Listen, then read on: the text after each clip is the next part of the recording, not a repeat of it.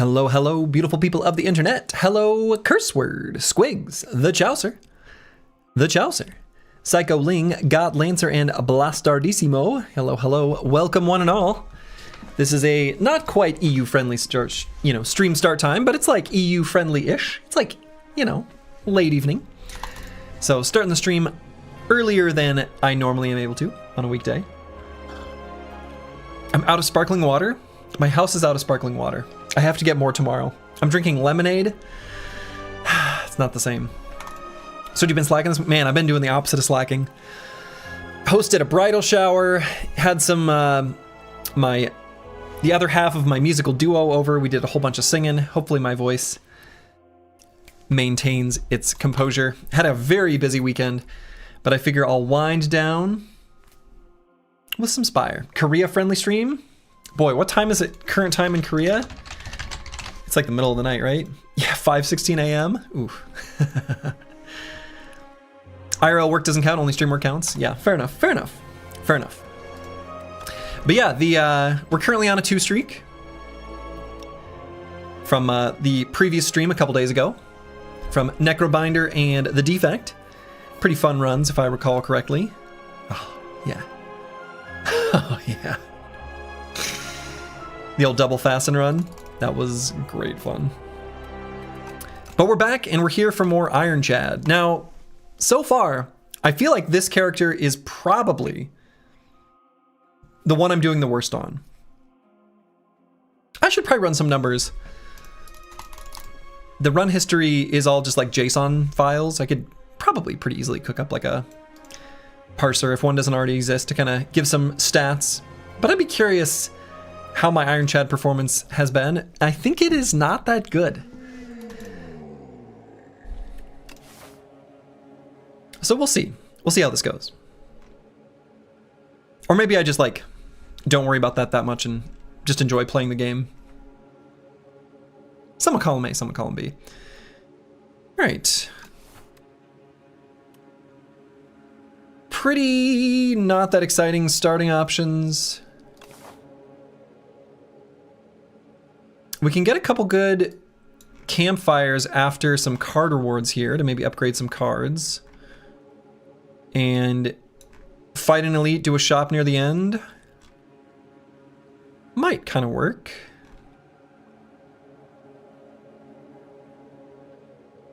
I feel like that route's pretty alright. So we could do a card reward and a random potion. Or this booming conch. I don't know that I've taken the booming conch that much. Not sure. Not going to provide that much value in Act 1.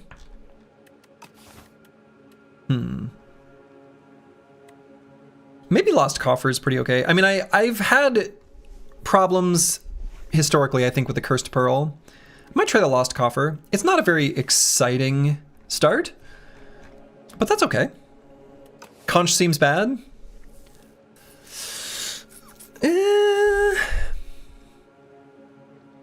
Yeah, I think I agree with that. Right, bag of prep only for a handful of fights. Yeah, I agree. Shackling potion and... Ooh. I like all 3 of these choices. For like a floor 1 offering. I feel like... Here's my read on this particular decision point. This probably is a decision that, with sufficient experience on Ironclad in this version of the game and whatever, that I would have confidence in with more experience, but right now simply do not. I'm barely leaning towards Anger. I feel like my most successful take it to the end Ironclad runs have included Bloodwall, Bloodletting, any of those sorts of cards, plus Inferno. Like, those have been the ones that have led to success most frequently. But probably right now, to remain more open-ended, Anger is probably the better choice. And Shrug It Off is fine, but I think Anger is just going to be a bit better. But maybe should have gone with Blood Wall.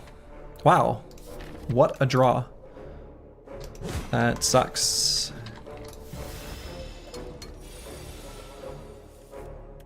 And can't kill here. Yikes. Let's try full blocking. Okay. Iron Wave, Pommel Strike, Headbutt. Pommel Strike's probably the strongest card among these. Green Killer, hello, hello. Long time since I catch you live. Always a pleasure to hang out in your stream. You're just a nice and calm person. Hey. Glad to have you. It has been a while. It has been a while. Hope you're doing well. So Headbutt putting a Anger on top is going to be good for a little while. I maybe like that slightly more than the Pommel Strike. Just here on floor 2, even though Pommel Strike is maybe a more ideal card for later. Oh, cycling, I'm sorry. I saw that just barely too late. And I think we take 1. If you had been just a half second earlier. Okay, and that was a pretty fortunate draw. I think I can full block here. No, I'd better not. I better do 1 attack. Take 3. Well, would have been able to full block, but wow, what interesting potions. It's okay, still, yeah, 1640, that's true. Hemokinesis and Cinder. Probably go with Hemo. The new Cinder is a better card, but Hemokinesis is just good damage.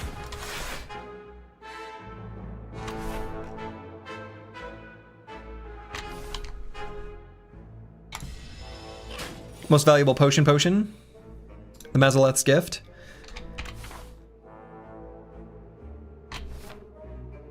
Yeah, I'm not sure how long we'll need to hang on to it till. May end up using it in the elite fight, we'll see.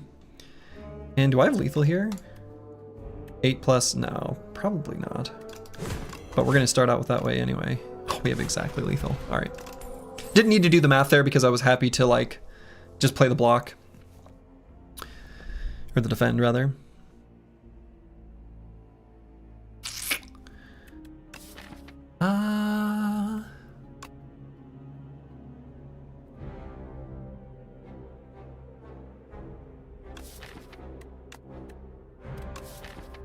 Kind of want a block card, but I'm gonna grab the Cinder. Oh god, this fight already? What the hell is this? Get me out. I'm already overwhelmed. Jesus. Let's see. Can use the Shackling Potion to save quite a bit of hit points. Do have enough damage to kill one. I'm just honestly gonna go ahead and use this now, because I think that's gonna be good. So can deal 21 damage. Let's just kill the Assassin Raider in the back.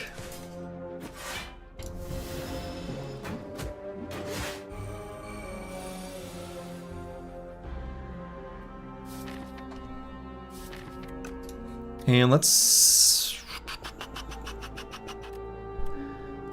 probably headbutt the Hemokinesis. Just take 6.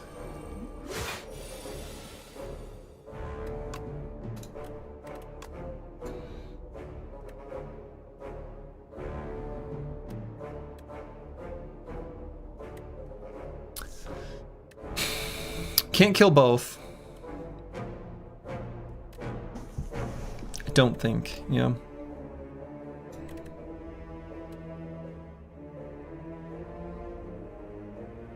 So what's the best way to proceed? I guess play Strike Anger, Hemo Defend.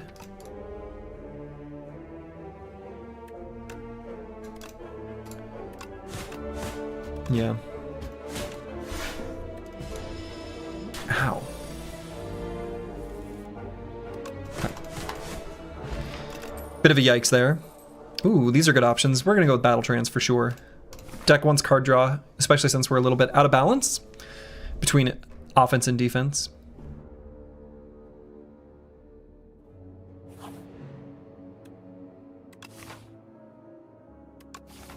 I like the egg, it's cute, but I mostly like max hit points.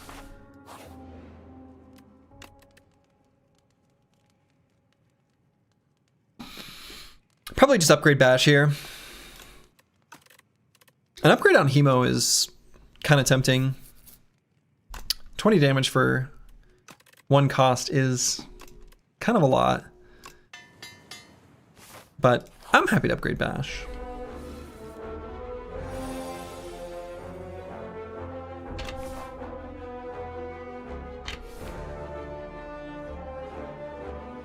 So you stumbled upon a very unique, very deep tactical turn-based game. Its setting is a bit weird for your taste, but you thought I might like it. Because I think you like some tactical and creative turn-based games. It also has quite a few similarities to Slay the Spire. Maybe give it a look. It's called Meowgenics. I have played Meowgenics. All of my days I'm taking naps. And in my dreams I'm the king of cats. I will hunt you down. It's a great song. Great soundtrack. Yeah, I actually have played some Meowgenics and it's very fun. Dev sponsored comment. No. All right, I think I'm going to do a Bash and Strike. I'm going to take 7 here. I feel like that will end up... Yeah. I'm already happy with my decision, I'm pretty sure.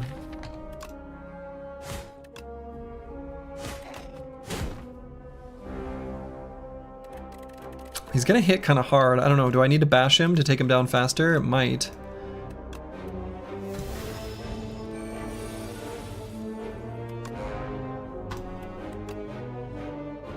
Yeah, I think so.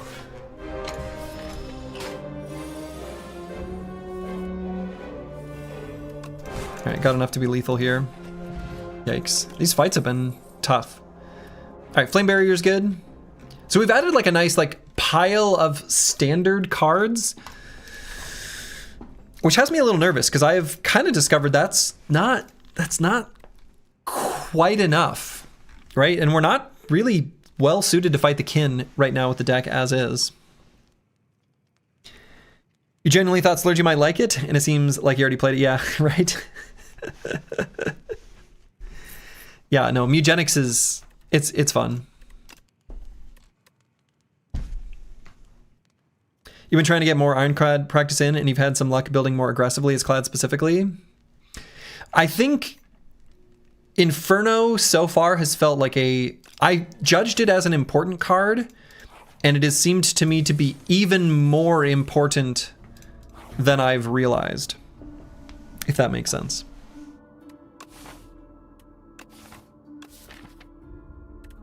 I think I'm just gonna smash and heal here. Losing max HP sucks.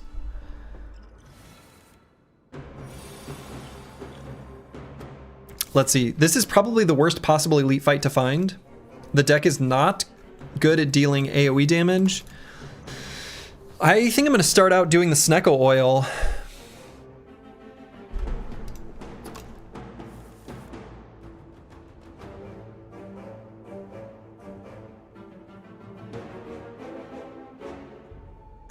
So let's see, how do I want to do this? I think I'm actually going to play the Bash, Strike, and oddly enough, the Anger and the Headbutt, and I'm going to Headbutt the Anger on top.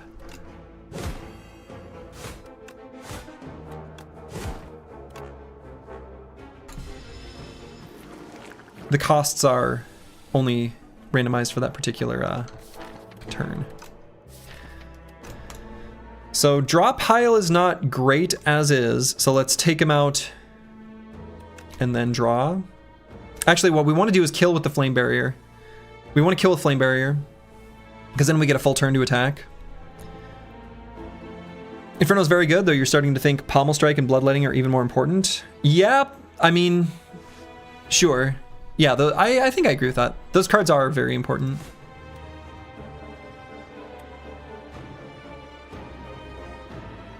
So I'm going to play the Flame Barrier. I want him to die with the Flame Barrier.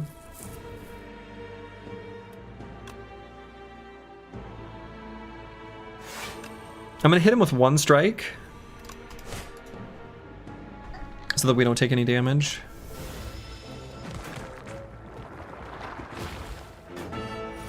Okay, so now we get a full turn with them dazed like that. Which is good, because that turn was garbage.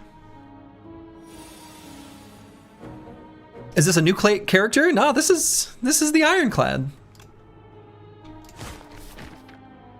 So let's see, we've got how much damage in the draw pile? 15. So if I do 6 here, we can kill with these 2. But not there.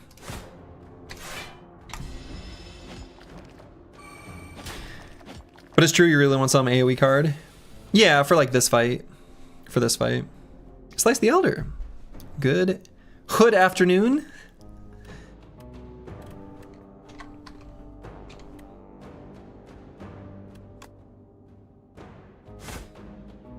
And you know what? I'm still gonna headbutt the Anger on top.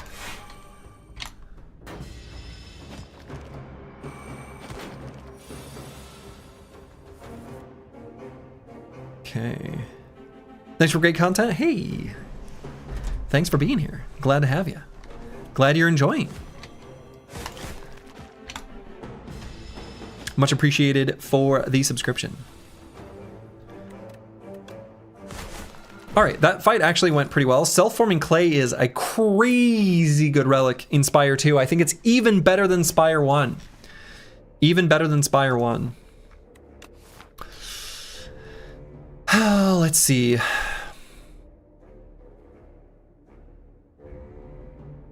watched a couple of the streams of the robotic one and the Star on the Throne. I like this one though. Yeah, this one is design-wise, it's just a warrior. Mechanics are interesting though, built around exhausting. It feels a little less dialed in than Spire 1. Whereas I feel like Defect, for example, feels even more dialed in Spire 2. That's my take.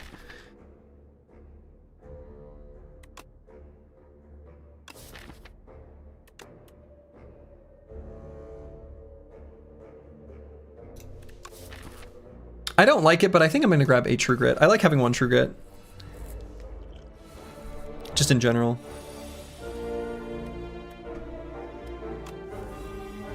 Is clay that good? It's 4 armor sometimes, I don't see it. Oh, it's like... It is. 1, self-damage gives you block next turn. So it's like... The self-damage cards that are really high value give a return on investment immediately following, right? Right, so like the next turn, in addition to whatever benefits they have that particular turn. And also like, there's just turns where you're gonna get hit. And it makes that bad situation not as bad. So not only does it sort of shield you against cascading unfortunate events from like bad shuffles, it also helps give you a benefit from playing cards that you kind of want to draft anyway. So it's like really good. It's really good. Right, so like this particular turn, I'm going to play Hemokinesis, right? I mean, probably. Right, so if I play, for example, so here's what I think the line will probably be. So Flame Barrier is gonna get played, and I feel good about stripping the Slippery and doing some damage here to this Inklet. Now, right now they're attacking, these 2, just right now, are attacking for 13. So I could just do like another block, and that would be fine. But alternatively, I could just take 2 hit points damage and do like Anger Hemokinesis, kill this guy. And then this will give me a little bit of peace of mind for next turn, where I can play a little more aggressively because of this 3 armor. All right, and in fact, in this case, it's just gonna straight up save me some hit points. But yeah, self-forming clay is like one of the best relics you could possibly see. So yes, it's very good. I'd love a form of, or a source of weak, but I'm probably gonna go with the Stampede. Stampede's just like, kind of like an energy card if you squint.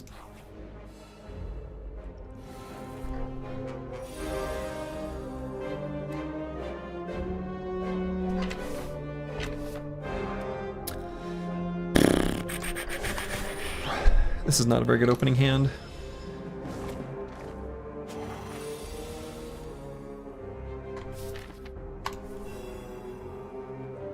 Alright, I'm gonna have Flame Barrier and headbutt the Flame Barrier back on top. Although I suppose if we get it on the same turn as Stampede, we might play the Stampede. I'm not sure yet. No, I'm gonna play the Stampede.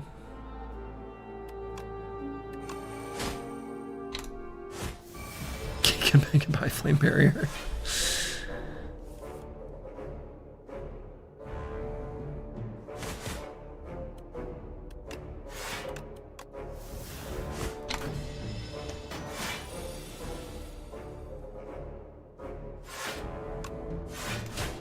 Goodbye. Plop. Okay. Would I ever want a second Stampede? Boy, that's an interesting question. You need good card draw to support a second Stampede. We don't have good card draw right now. We just have the one Battle Trance.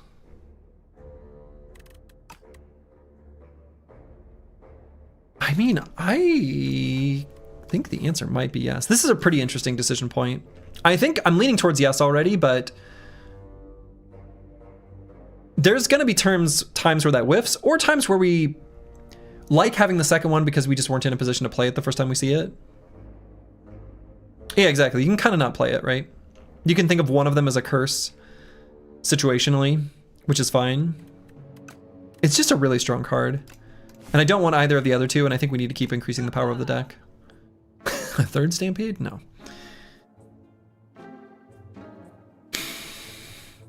Well, the shop is not great.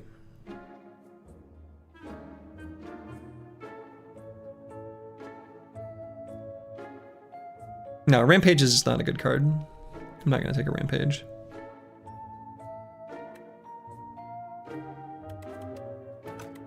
Yeah, Whirlwind is okay with Stampede, because you can just Whirlwind and then let whatever cards play. I don't want to buy a Whirlwind, though. I don't feel too afraid of the kin with these potions. Right, definitely going to use the Mazaleth's Gift right at the start. And the block potion can be a contingency. Volley, Whirlwind, but better? No, Whirlwind, but different.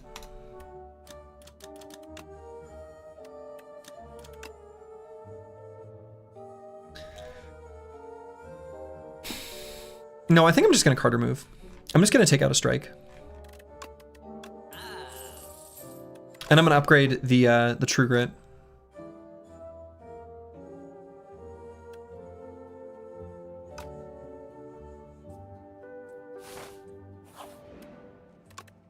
Yeah, not another Stampede. No. But yeah, I'm going to upgrade True Grit. That way it's actually playable. Okay, so I'm going to play the Mazaleth's Gift. And I'm probably going to focus down the kin followers. Pretty sure that's true.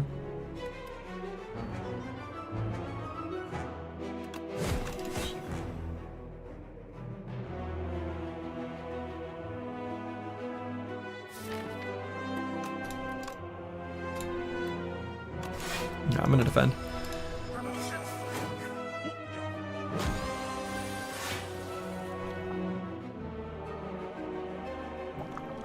We may end up only playing one Stampede, huh?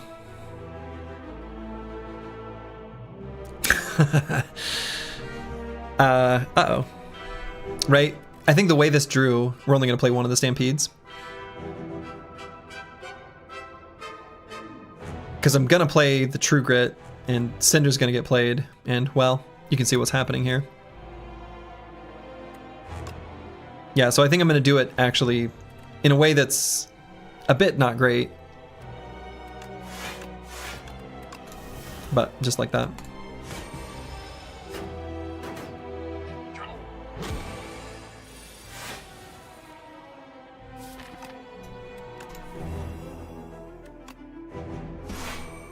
Okay, and we are blocking for 19, so we can play one of these strikes.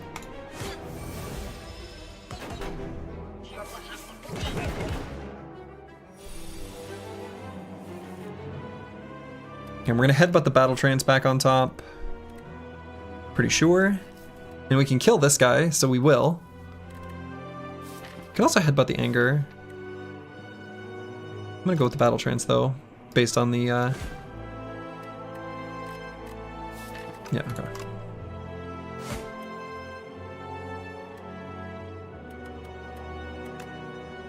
And let's use the hemo. Croquois!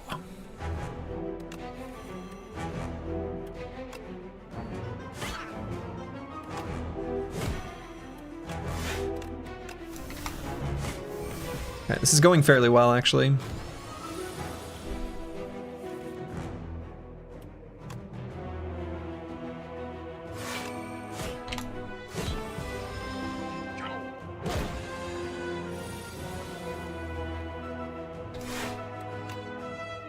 And what do I want to put on top?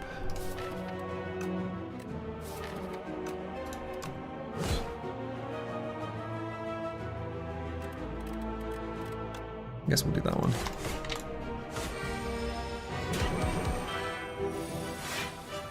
Anger's so nice for Act 1. Anger is so nice for Act 1.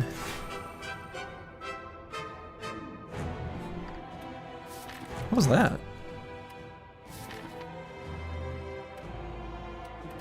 I played Flame Barrier, then the Anger. Was that a what actually happened there?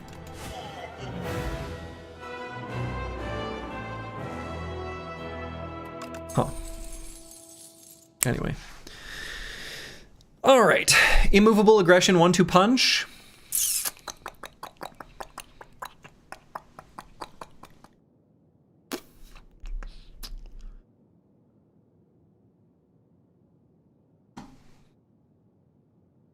Yeah, I mean, Aggression plays well with the Stampedes.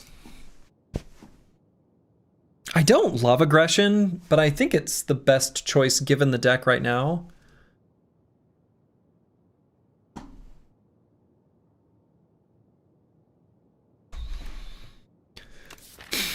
Is that true?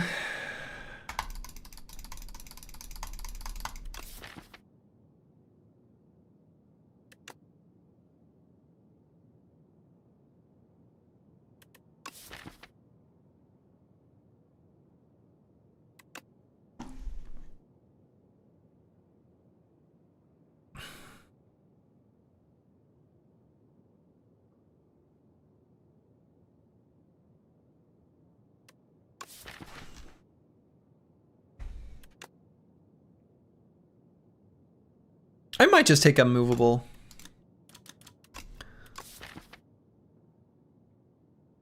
So could you recommend tactical games where you can do some very cool and unique strategic decisions like Battle Brothers? Yeah, Slay the Spire is great. No, I think Green Killer, you will... If you like Battle Brothers and you like it for the specific things of slow iterative improvement, Slay the Spire is hard to beat. The original is great, 2 is great. Highly recommend Slay the Spire. But yeah, I mean, 1-2 Punch is also fine, right? I just feel like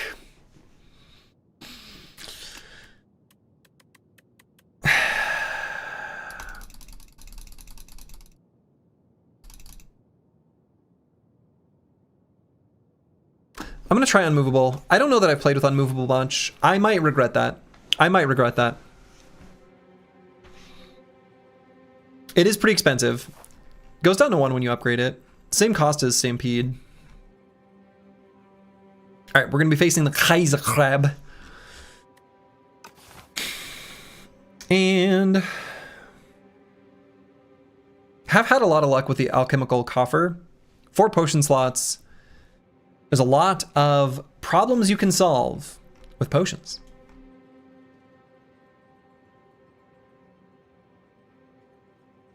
And if the deck's not coming together, potions. Glass Eye is also pretty good.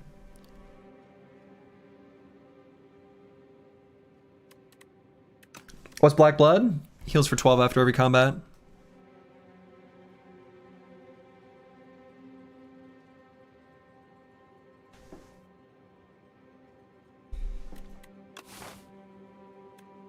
I don't know, maybe I go with the Glass Eye.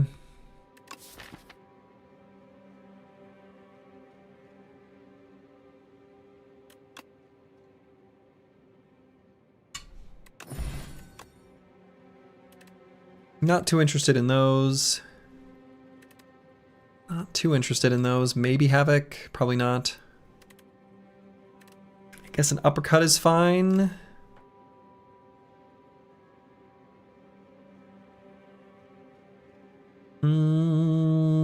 Second Battle Trance or Evil Eye is fine. Infernal Blade is okay. And this is 3 great options. Damn. Greeting you once the potion slots, and then I get the fill all potion slots reward at the start of the next act. Yeah. This is definitely, like, all 3 of these are great. It's Fiendfire or Offering. I think I'm going to go with Offering. I think Offering is just too... It solves too many problems, basically. Yeah, it has to be Offering. Yeah. And I'm not sure if I want second Battle Trance or Evil Eye.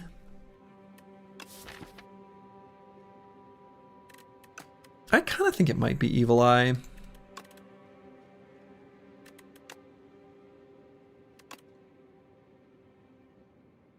Not taking Offering is criminal. I agree. But, you know, I don't know. Sometimes there's better options. It's pretty rare, but...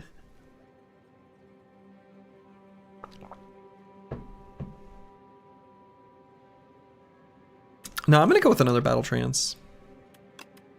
Second Battle Trance is kind of a feels bad sometimes. But I think I like it barely better than those. And I'm going to grab an Uppercut. And I think I'll skip the commons. Not interested in adding either of those at this point. Maybe Havoc. There's very few things that would be bad to Havoc. Truly. Like... It would be so rare that I'm ever like, oh, can't play whatever's on top. Right now it's like pretty much always happy to play it. That's unlikely to change.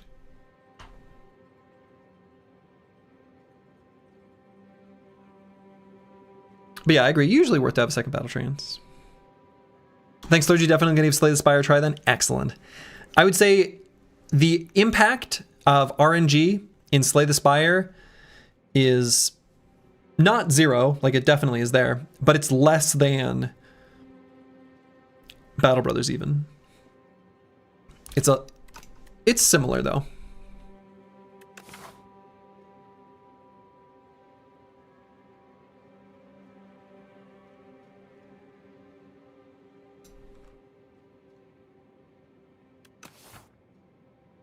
I'm gonna skip. I'm not gonna take the Havoc.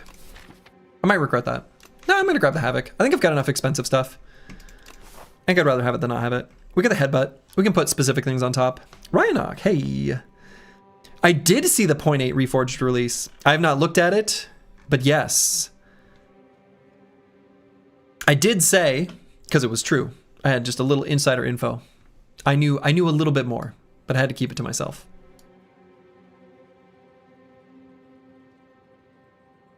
I'll be checking that out at some point for sure. You love Slay the Spire, but watching streamers makes you think it's easy. I'm so bad at it, still like it. Yeah. Do you still know a little bit more than the rest of us after that reveal? No.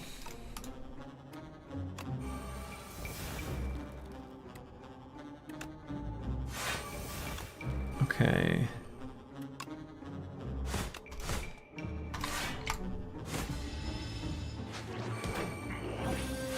Give me my hemokinesis back.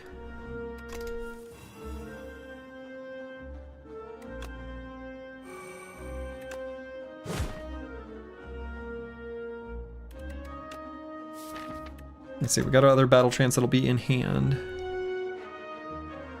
Let's do Havoc.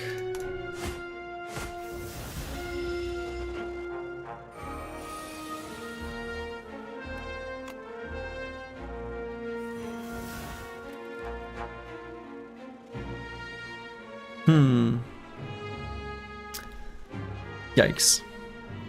So I suppose I'm going to play the uppercut because I want to make sure that's played. So I'll do the uppercut anger. Take a bunch of damage. Could use the block potion. I don't know, it gains full value. Probably just should.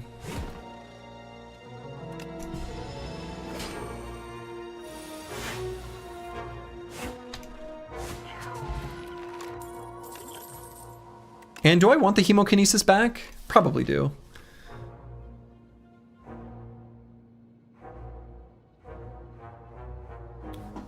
So she knows everything confirmed? Ooh, boy, I don't know about that.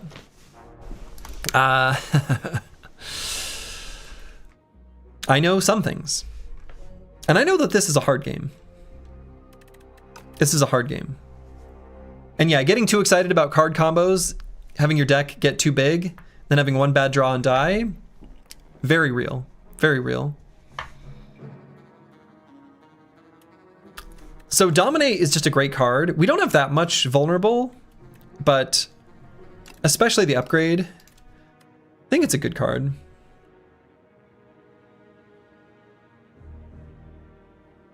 Even without too much vulnerable, I think it's still going to be the pick.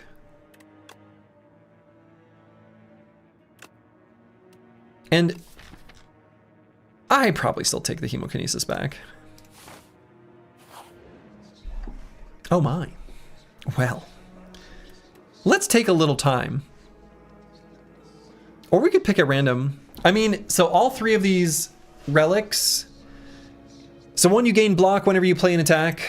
One of them, you do increased damage based on the turn count, and the other doubles all card rewards or cards that you get. Honestly, all three are probably pretty equally fine. Block on attack is probably the best one given the state of the deck, but they're all fine.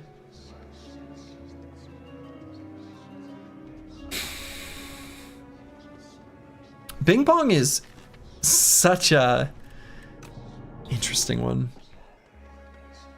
Probably still prefer Bing Bong over the other two though. I think there's probably a pretty clean order. I think the order is Bing Bong, then the one where you gain block on playing attack cards, and then the one where you do damage based on the turn number. So I'm going to do Take Some Time. Yeah, so we'll do Daughter of the Wind. Whenever you play an attack, gain one block. I mean, that's still pretty okay. Yeah, Bing Bong can be rough summon events. That's true. Alright, I'm going to do Unmovable, and we'll play the True Grit. On... I guess the Cinder.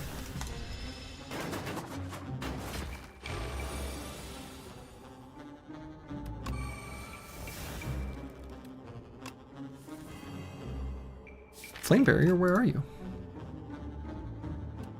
Alright, so certainly going to play a Defend. And maybe just one Stampede, then an Uppercut on the back one. I think that's what I'll do.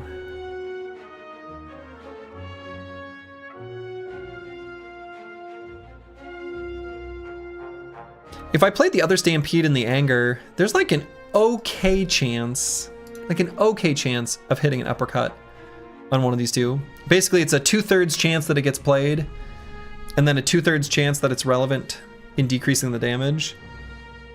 So it's about 50%, right?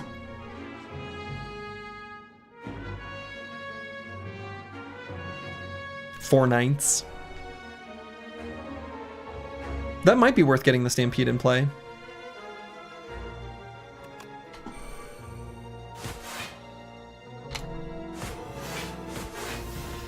Great.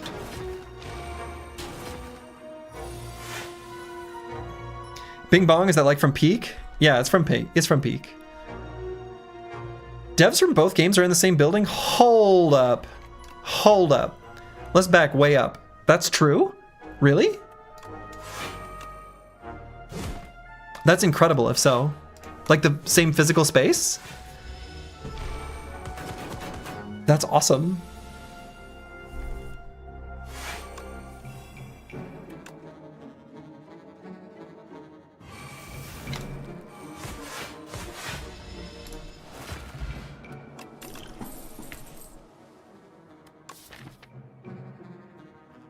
Pretty sure, yes, they were all watching the launch of Slay the Spire 2 together. Oh, that brings me great joy. Yeah, Peak is a very fun game to play with your buddies, kind of thing. You like Body Slam Plus? I was kind of leaning towards the Tremble. But Body Slam's alright. I want to pick one of the two.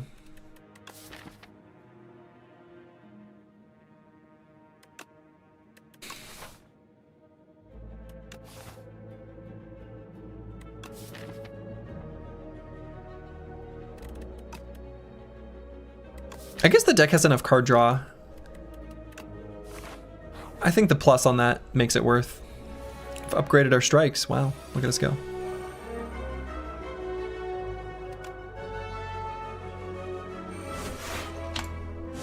Deck might struggle a little bit with this fight.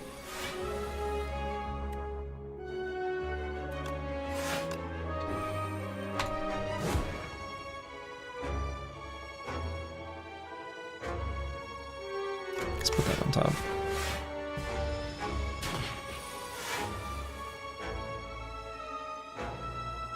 Okay, let's play the Offering. Okay, let's get the Flame Barrier now and then play the Battle Trance.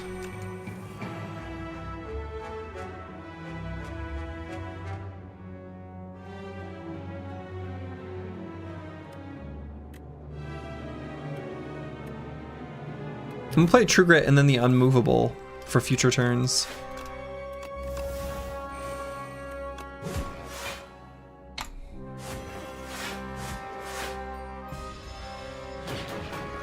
You're learning 3D modeling and wanted to move to Hamburg to join Overhype Studios because you love Battle Brothers so much that you wanted to join the team.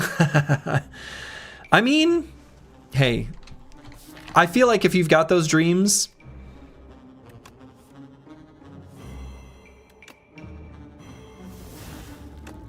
damn, I screwed up. If you got those dreams, you should try to make them real. Within reason. But if you have, you know, no dependence, you're able to at least try, you should try.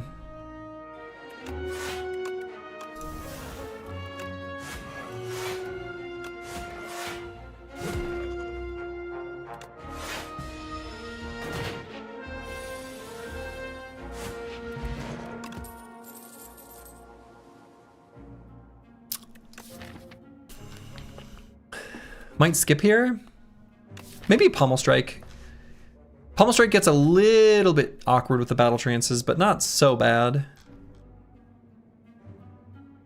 I love Pommel Strike, but I don't know that I love Pommel Strike here. It's probably still worth adding.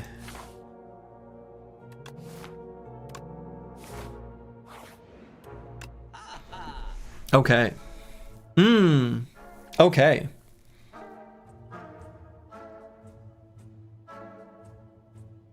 Brimstone is here.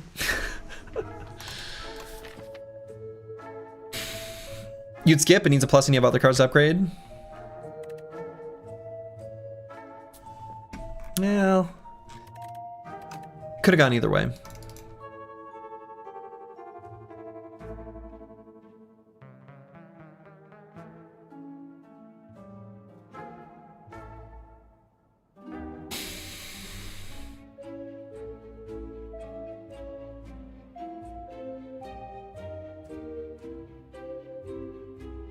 One D modeling, it's all straight lines.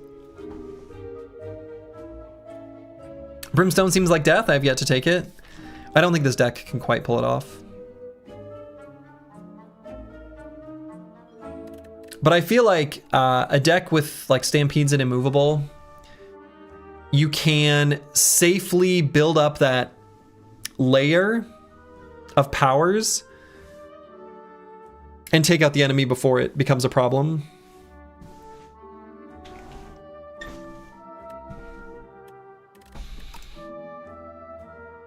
Yeah, Expect to Fight is like fine.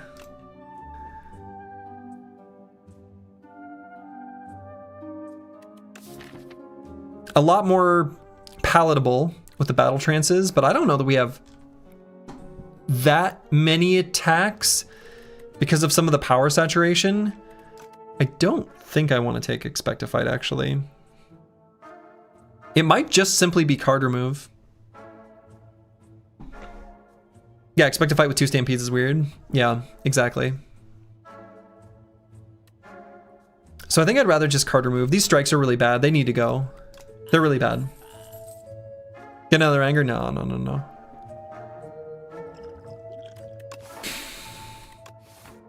I'm just gonna leave. Could maybe get an Equilibrium. Equilibrium is a pretty nice block card with like immovable. And we could be in situations where we want to retain, because retain is good.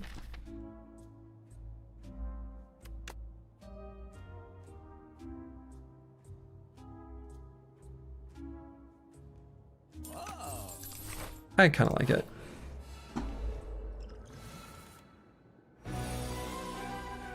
Okay, we got Bash Dominate to gain a bunch of strength.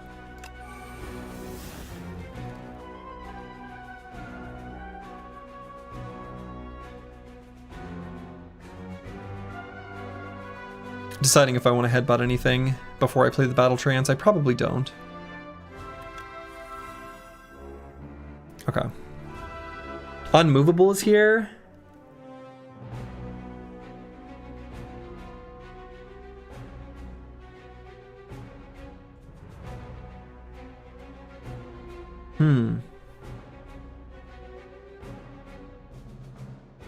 Boy, there's a lot of choices here with the with how to play out the rest of this hand.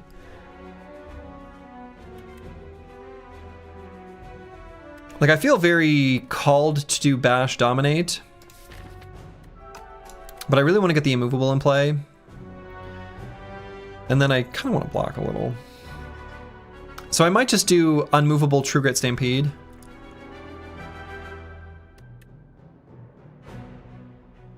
I think that's going to be the line.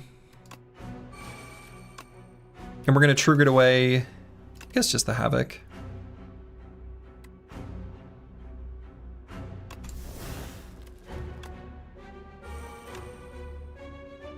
And let's hit just the weakest one, I guess. And let's put Battle Trance Plus on top. That's a good one for it to play.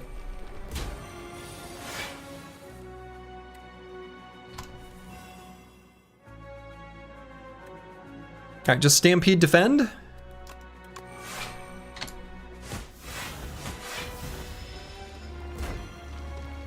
How many arrows do you have in Slay the Spire 2? About 150. Alright, I'm gonna play the Equilibrium so we can hang on to the Flame Barrier. We don't want to shuffle that back in. And I might hang on to the Battle Trance. We'll just play the Strike and the Uppercut. This will go back into the shuffle.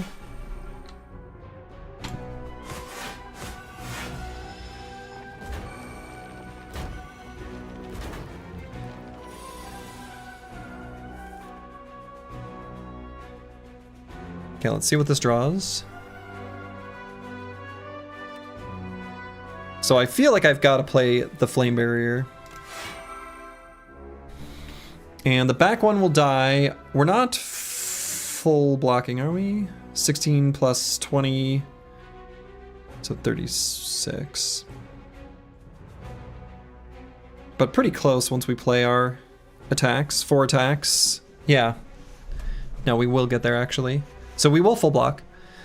So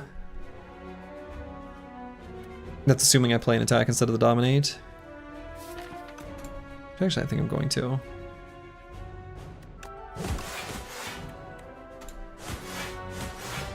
Let's double your hours. A lot of that time is going to be where the game's open and AFK, though. At least some of it. Which is why I'm hesitant to give those numbers with too much, like, I don't know.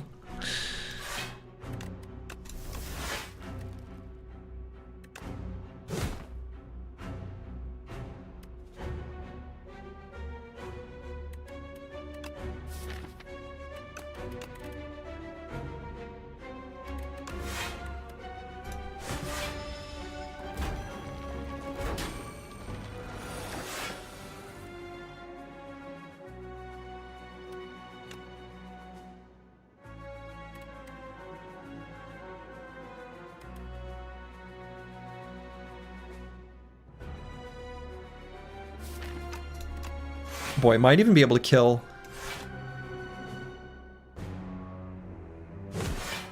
Depending on who the uppercut hits, I want him to hit the back one. So let's see if we can get the kill here. Should be able to.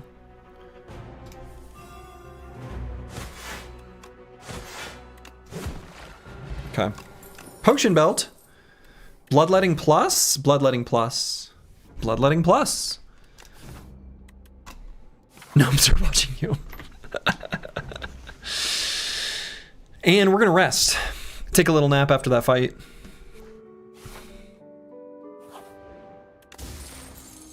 Vajra, okay. Deck likes a Vajra. And where to now? Kind of want to hit up more than one campfire. So actually might go that way.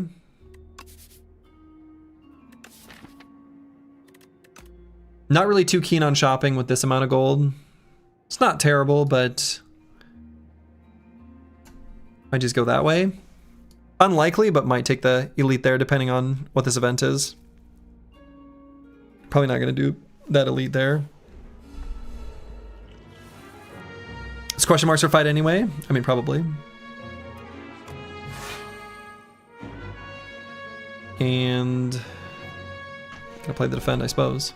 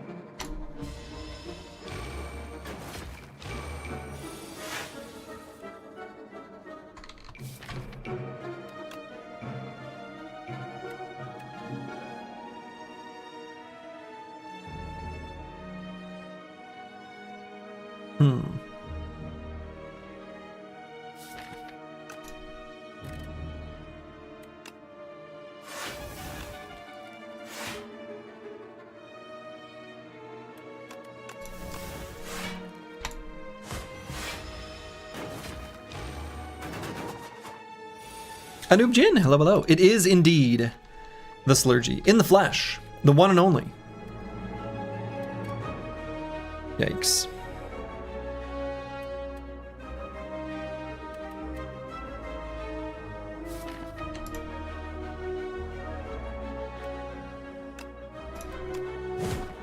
Yikes, yikes, yikes.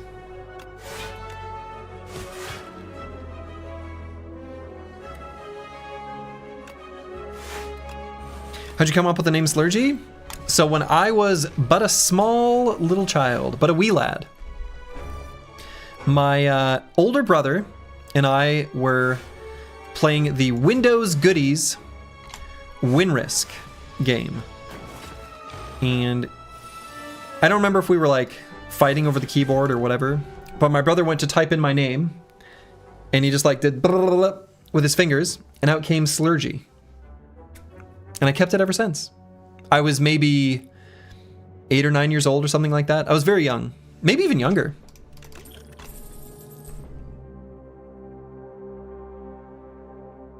The man, the myth, the legend. Uh-huh.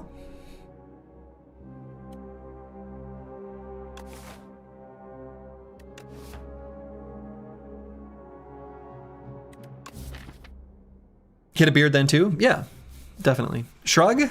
I don't know. Shrug is like okay with the unmovable, but I think with the flame barrier, equilibrium, and True Grit Plus, I don't think I want it. I'm considering either inflame or skip.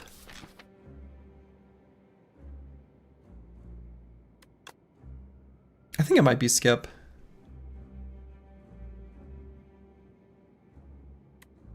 Inflame will be good for the crab fight. Maybe we still need some help for the crab fight. I think that's probably true. The deck actually sort of wants energy. Like, even beyond just the stampedes, like, kind of wants energy to, you know, not die. Current favorite build is a Hellraiser build. Hellraiser is a good card, yeah.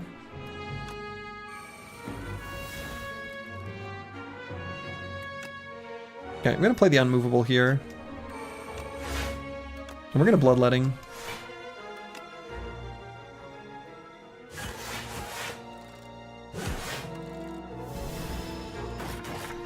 It's the autoplay all time. Well, only, nah, yeah, all strikes. Yeah, exactly, all strikes.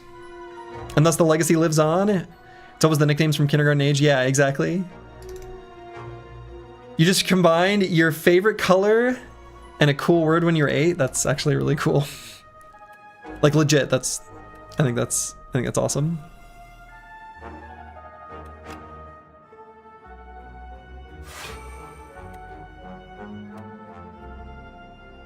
And I'm gonna play the Chemo. See if the strike hits the guy in the back. Yeah. It does.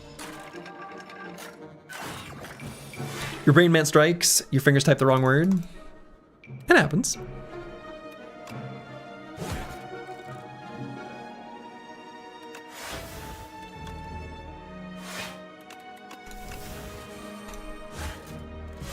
I find it interesting, like the ways that our brains tend to make mistakes.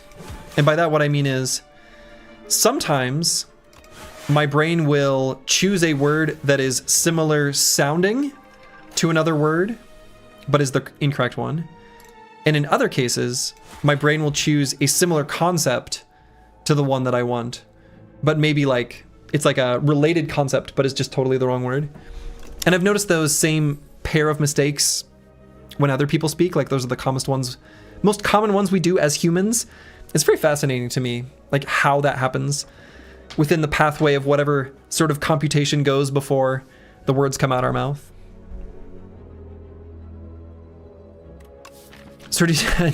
Well, no, but people, yeah, we autocorrect words that we read. That's a thing. Boy, would I want a juggling? Probably not.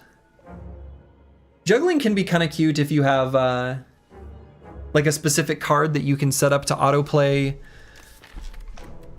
with Stampede that's really high value. So for example, if you're able to copy Mangle, like you'd love to add more Mangles to your deck. But unfortunately, I don't think we're gonna be able to juggle and Stampede anything good. Yeah, exactly, it might copy strikes. I mean, you can set it up so that you play the strike to set up the card you want to copy. I just feel like we don't have any good cards to copy right now. Not really any, anyway. Does a double Stampede make the third attack copy so that the second Stampede plays the newly created copy?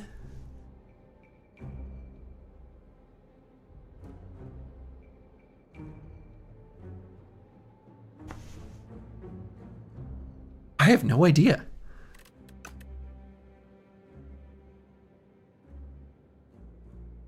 That's a great question. Does anyone know the answer to that? I'm guessing nobody knows the answer to that. If so, that would actually be quite good.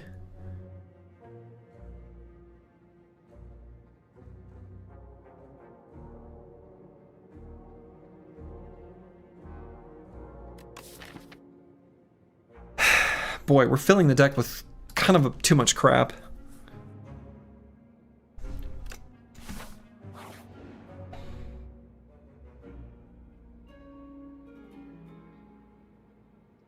Let's look at the colorless rewards. We like crap in the stream? Is that true?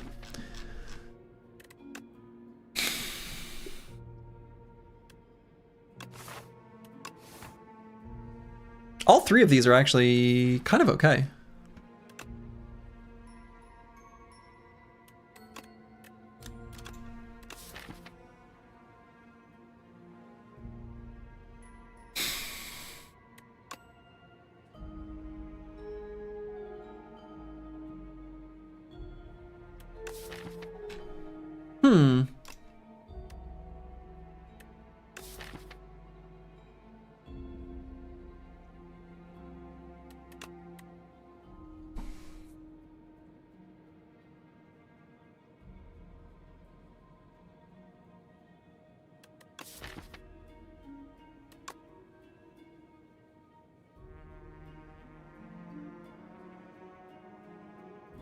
Yeah, I'm pretty okay with all of these. This is a pretty interesting decision point as well. I think I barely like the automation better.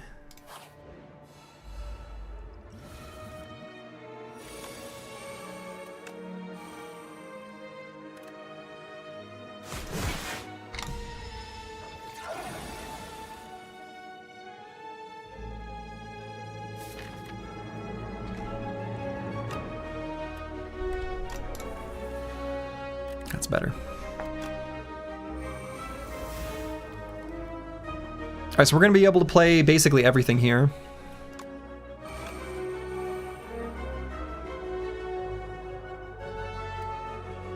I mean, actually just able to play everything. Still going to take a bunch of damage, though.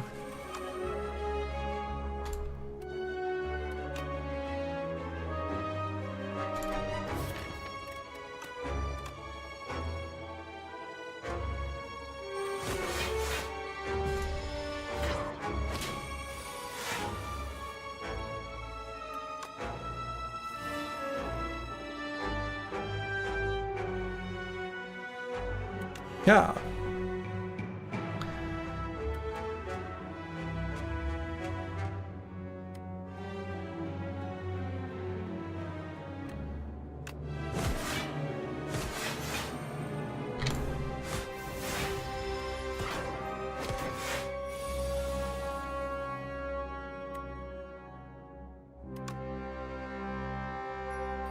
Alright, I'm gonna headbutt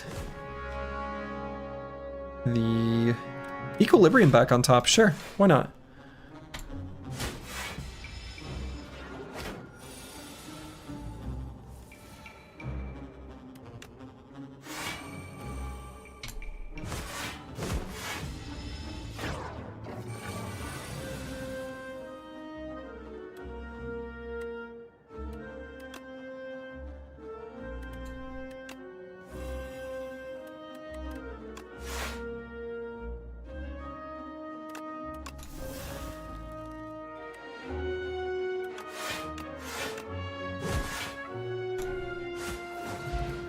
Okay.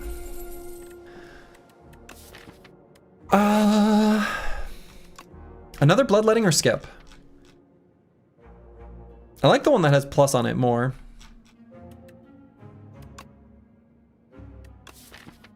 I'm really glad I grabbed that second battle trance now. Just in general. I think I might...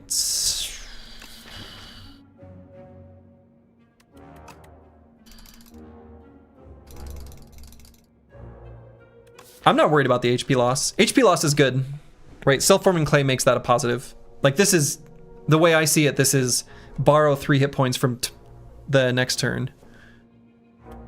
Right? This is just a matter of energy versus card draw. HP loss is good. We want to add more, in fact.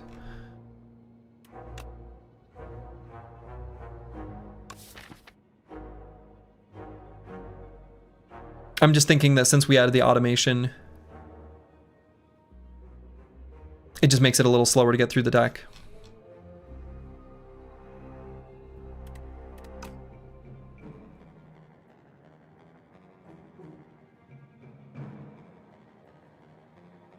I'm gonna skip. We have too many important powers that want to get in play. And I think I'm gonna rest here. We're gonna lose a bunch of hit points in this fight. That's for sure.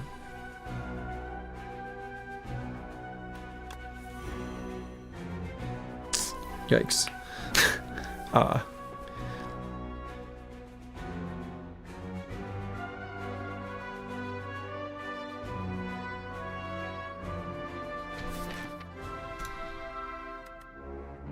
See what the Havoc hits.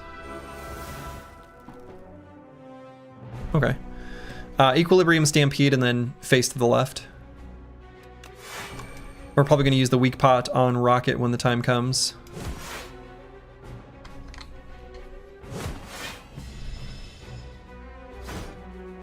He's big? Yeah, just don't look at the mouth.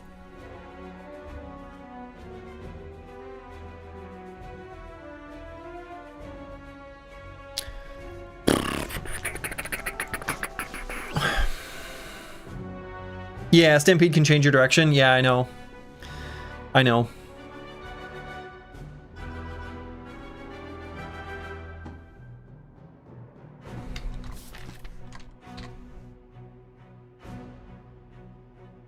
I'm thinking about playing the automation and then using a...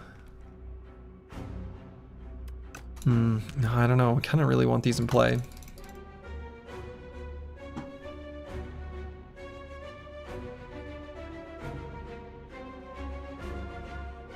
Yeah, so Stampede will just choose like a random direction. Like random enemy, anyway. So if we end up getting like Crusher kind of low, we may just focus him and try to kill him.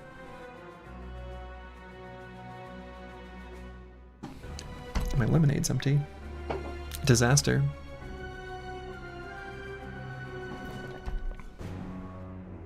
Like, I really want to get the immovable in play. I want to get the automation in play, and I want to get the inflame in play. I might even do the weak pot this turn, right? Because he's one turn away from... Like, the next turn he'll buff, and then the turn after that he does his big attack. I'm pretty sure that's how he works.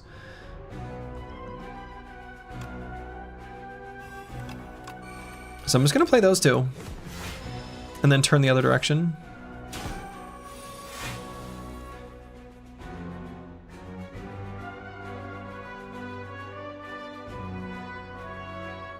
Okay, so I'm just going to juggling uppercut. Take a billion.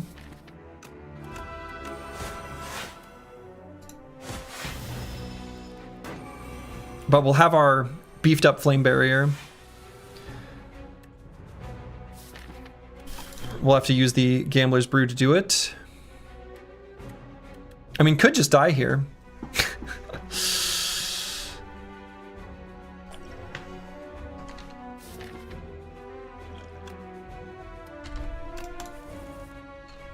Okay.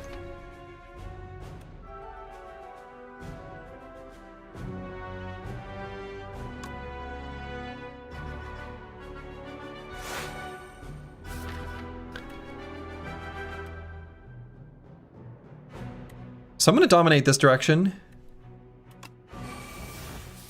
I'm going to play the Battle Trance. Hope we don't draw... Ooh, that's kind of what I hoped we didn't draw.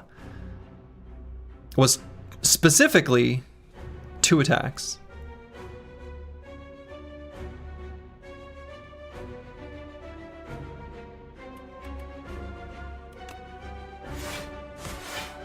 Alright, face to the right.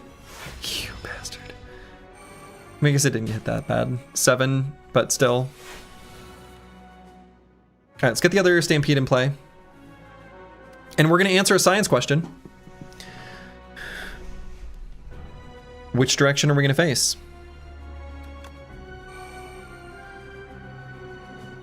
Or will we be able to play the extra generated card?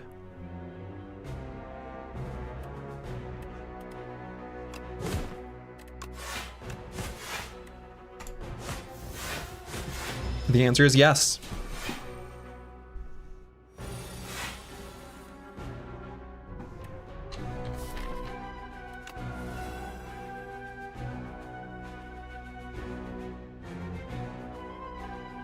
I'm gonna play the Havoc and we're just gonna see what happens.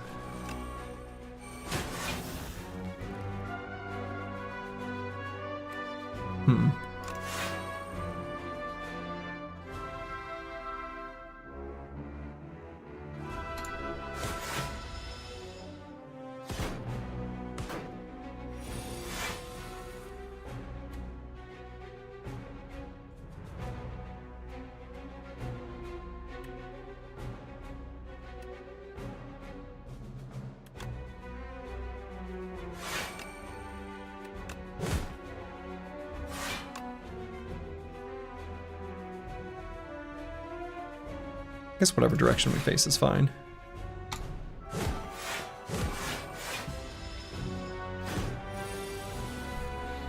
Okay. This is very spooky.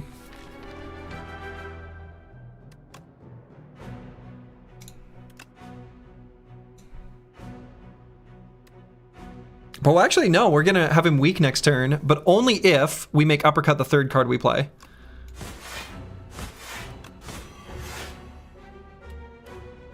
Yeah, that's great. Okay. Never mind. We're good. In fact, is he just dead? Yeah, he's just dead anyway. But he was weak anyway. He was weak and he's dead. This is where we wish we had Bing Bong. More offerings. We just take offering. The other cards are fine. Like Pact's End is a good card, but we want offering. He not only died, he died weak. Yeah, exactly. Exactly. Hmm.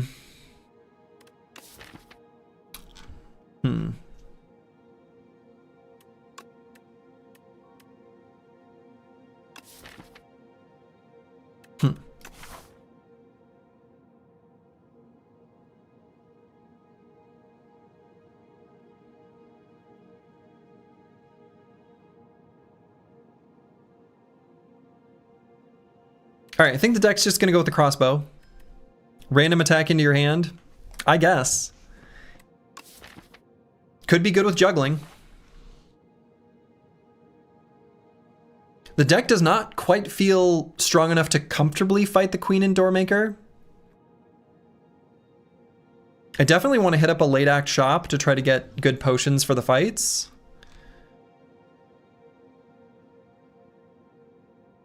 Technically, we could have 8 potion slots right now if I'd have made a different choice. Or maybe we'd be dead.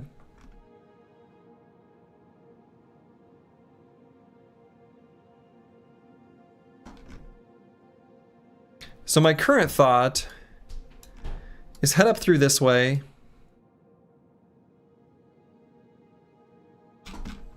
Try to stock up on the potions we would want for the final fight at this shop.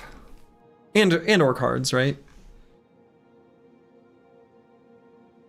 Upgrading the powers would be nice. You have less off turns. Yeah, it would.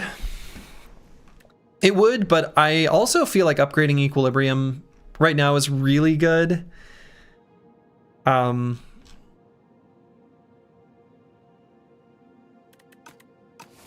think adding the taking the crossbow here and then focusing on defensive cards with the powers that we already have is actually probably the right direction. There's not really any great cards to enchant with Instinct, unfortunately. Got some good money for potions too, yeah. Yeah, I have some good money. 234.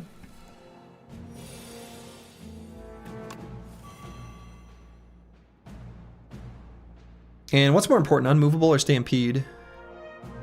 Probably unmovable.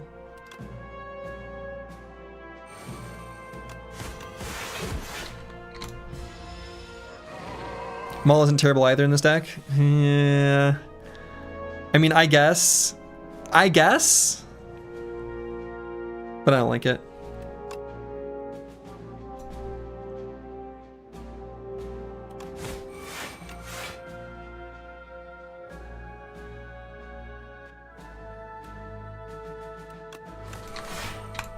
Might be too risky to do that. Might have been wrong.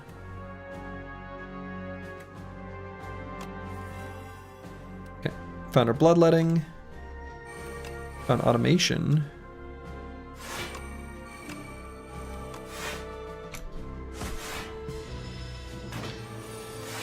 Win by coin flip, hello, hello.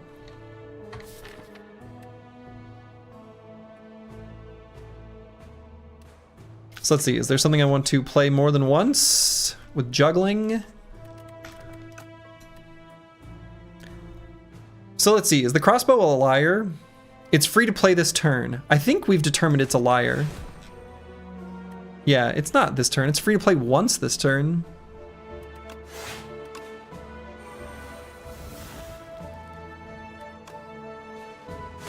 Is a filthy liar.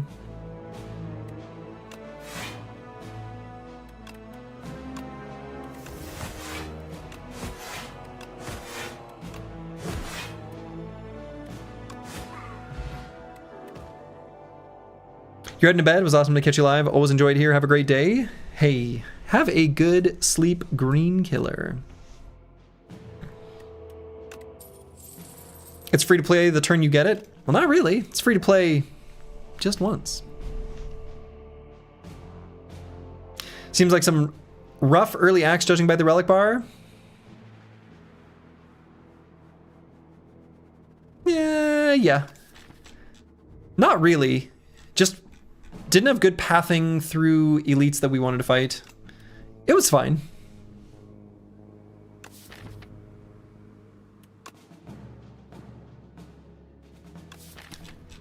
I think the deck is like okay with a Feel No Pain Plus. Deck looks strong. Might be. We'll see. Okay, we have absolutely no block. Do we need it? Well, we'd like it. So let's see, we can do 24 plus 11.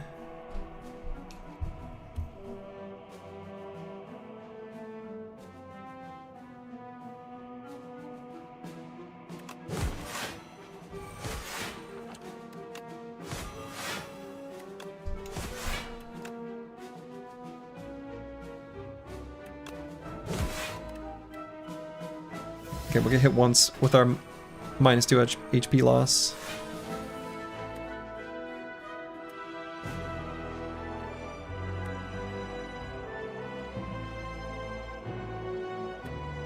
And let's just kill this guy and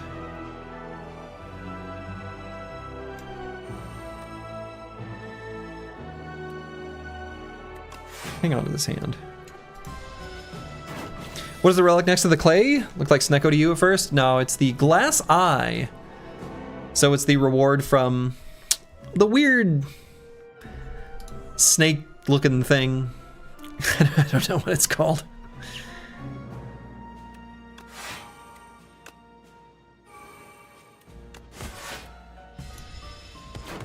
Ouroboros, yeah, that's the one. It's one of the Ouroboros rewards.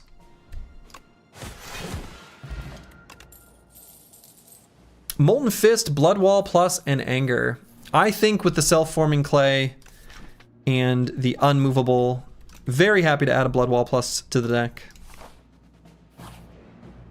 What was it up against? What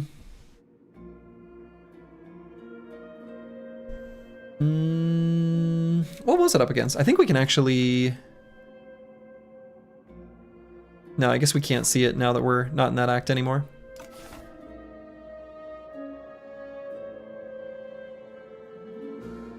I don't remember. I don't remember for sure. Let's give Automation Swift. This is a pretty good one to give Swift. Yeah, gonna have to look back in the VOD. Gonna have to look back in the VOD.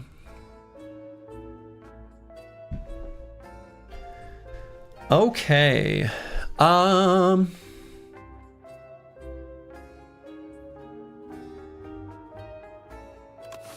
This could be the last shop we go to, so I want to spend it all. No need to save. Relics are pretty disappointing. Royal Stamp.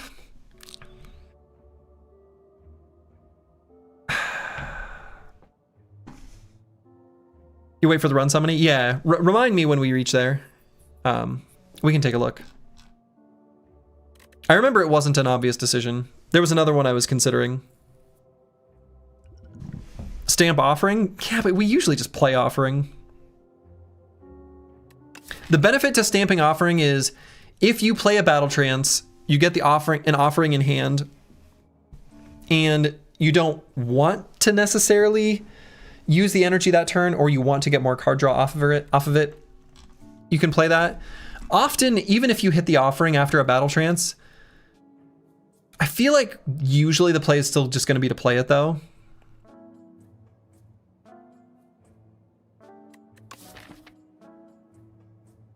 Yeah, Offering turn 1 seems like a win. Certainly helps. Especially if we upgrade that particular Offering.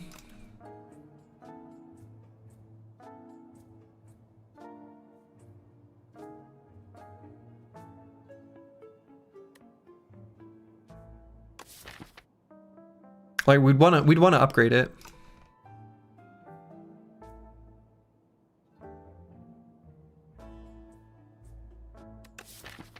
Yeah, innate offering is just really good.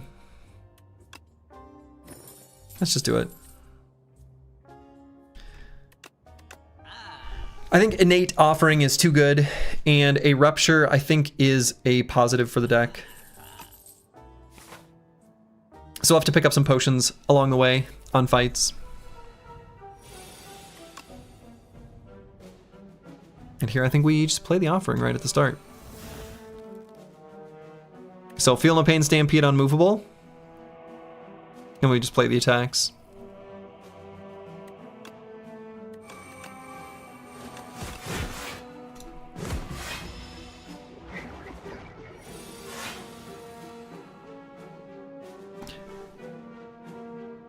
So wait, what was the... Let's see... It was Glass Eye, Alchemical Coffer, and... Yeah, the Alchemical Coffer was the one I was considering instead of it. That was prior to Potion Belt, of course.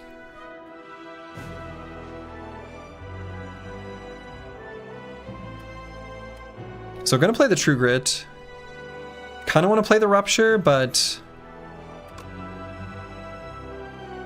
I guess I'm gonna play the other Stampede.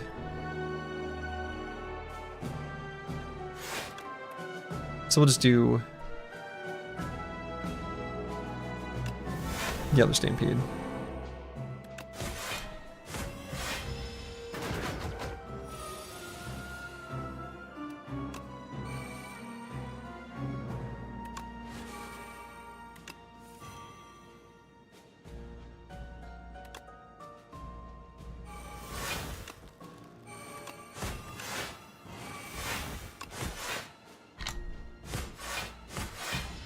Okay.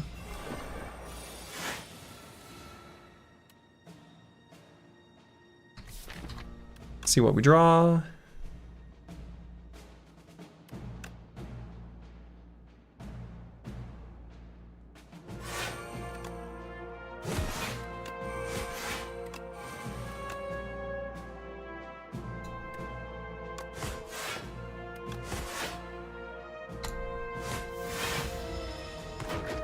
Yeah, should be able to kill him this turn. Okay. Skip. I don't think we want these.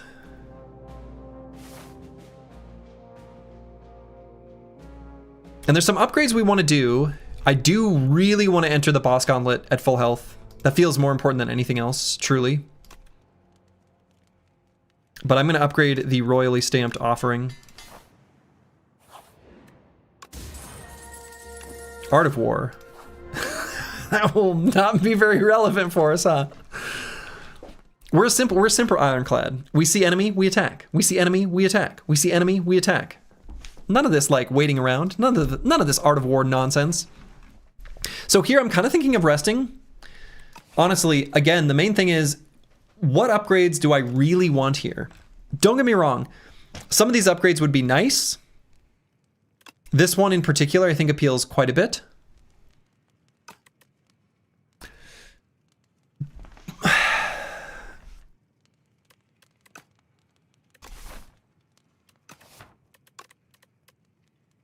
Yeah, I'm going to do this one. Appeals quite a bit. But we want to be entering the boss gauntlet at full health. I think that'll make the fight real cozy. Fiendfire's here. Hi, Fiendfire.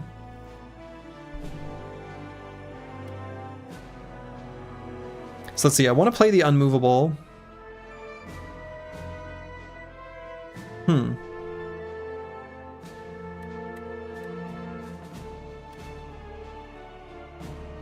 But, you know, this fight ends pretty fast if I just Feel No Pain, Battle Trance. Maybe Feel No Pain, Dominate. Feel No Pain, Bash, Dominate, Battle Trance, and then, yeah, let's do that. So actually, Bash...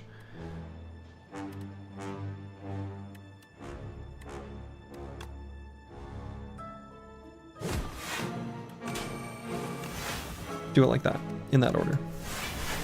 And this will, like, do a lot of damage. Will he be dead? Practically. was like, it'll be close. And it was. Plop. All right, Power Pot, that should be good. Armaments isn't bad. It will be something that we are always happy to play to upgrade the attacks that are added via crossbow.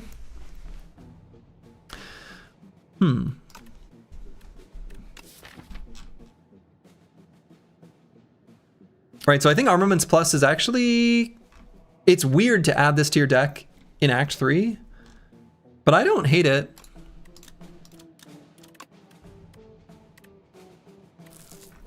Right, there are some things we like to upgrade if they're in hand. Making the Stampedes cheaper, Havoc cheaper, Dominate becomes better, Uppercut becomes better. It's like... Again, all the things we can upgrade from the crossbow. I think I'm gonna do it. All right, I'm gonna rest here. Aha. Duplicate the deck. All right, so if we duplicate and get a second innate offering, we like that a lot. Now, we don't have a great way, other than the True Grit Plus, of getting rid of the Bad Luck Curse. But this still feels like it's got to be the play.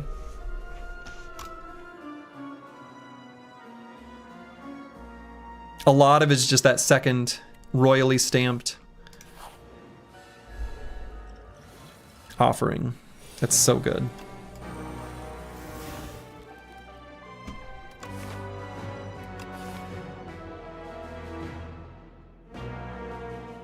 Okay, so let's play some cards. Stampede, Havoc, Headbutt.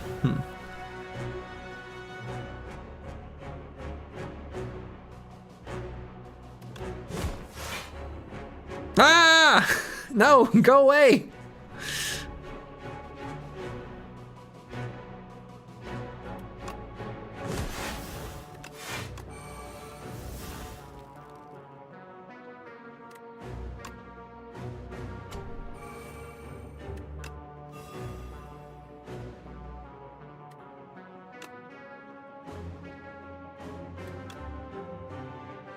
Disaster. Ow. God, what a painful turn. I maybe could have just used the Ash Water. Maybe should have.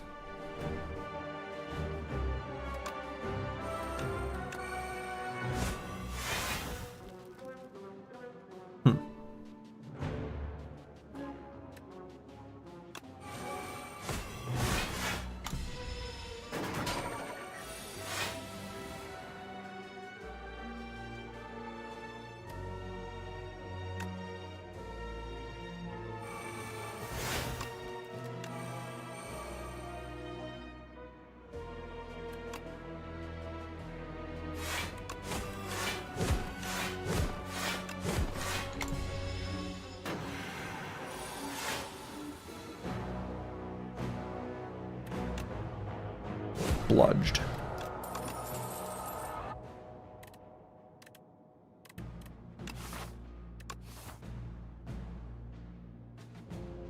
I'm gonna add in Infernal Blade. What the hell? All right, we're gonna rest, and I hate how much damage took in that elite fight. Pretty nervous about this. Pretty nervous about this, not gonna lie. Wow. What is this opening hand? This is wild. Let's see. What potions do I think I'll want or need to use in this fight? With this opening, we probably get away with saving all of these potions for the fight against the Doormaker.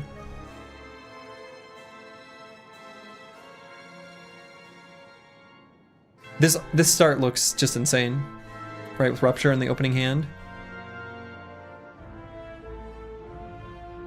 No, I don't think so. I think the Doormaker's actually a bigger threat. I think the Doormaker's a bigger threat. I don't think we need to dump the potions here. But we're going to dump damage onto the Queen. We're going to ignore the Torch Head.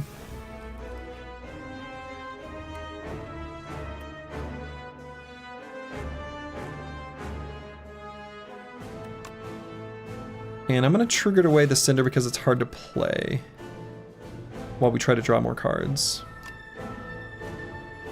Do you respect the new doormat? I mean, I think this deck respects the new doormat. I think we're good with against the queen given our opening hand. Oh, I agree it's the weakest, but I think look at what we have going on here. Look at this. We're in good shape.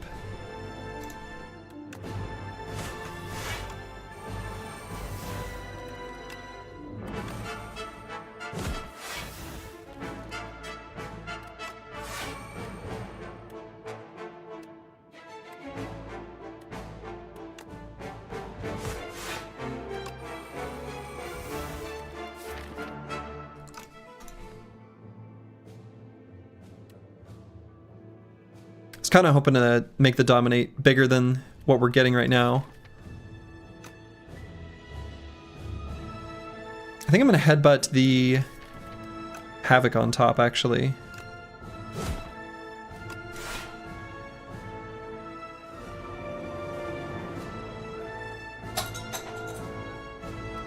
And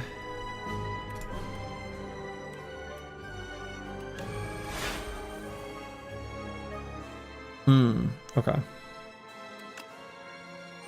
right, Stampede. So I'm still going to dominate the queen.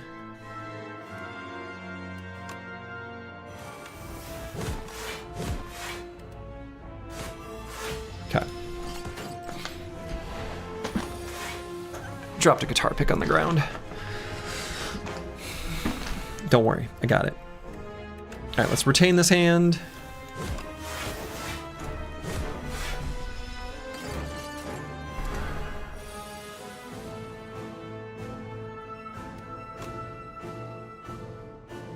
And I think we already have lethal.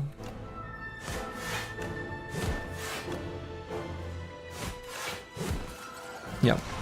Okay. So now we entered the Doormaker. Okay, so Immovable was upgraded. So here we're going to play Power Pot, Fish Oil, etc. Do the Fish Oil now. No reason not to. Probably play the the Dominate, rather. Dominate in the juggling.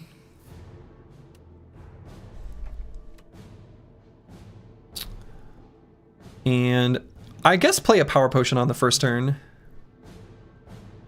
Crimson Mantle?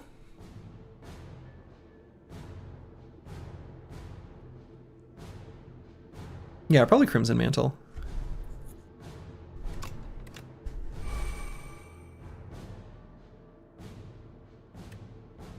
And this will block for us next turn, so I'm actually going to play it.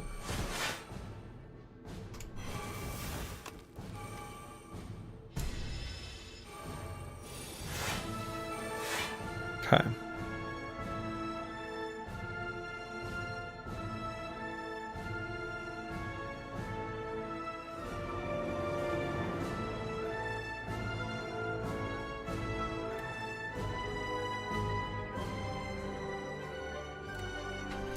So let's see.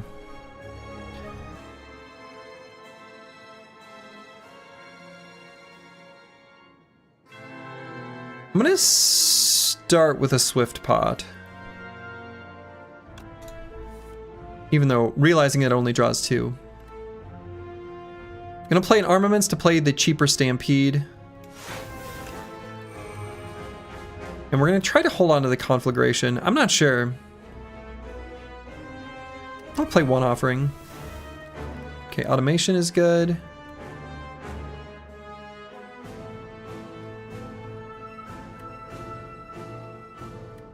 I think I play the Equilibrium and then the Automation. We're gonna play this Equilibrium. Okay. Wow. Bloodlettings are here. So let's play down, because we want to try to find, like, there's things we want to find. Rupture is a big one. So let's play these Bloodlettings.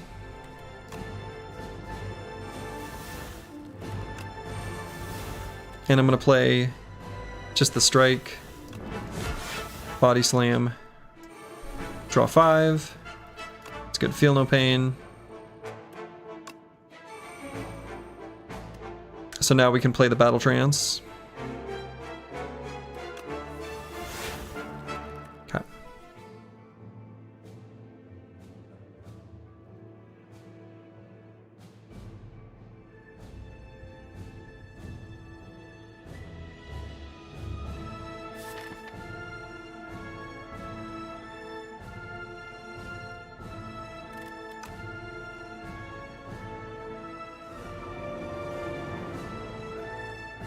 Okay, so let's actually do...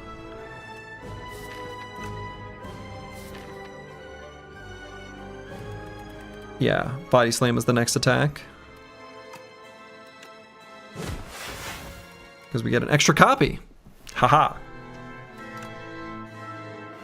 Oh, I guess I should have played the True Grit Defense first. It's a mistake. So I want to play... a True Grit. 2 defends.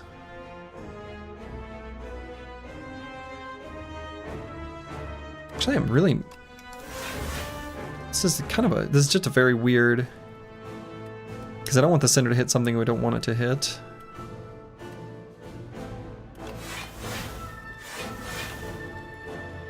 So I guess I can do this one. Do this one. Okay. That was a lot of damage.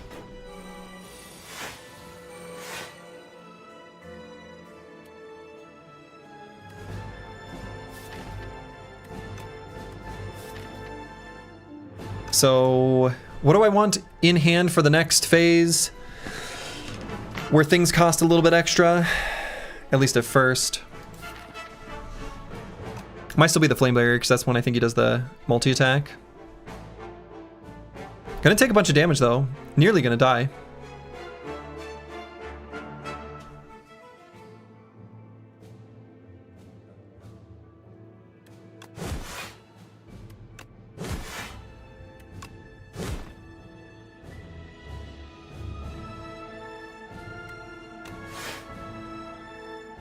And let's put a Battle Trance on top as well.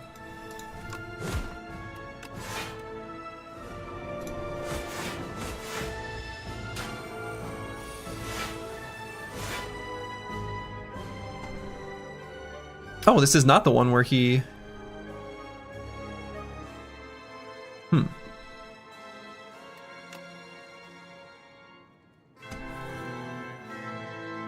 So, can't play Offering anymore.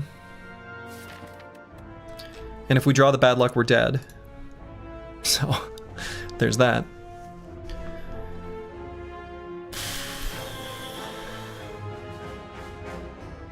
I mean, we have the Ashwater, so I guess not dead, but... Is there anything I could Havoc that would kill me? Yeah, the Offering, so I better not play it. I mean, I don't know. That's pretty unlikely.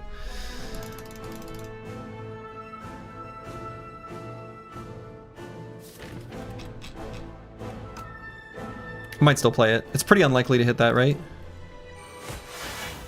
Okay. For some reason I thought he was doing a multi-attack on this turn. I mean, I guess I just play Unmovable and pass the turn. But this isn't looking good.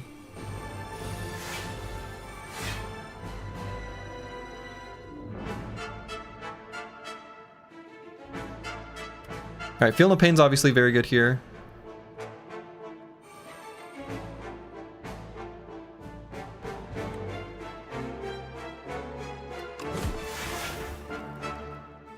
Can play the Blood Wall.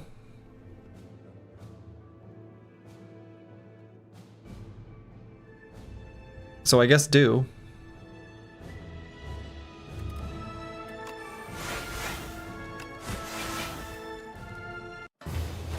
Wait, what? Oh no! Nah, the that makes sense. That makes sense. That makes sense. I forgot about the Stampede playing the card. Yeah, and we have Crimson Mantle.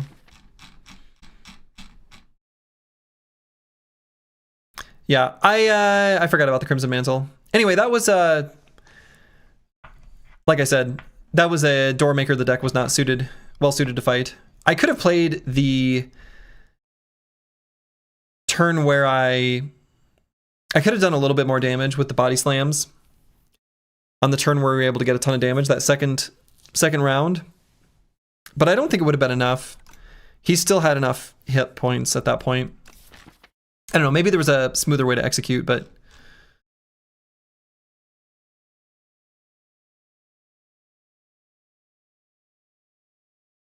Nah, the 30 self-harm was necessary.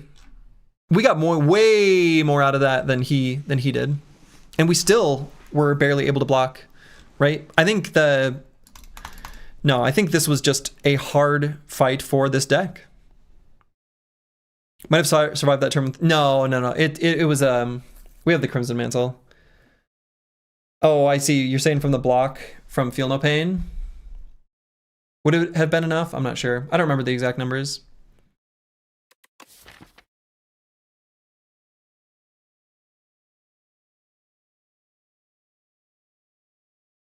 No, I'm not sure. I'm not sure.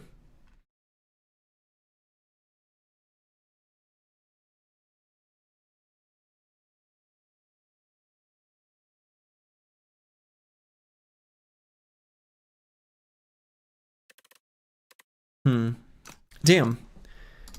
Fun run though. I will say that is the Ironclad is the class that I'm struggling with the most. That's for sure. Off by 3? Okay.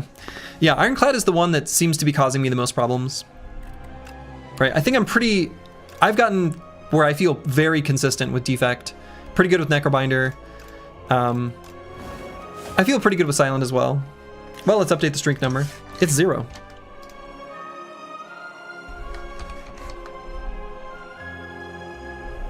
Ironclad's also causing you the most problems. Yeah, I mean, I feel like Clad is just tough. I don't know. Unless I get an Inferno, I feel bad. That's been... honestly. If I get an Inferno, I feel really good. But you can't count on any particular uncommon, right? Everyone who's streaking said the same about Ironclad. Interesting. Yeah.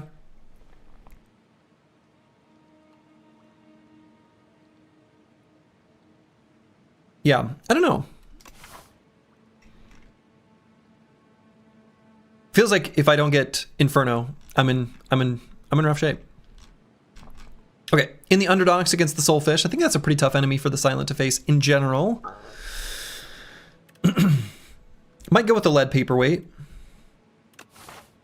Colorless cards can be good.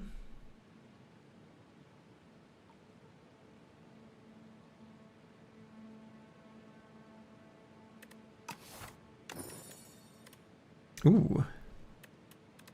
I think Silent likes automation. We want to grab acrobatics. Let's give ourselves an excuse to do so.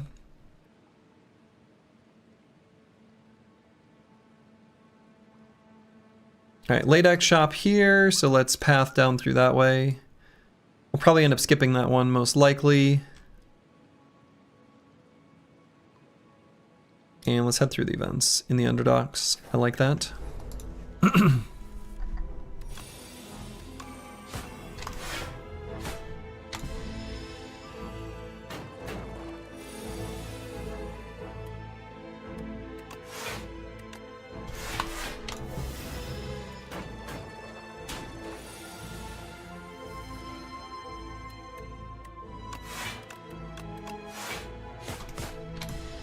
Okay, and this guy's gonna be on his debuff turn when we kill this one, so it should be smooth.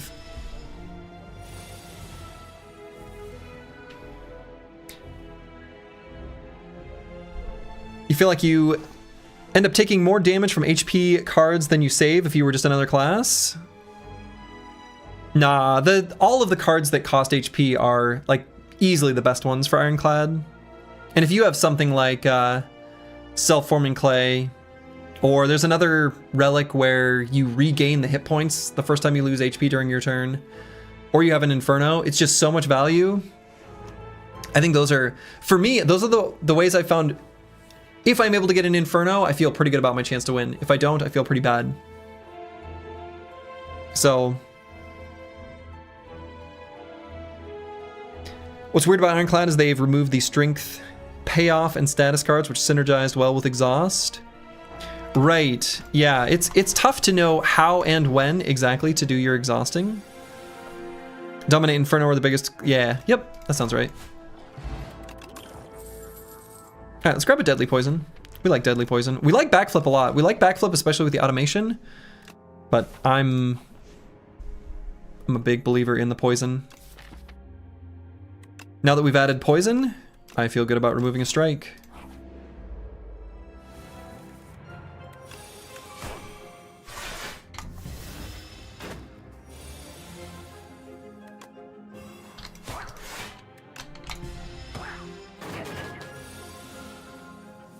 Yeah, no, you're not alone in your ironclad struggles.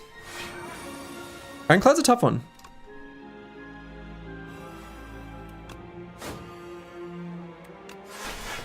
Can't quite kill him. So close.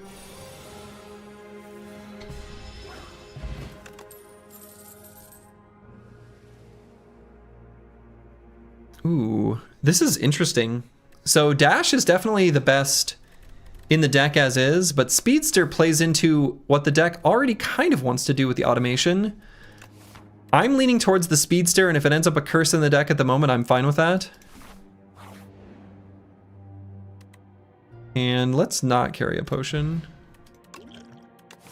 Or excuse me, carry a curse. Let's grab a potion.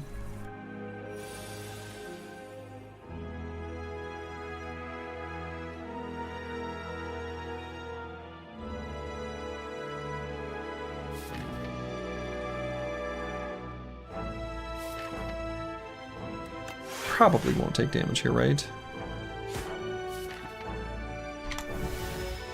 I was thinking about using a potion there, but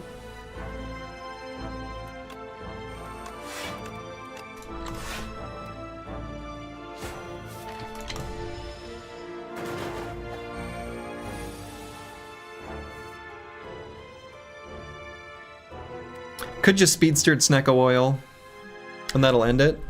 Pretty close anyway.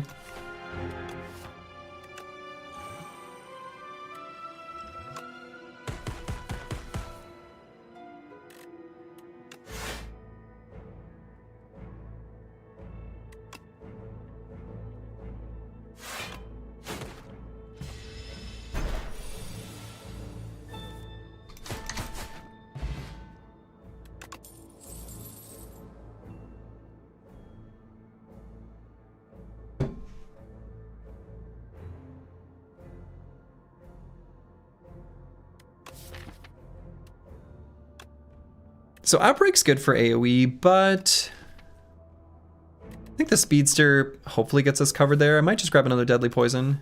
Outbreak is much better if you've already got like a Noxious Fumes. Second Deadly Poison I think is okay. And let's just upgrade some of these cards. Probably still Neutralize here.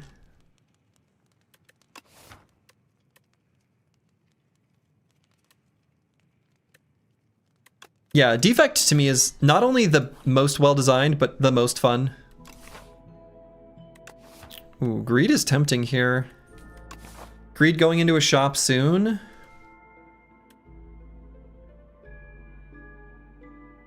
Still just gonna go with a smaller amount of gold. I think that's good enough. And I'm gonna upgrade one of the Deadly Poisons. Either that or Survivor. Let's go with the Deadly Poison. We're gonna need more damage for the fish. Mango?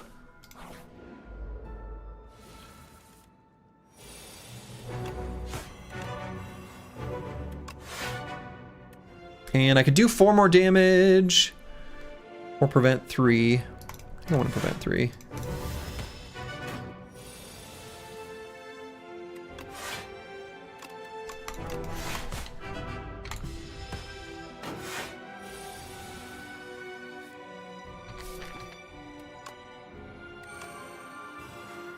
Well, here's hoping next turn looks good. Come on, block cards. Okay. Well, we've got enough poison on him.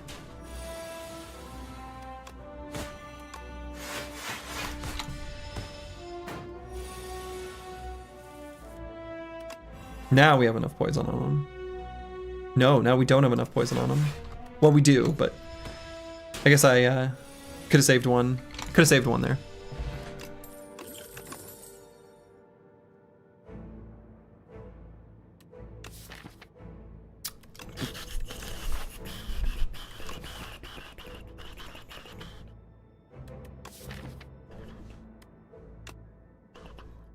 Deciding between a dodge and roll and skip or deadly poison, but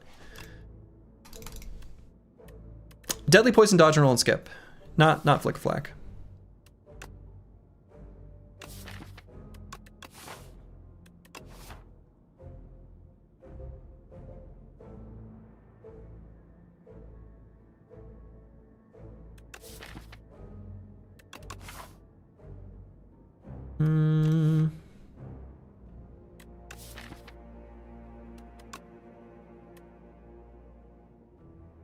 I'm gonna go with the dodge and roll. It's not that great at the moment, but it's fine. Footwork is here. We like footwork a lot.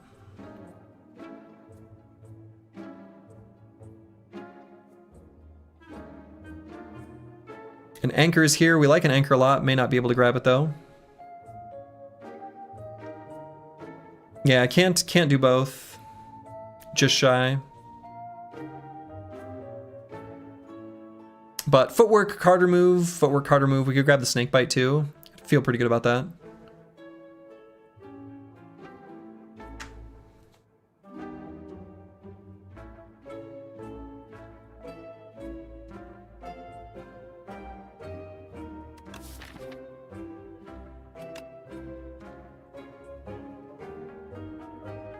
Even Flash of Steel is not bad.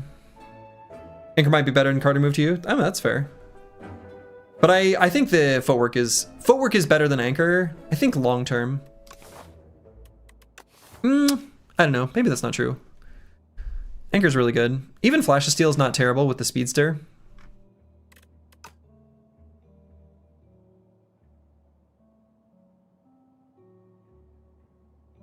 Footwork's definitely a pick. I mean, it's good. It's a good card.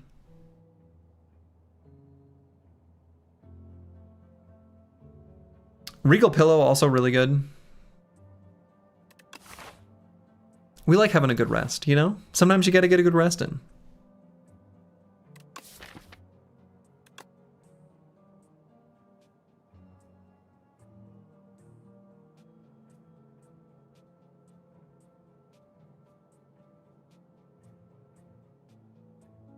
And again, Flash of Steel, I think, is kind of okay with the Speedster. There's just not enemies that really punish you for playing cards. So things like Flash of Steel are totally fine. Your friends always recommend removing a strike. Is that sound advice?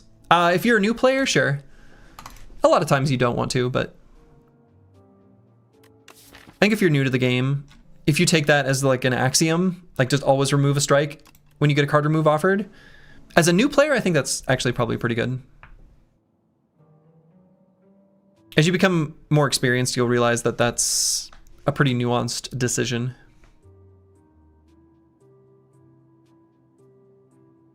Now I'm gonna do footwork. I'm gonna do the Carter move. And I actually think I'm gonna grab the Flash of Steel.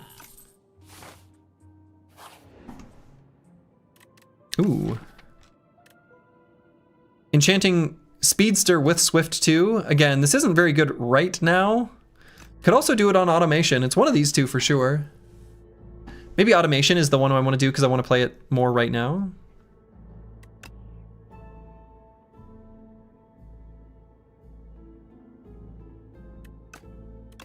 This one's just cute. 4 AoE.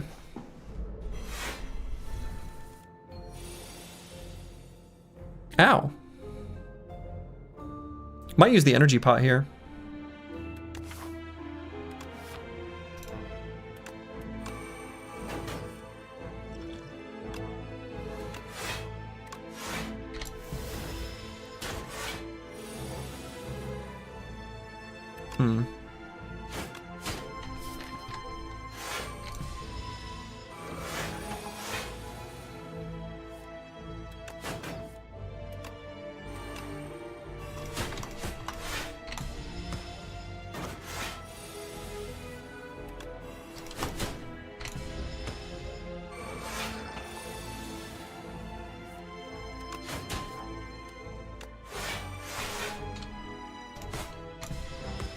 Die, Clam.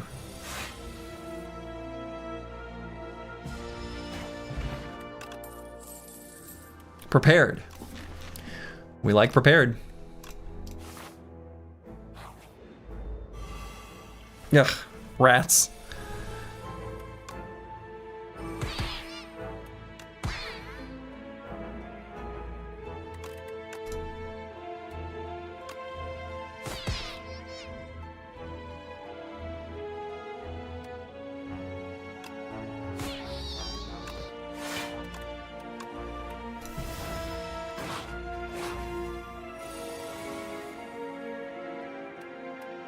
Alright, so let's kill this one. Just take 6.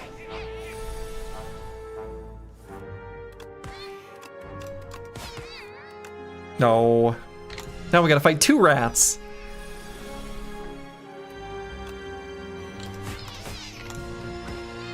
Disaster.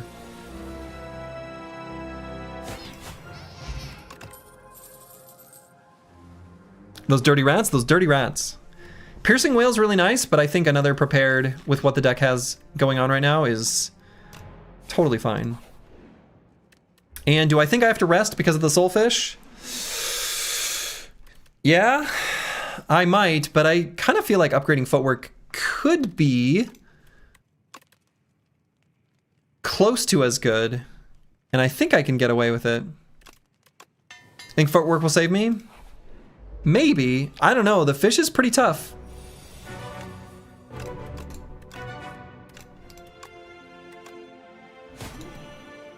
And I actually am going to use the Gigantification Potion because we're almost never going to get a bigger attack than that with how I expect this deck to become with a bag of marbles and a strike.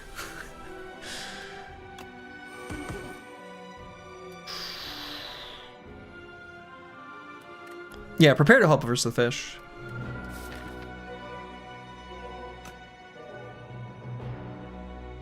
It's a pretty bad draw. It's a really bad draw. Mostly because of next turn.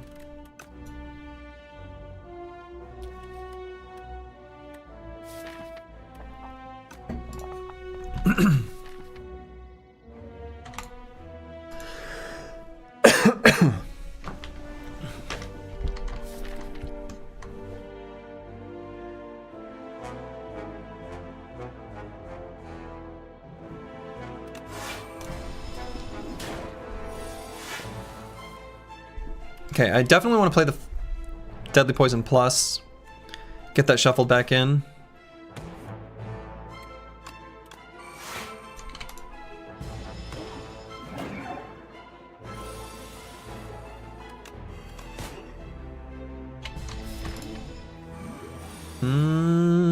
This is not going so well.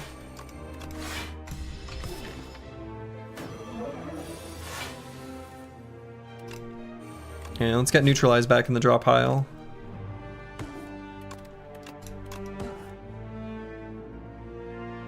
Rather play the Deadly Poison than the draw, dodge, and roll, I'm pretty sure.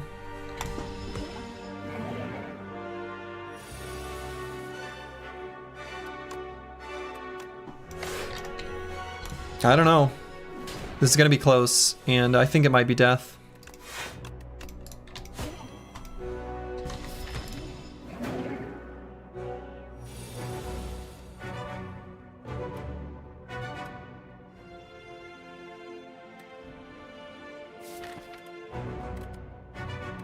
I'm gonna put at least 2 defends back in the draw pile for the shuffle.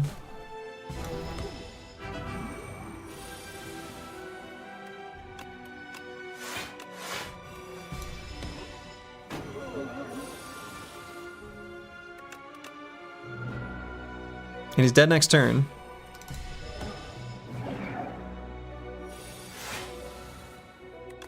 But we're not. Got him. Whew. Easy. Closer than I've liked. Could have had a really bad shuffle there. That could have been a disaster.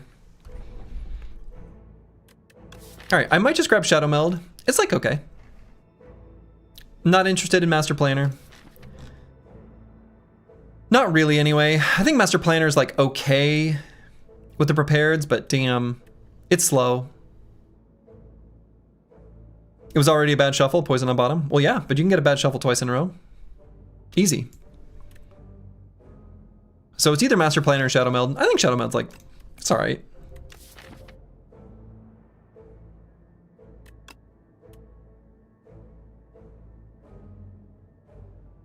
I don't love it, but I think it's an okay card. I like it fine on a deck that's already got some poison going. Ooh. All Alright, Radiant Pearl and Touch of Ouroboros are both here, and we like both of those options. Ooh. I think I barely like Ring of the Drake more. This deck likes the Ring of the Drake quite a lot with the automation already in the deck.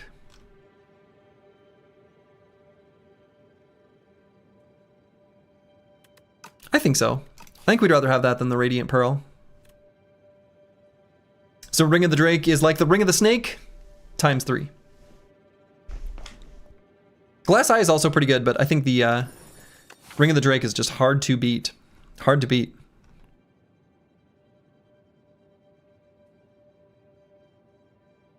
So let's start going up through this way.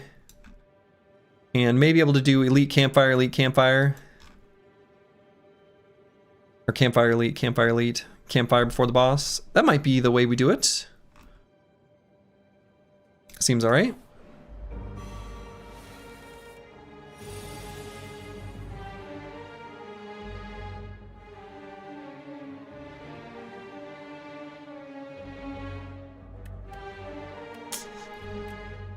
Automation, footwork, defend, I guess.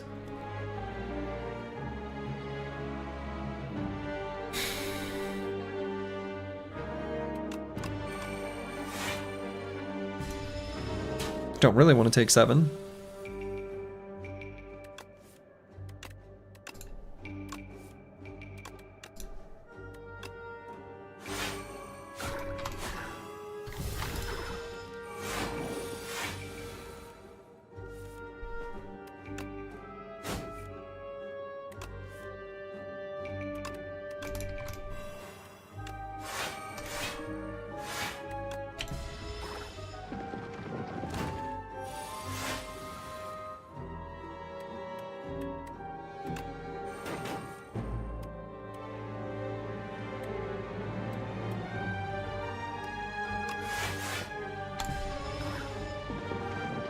Ouchie.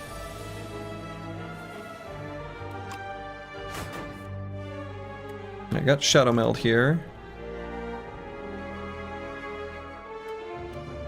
So if we block for 22, we're good. So actually we can drop this one.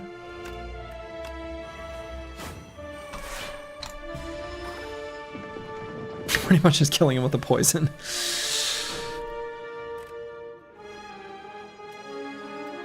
And can't bump him out of that yet.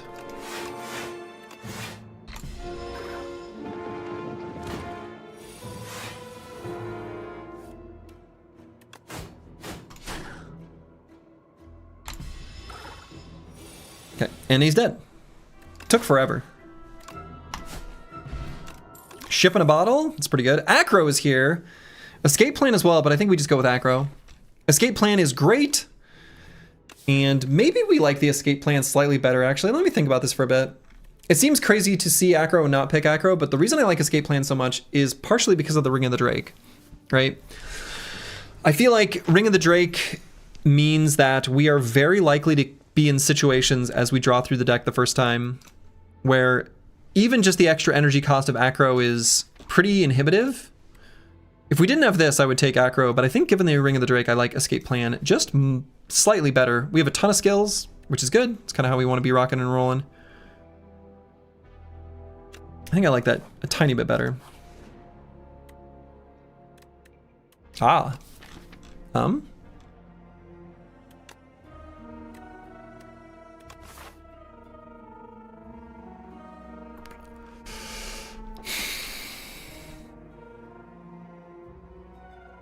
Yeah, unfortunately, the only route with a shop is 3 elites, 2 elites.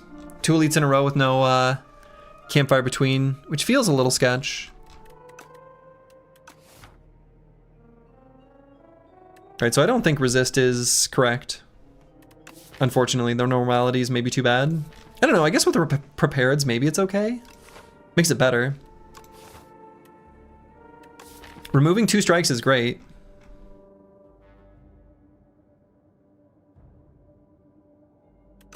Like, really good.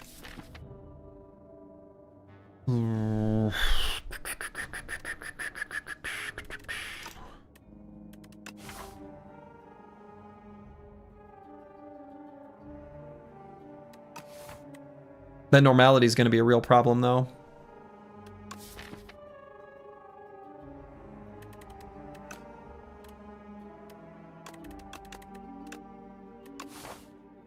We try it.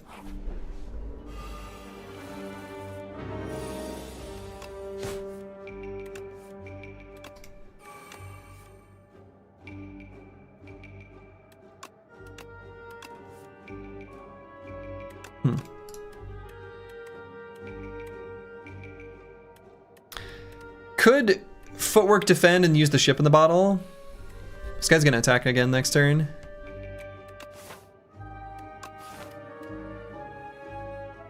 Still actually take one. This way he doesn't get to attack next turn. Because we'll full block, make him stunned. Otherwise he'd just attack again.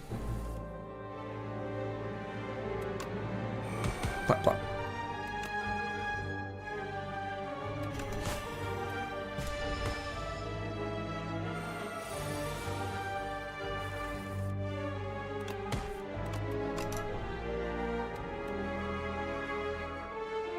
So let's weaken front Bullbug and just full block.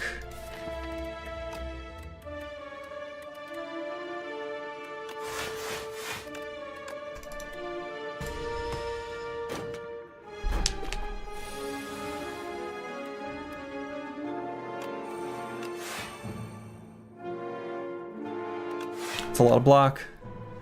I really like that combination, Shadow Meld, dodge and roll. So good. Okay, he'll die next turn.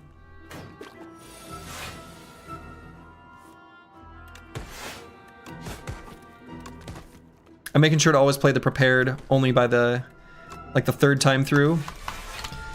That way if we see the normality, we're able to discard it.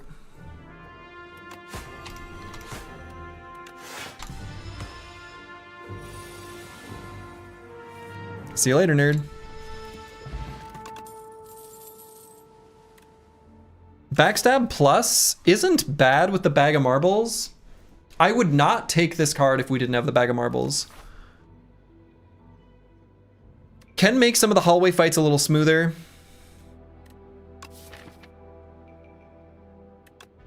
Does slow the deck down, but I think gets a commensurate amount of damage. There's a number of fights that I think this makes a little smoother, especially in Act 3, actually. Thinking about, like, the bitey books. This is, like, you know, that's a lot of damage. All right, 22 damage in the first round. That's awfully good. Makes it so we can just, like, kill one. Oh, we don't want this.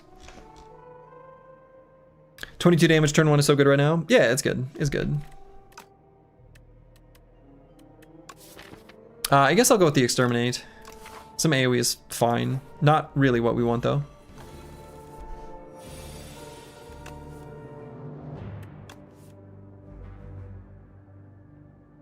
Alright, so we're going to Shadow Meld, the Dodge and Roll, and Exterminate and Backstab.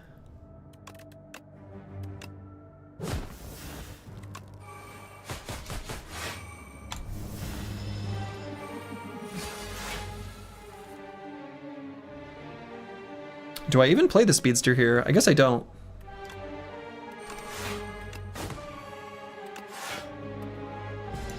Gotta block this big spiny attack.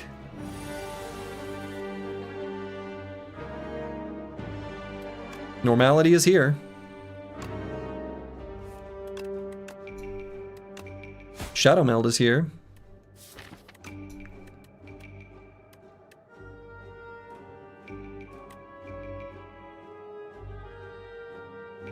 Deciding if I want to take 3 to put on some poison. I don't think so.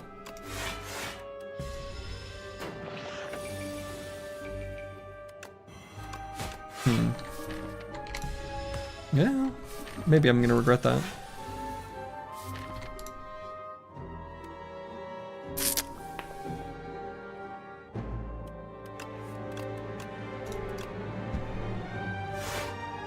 Okay. Good luck with the rest of today's runs. Hey, thanks, Trash Comms. Thanks for hanging out. Thanks for the well wishes. Hopefully it goes well. We shall see.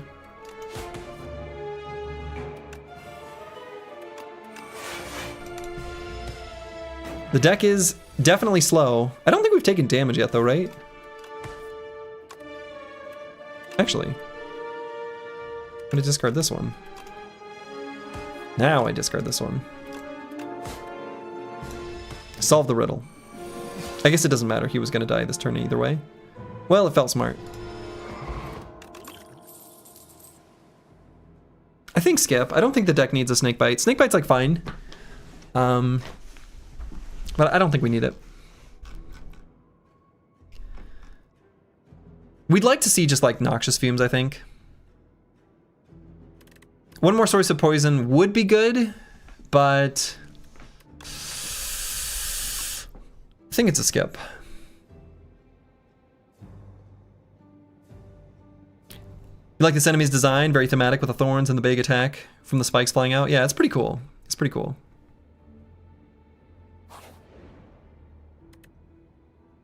Ooh.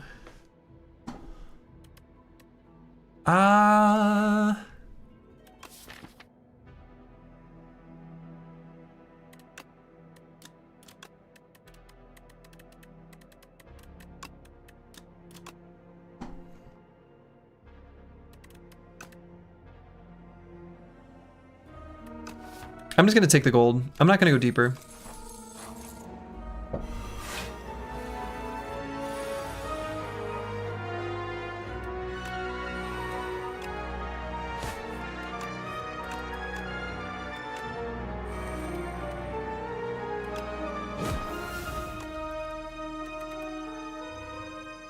And you know, this is maybe overkill. Let's keep him stunned for next turn.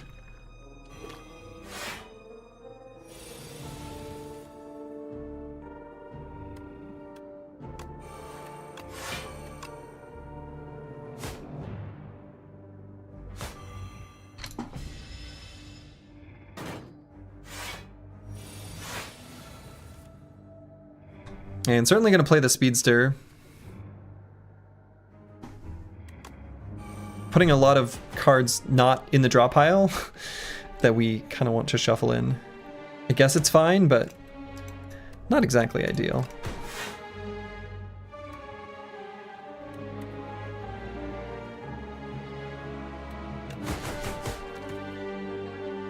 Okay, this guy's going to wake up next turn.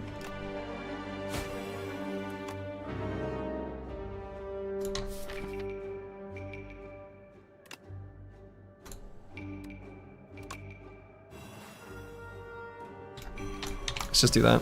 Get him dead next turn. Hopefully we can block through the Slumbering Beetle. It's a good start.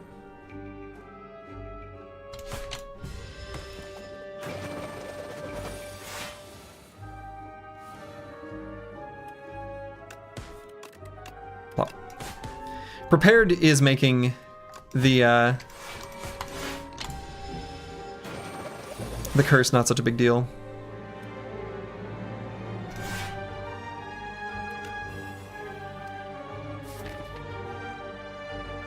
And I don't think I even need to take one.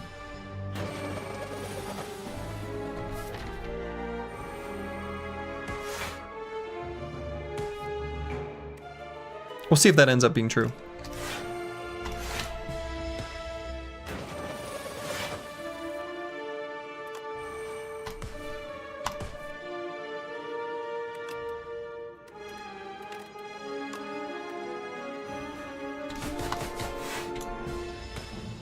That is true.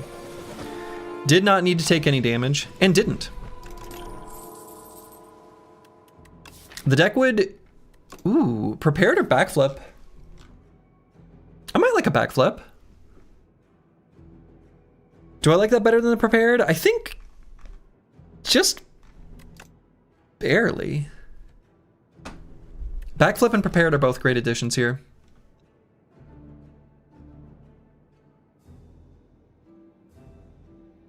One more like basic sort of block card with a little extra zhuzh seems all right.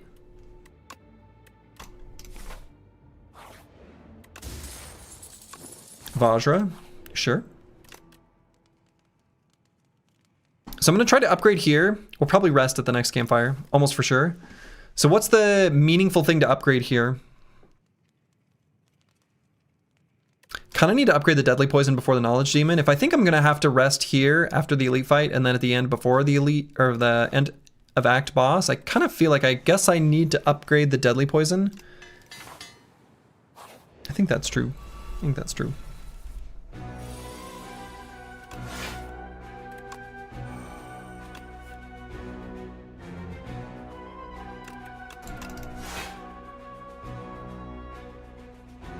Shadow Meld, you're late.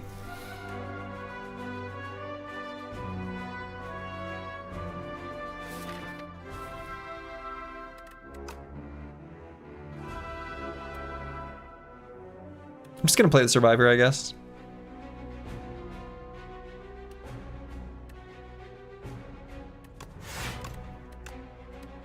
And I'm gonna get rid of the Backstab, replace the Backstab with the Daze. Sorry if you've already said on a previous stream, but what are your thoughts on the Prepared Revert? I don't think I've mentioned it, and I understand the motivation that Prepared people are emotionally attached to this card because of Spire 1. I think it's better for the game to have Prepare instead of Prepared. Like, I feel like this is too good of a card in Act 1 to still be what you want in your deck above most other cards in Act 3, if that makes sense. Like, I feel like the best designed cards are those that have tension between short-term benefit and long-term benefit.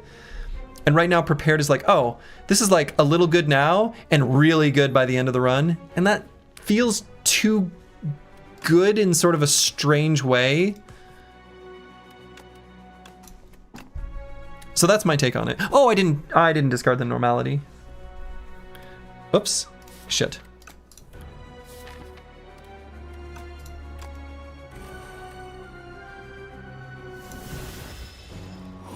I was just talking and not paying attention. Whoops. Oh. Oh boy. That's a bad draw, isn't it? Yeah, we'll see. Oh, now it's a really bad draw. Oh god.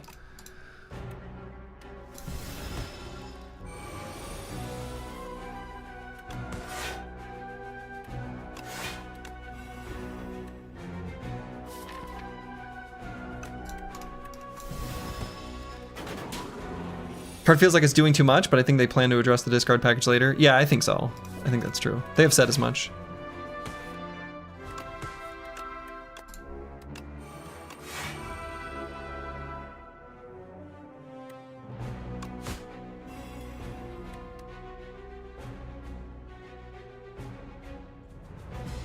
The reworked version was Giga Butt Cheeks though? No, not really. Like, it was fine.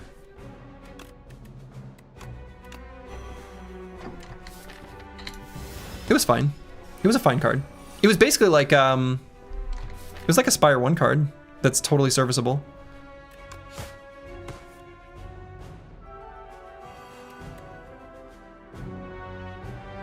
Wait a minute.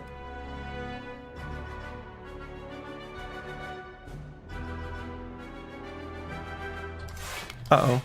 Team, I have bad news. Actually should have not died there. I was just not paying attention during the run. I was not paying attention and could have not died. And you know what's interesting is we can point that all at one mistake, which was not discarding that Normality. Just wasn't dialed in. Wasn't paying attention. Whoops. No. That's my own fault for not being able to pay attention. Well, I guess we get to move on. Yapping misplaced Streamer's Curse. I mean, kind of. Overgrowth, Facing the Kin. Yeah, that one was definitely like, I screwed up by... That specific turn was enough damage. Oh well. Whatever. I tend to lock in a variable amount based on... Like, if I get on a streak then I'm gonna lock in more. Okay, rare card. I usually like this hefty tablet. I feel like right now the rare card pool for the Regent is weird. You did obviously misplay the exact moment you were playing to chat. I mean, yes, I did. But that's all right. That's all right.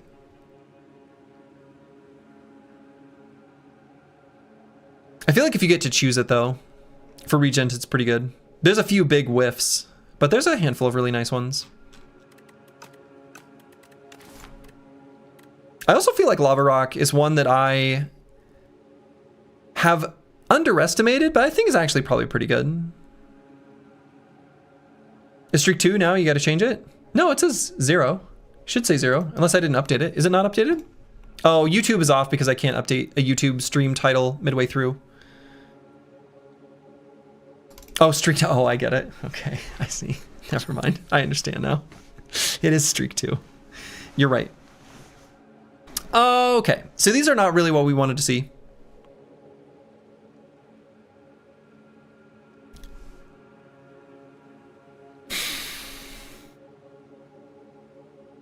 I have not played with this since it's been buffed. I don't think the Sovereign Blade is a great route, but you know, we just pick this and hope for Bulwark. I'm kind of curious to try it. To try focusing on the blade with this power that you start with, just to see kind of how that feels. I don't think this is like good, actually, still. But it might be.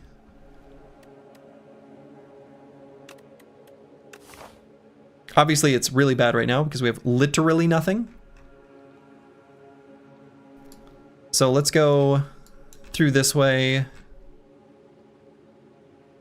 Let's go shopping here at this point, but not the early shop.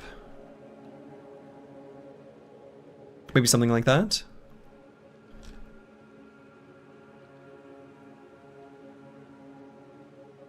What's your highest A10 streak? I did an 8 streak on the live version before moving over to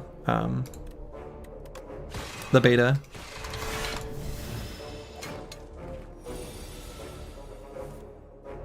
But I have not had the opportunity to play nearly as much as I think a lot of other people. Got lots of family obligations, full-time job, etc., etc.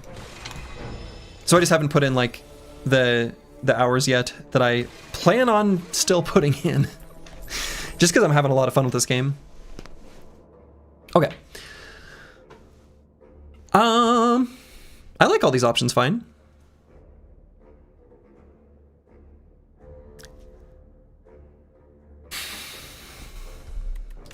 Be Gone is a really nice card now.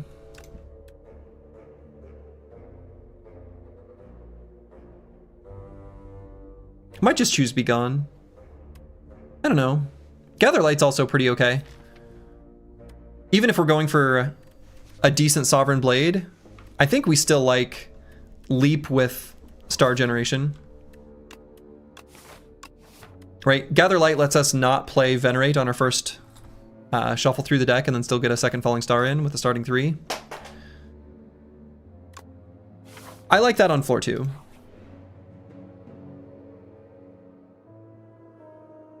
Let's go with the colorless card reward. Splash! And love Splash. I love Splash. I love Splash too much, but I love Splash. I think it's actually a really good card.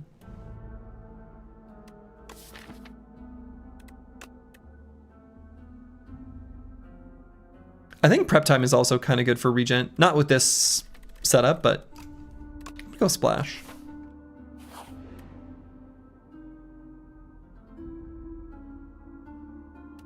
Let's heal up.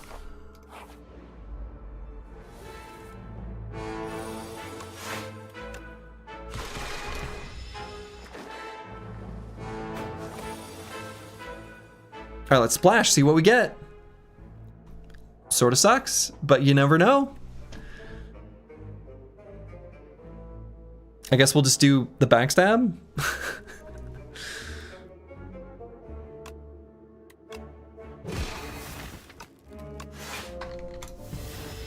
And then take 7? Pretty sad.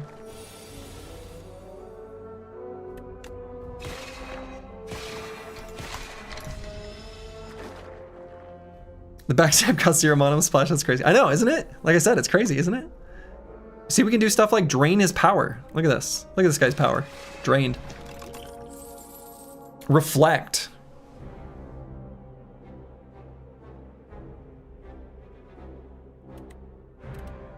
I mean, it's reflect. We've got all these like forge cards which play into Sword Sage, but like reflect is here. Could maybe go on a solo quest. 18 HP for 100 gold. Maybe that's not enough.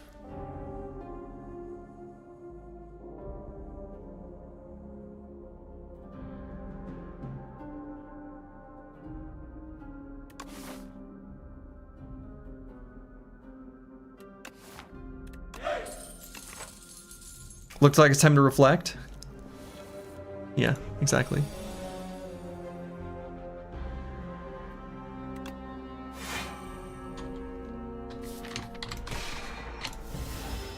Take 6. Get wrecked. Let's splash.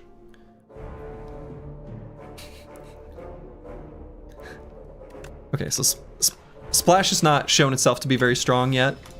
Splash is still working up the strength.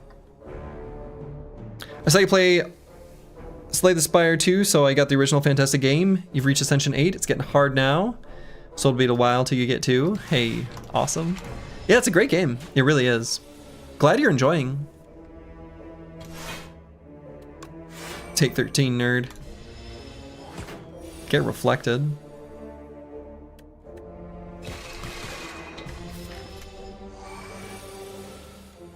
See what splash gets us. All for 1. Look at us go. Hop. So Guiding Star got buffed. Spoils of War got nerfed. I guess we probably can't afford Guiding Star with the deck as is, with a Reflect. I mean, I guess I could go with the Spoils of War. Could also just simply grab Kingly Punch. But I don't think Kingly Punch is what we want. Spoils of Battle is fine.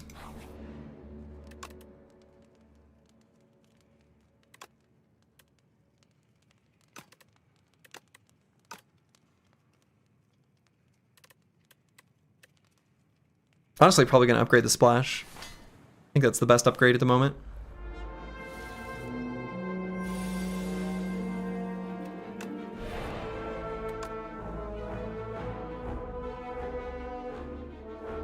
What's your thoughts on Splash? I feel the card's extremely strong, even if it's the weakest on Regent. Yeah, I think it's really good.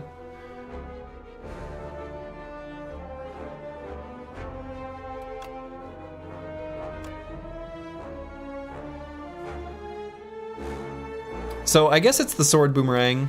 I'm thinking about using Strength Pot Sword Boomerang, but maybe it's smarter to just bludgeon and just kill one. We'll just do the strike and bludgeon. It's probably just that. But I don't know. I could maybe be convinced to do Sword Boomerang and then defend.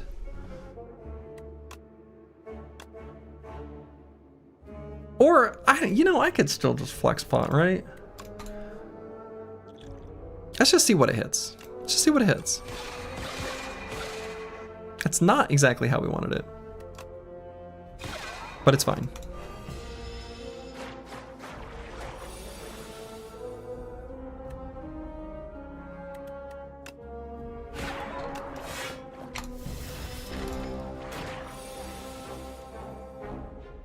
Sir, you need to reflect.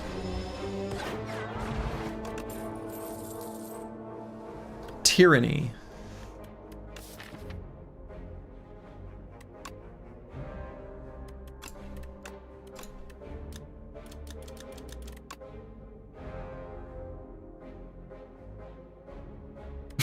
I don't, is that bad?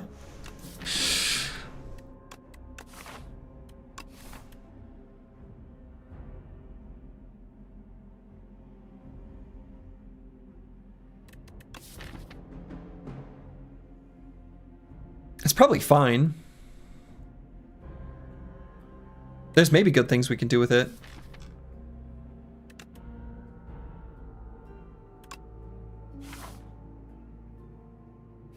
Feels like it doesn't do much right now and mess up our draws. I don't know. I don't think it messes us up too much. Okay. Card remove, bulwark, furnace.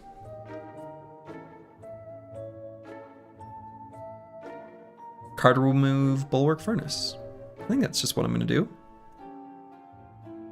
We also have splash. I mean, I could Giga Splash.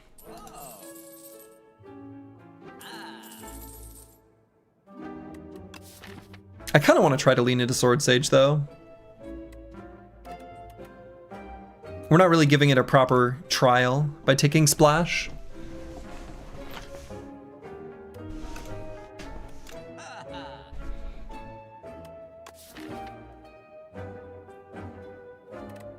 No, I'm gonna lean into the defensive package. We're gonna try building up a big sword.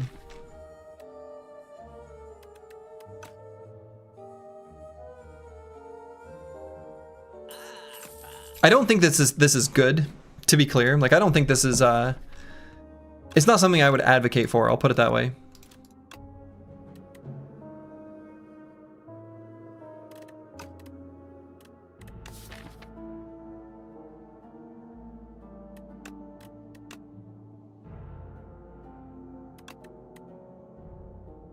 I don't think that this is good, but it is something I'd like to try.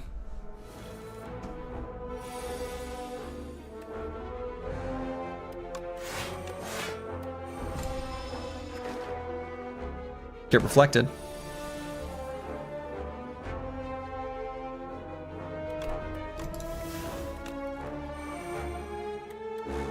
And should I defend or just splash? Let's splash.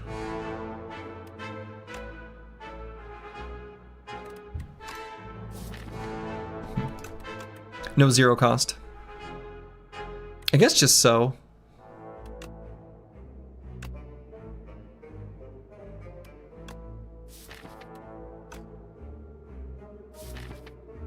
Could retain it to play with Falling Star.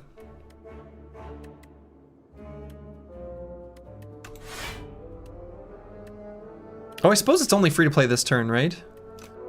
Yeah, actually. All right.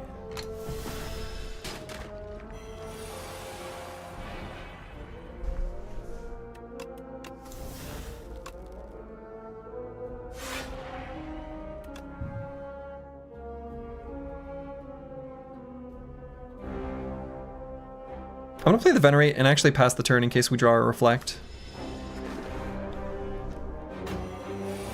That way we've actually got the stars to play it.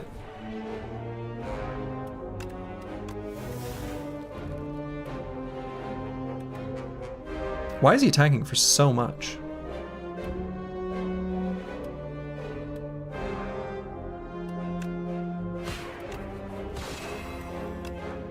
What, are we vulnerable?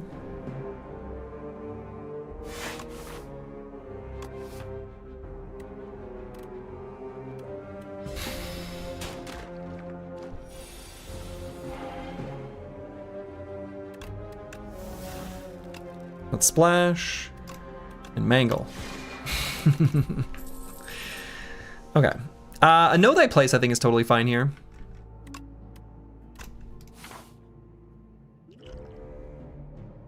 And this is a little spooky. I think the Distilled Chaos is a pretty good potion though. We will be playing the Distilled Chaos already on turn 1. That's not a good sign, not a good start. Okay. Boy, do I play it now? No, I guess not.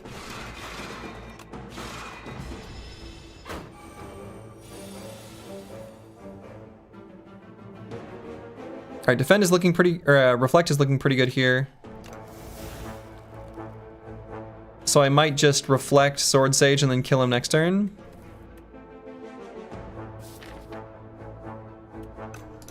Can I kill him next turn? Maybe not.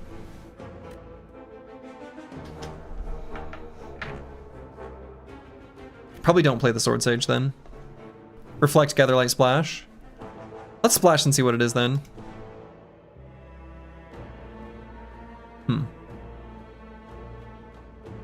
You feel pretty bad for the two little guys that hold up this guy's throne? No, they like it. They like it.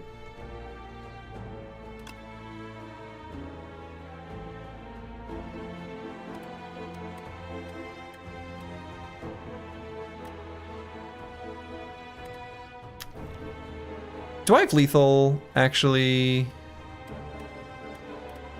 No.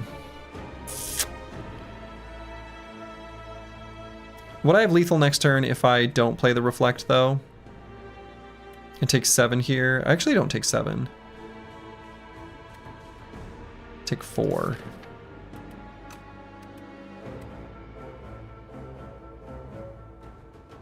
Actually, no. I have lethal this turn because of the pen nib.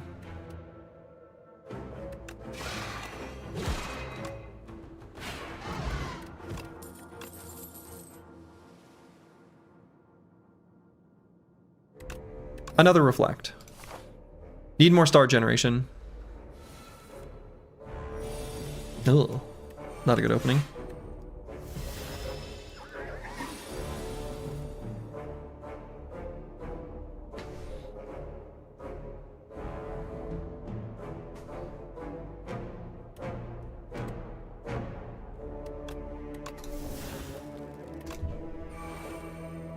Bulwark is here.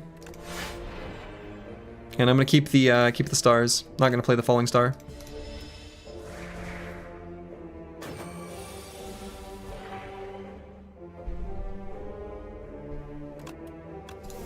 All right, splash. Okay. Splash. I was just talking about how I think you're a good card. Why would you not make it obvious that you are a good card? Like splash, when I talk you up, you're supposed to deliver. When I talk about how good splash can be, you need to splash harder.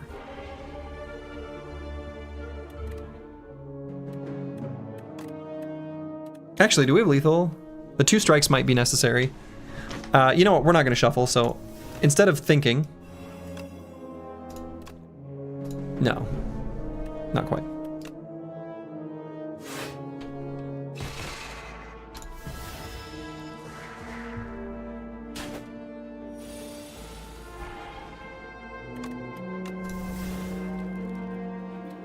All right, let's reflect, and then we'll kill him next turn with the blade. Get wrecked, Fogmog. Get bladed.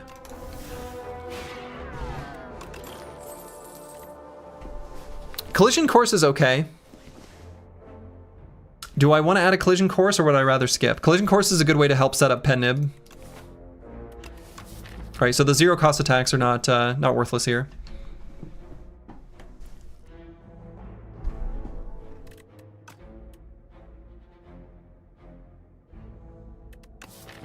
And it's like 11 damage.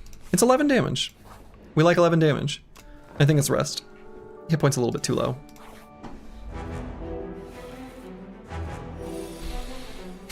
Do I start out reflecting? I guess so. And I'm gonna focus all damage on the Kin Priest. We're gonna do a big sword to him. Is gonna be the plan.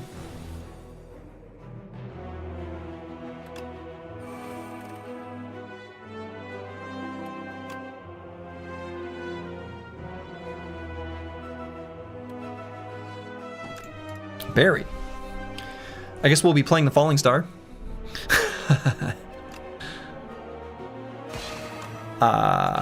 Okay.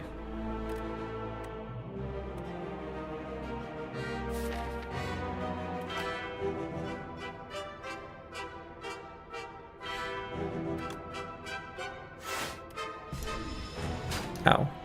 Ow. Ow.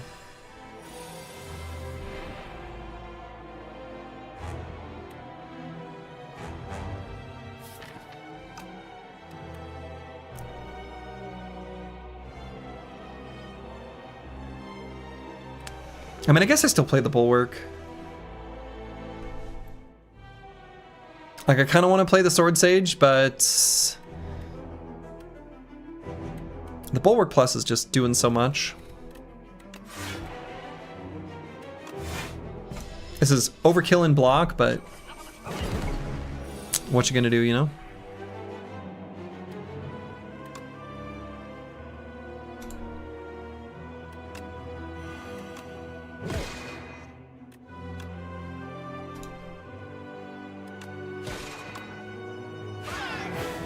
Okay.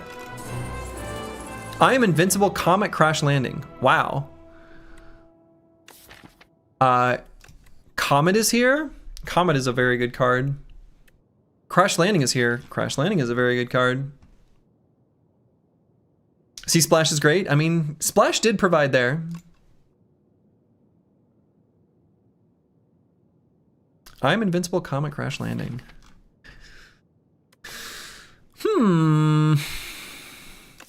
I guess we just really can't afford the Comet.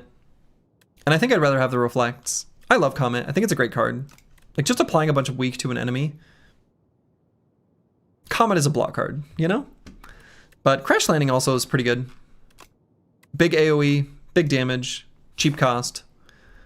Can be set up with Pen Nib.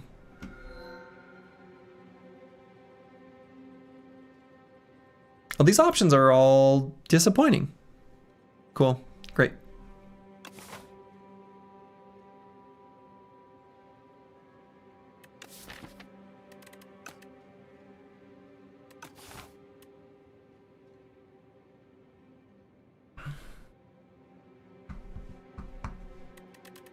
Yeah, I don't like these options.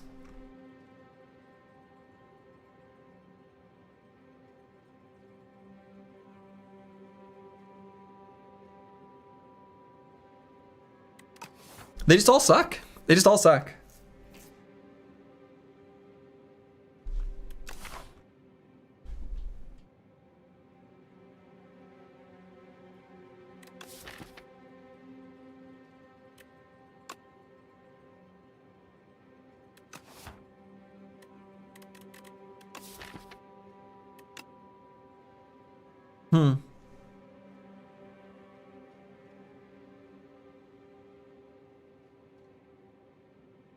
Soup is just free action economy.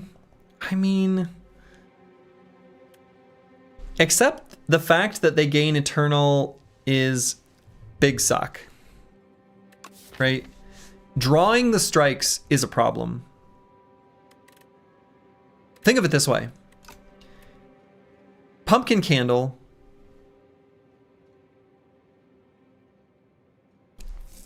lets us play those strikes throughout this act and still pay the gold to remove them to make next act better. Like, I think the Nutritious Soup is like the worst option, even now. You would take Seal every time if it was 3 gold? Yeah, and the fact that it turns off if you run out of gold, I agree. If it was 3 gold, I would take it every time. That sounds about right. 5 just sort of shuts you off from being able to like buy stuff, and I like buying stuff. I love money. So, I don't know. Maybe I'll just go with Candle. It's bad that you lose it. And I don't know that we can really use the energy that well. But I'm just going to choose it. Like, do I think that I can get extra elites by taking that option? Unfortunately, probably not. But we'll at least try to gain some value from it.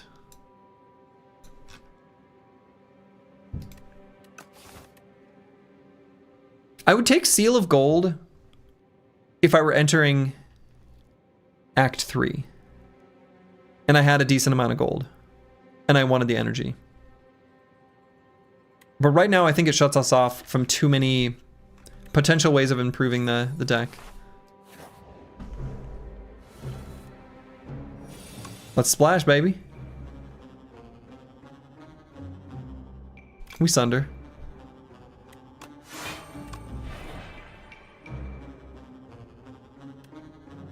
Wow.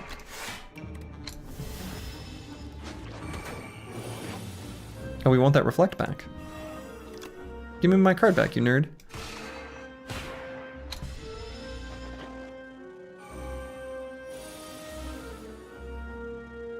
get struck.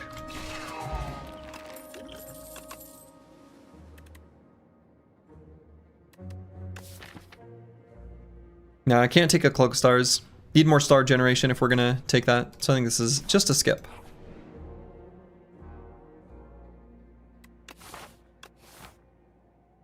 And I'm gonna choose the Tea of Discourtesy.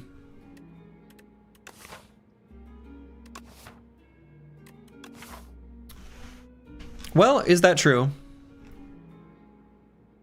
Both of these elites would be on the path for the next 5 fights.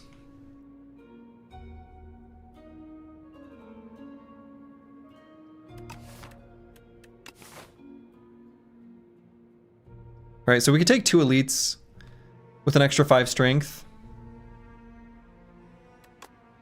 Excuse me, 5 fights with an extra 2 strength. I don't remember. Whatever I said was wrong. But 5 fights with 2 strength. It's expensive though.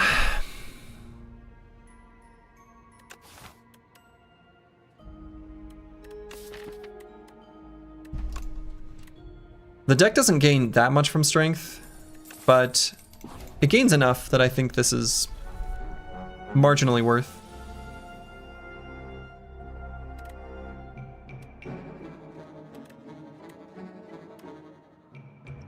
If I do a vulnerable pot on the Bullbug and the Falling Star and then Crash Landing, are they dead? I guess I need to do math.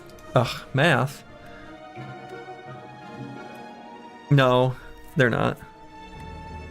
Can't kill them both. But can I kill this one? That's what I really care about because I can play the defend, right? So...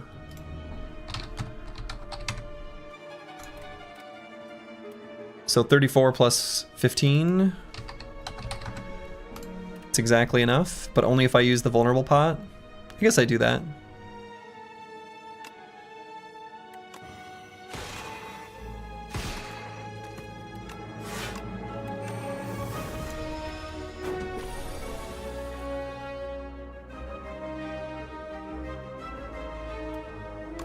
Let's make a big sword. Let's hit him with a sword. Oh, I was kind of hoping to at least charge up the pen nib.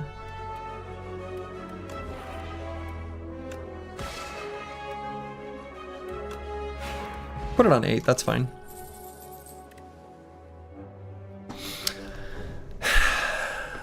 Second know thy place? Maybe not.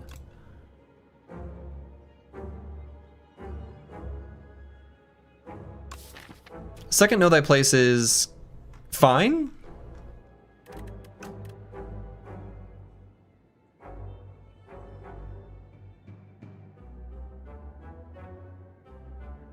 Solar Strike is, I think, not what we're looking to add. Even though we want star generation, I think we'd rather just grab like Hidden Cache. Yeah, no, we want star generation, but I don't think we want that star generation.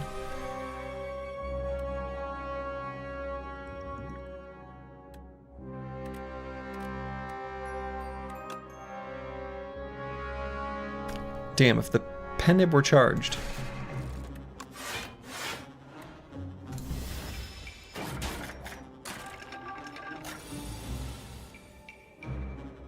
Okay, Splash, what you got for us? Flak Cannon? Okay. Okay. I guess they're all dead.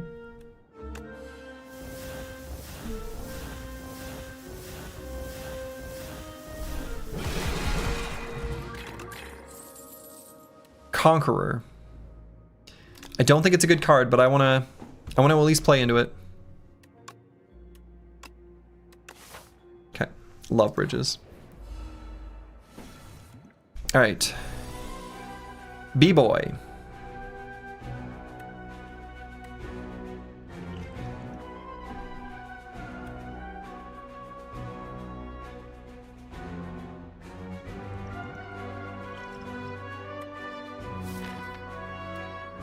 Two turns probably not enough to get the Conqueror. I was thinking about if I want to leave the Conqueror, like use the Stable Serum.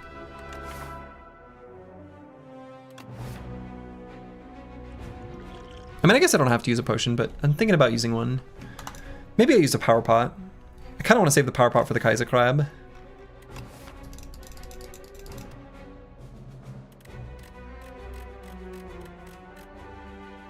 Now I'm going to Staple Serum here. Because I'm going to do this one, this one, this one, that. And we're going to hang on to these. That's right, quit hitting yourself, nerd.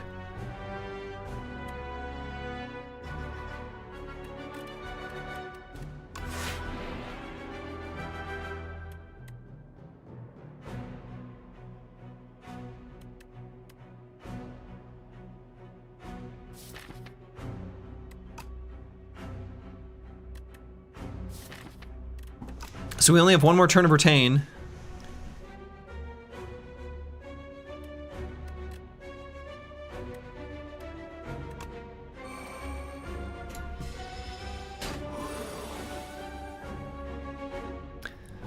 So I can Conqueror and Sovereign Blade. And then that'll do 100 damage. Splash will certainly finish, right? Right, this will do, yeah, about like 110 damage.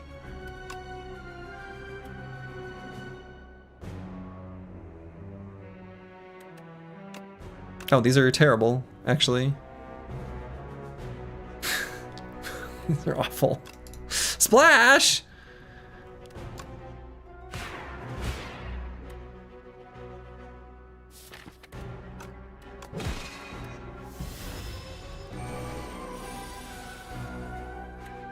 Alright, it's a Crash Landing.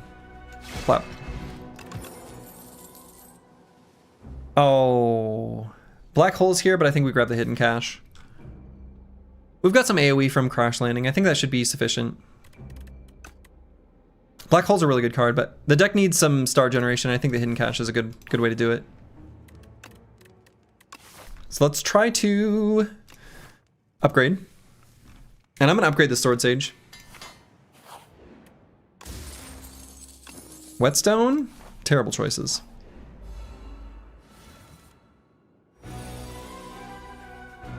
Alright, Splash. Don't disappoint. Splash! God. Splash! Come on! You're better than this.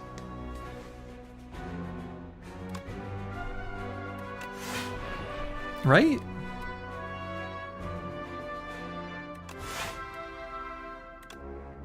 And let's focus damage on the weak one.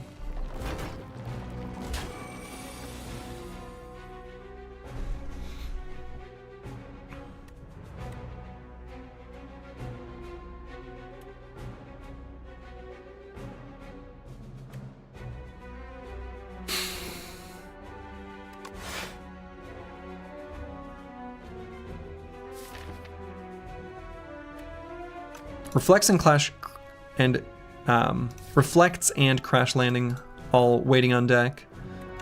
So if we do a null die place there, I mean, that's certainly not, right, 15, 14, 28. It's 57. Could kill him. I guess that's just the play.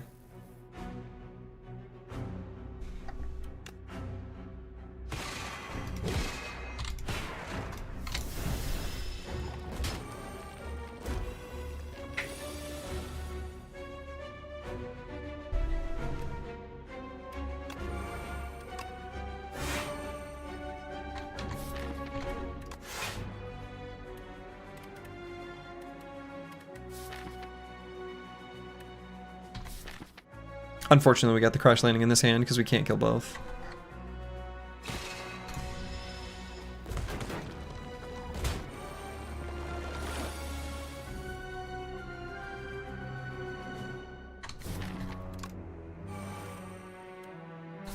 Alright, we need to find this Reflect.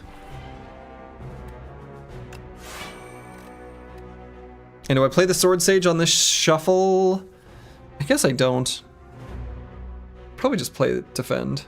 I guess I could even kill with a strike. That feels really stupid.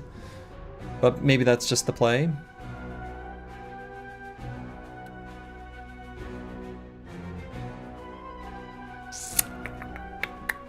Feels like kind of a waste of the pen nib.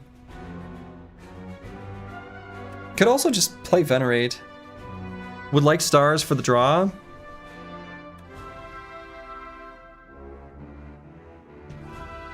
Because we're not able to reflect anymore. So like, if I get rid of Pen Nib and I get rid of reflect, how am I going to kill him?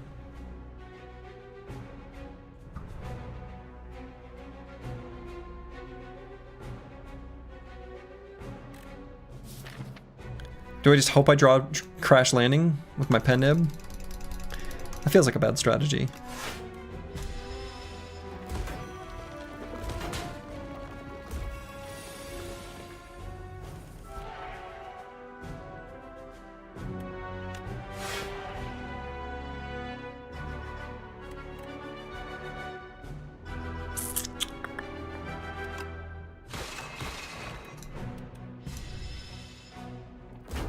This fight's not going very well.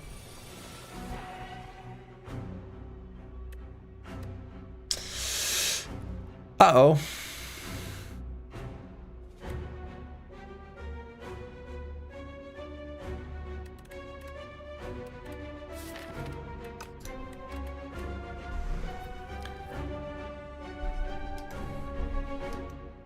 So they're doing 25. Uh-oh.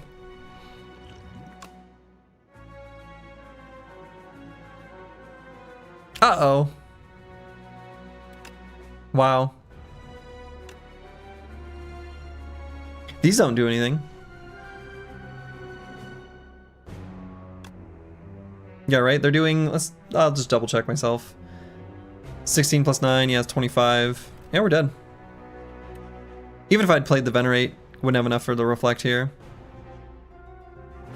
So...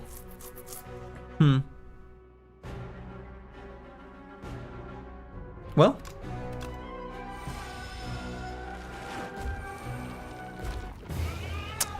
Rough. A nap sounds good. Yeah, I think it does make me wonder. Right, so if I'd just gone with Make It So and then focused on the star route, probably would have just had a better run. Sadly. Especially with the early splash. I think that would have been just better. I think all the stuff that involves playing your sword is just too convoluted to try to like build up a worthwhile... Like Bulwark is a great card, but all the other ones are not so great. I'm gonna use the restroom real quick. Then we're gonna play a Necrobiner run. I'll be back in just a moment.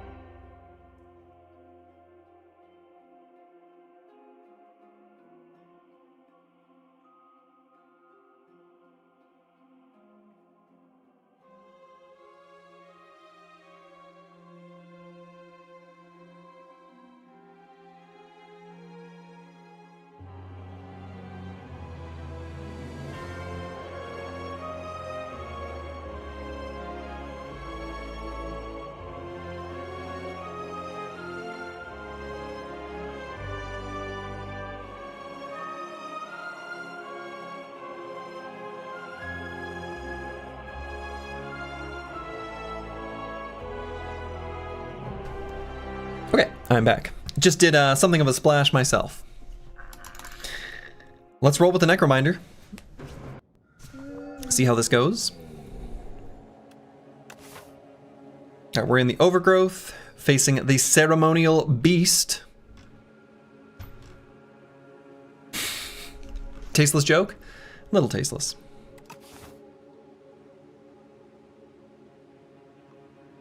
I feel like Precarious Shears is really good on Necrobinder.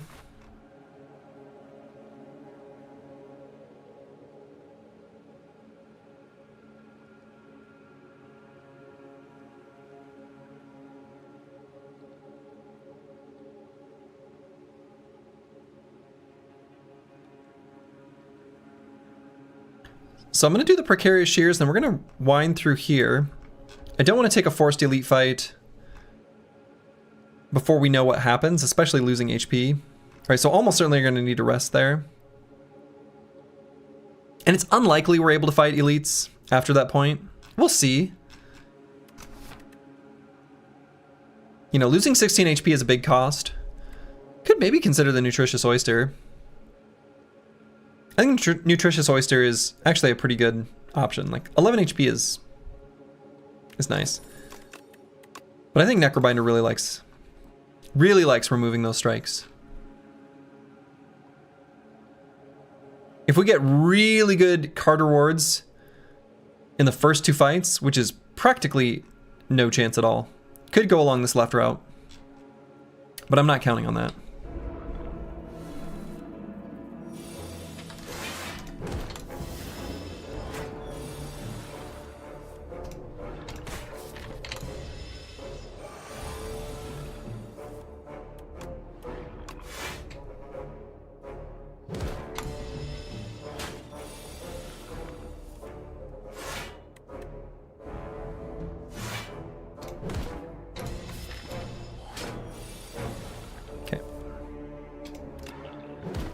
Got him.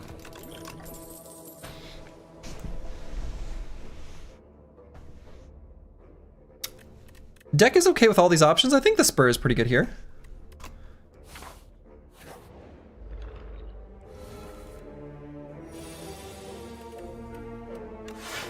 And do I use the Spur just to keep from taking any damage in this fight? I think we can. I think this is a fight where the Nibbit ends up doing 0 damage. Pretty sure that's true. Ooh, that's a bad draw. That's a very bad draw.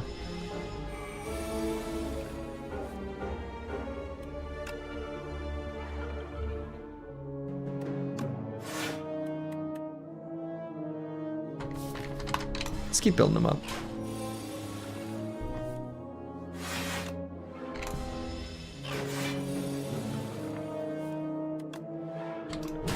Plop. Good boy, Asti. Smash. Asti smash. Oh boy. Well, could maybe hang on to a Reap. Could take a Speculative Berry. I'm just gonna grab Afterlife.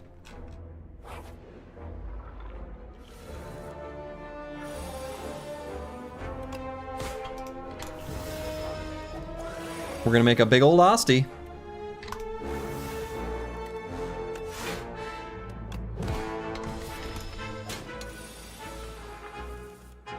You've never picked Berry? It's so scary to pick it. I've picked it, but I think I had energy when I did.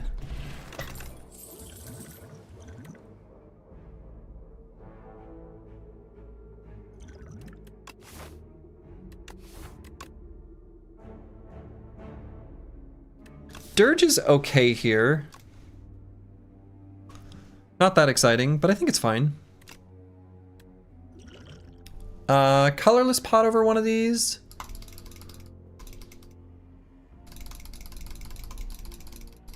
Nah, I don't think so.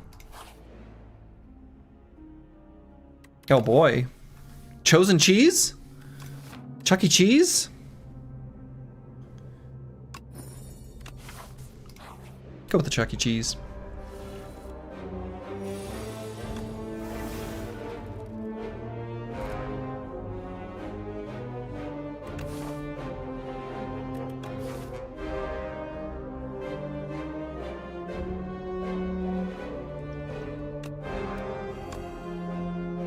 I think that makes this fight nice and cozy.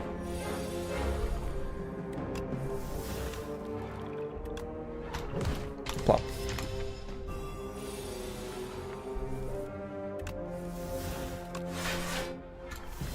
We got a big old Ostie here.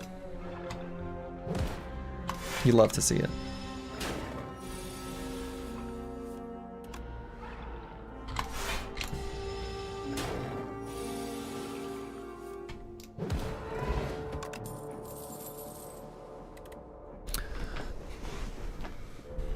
Might just grab Invoke. I think we like Invoke.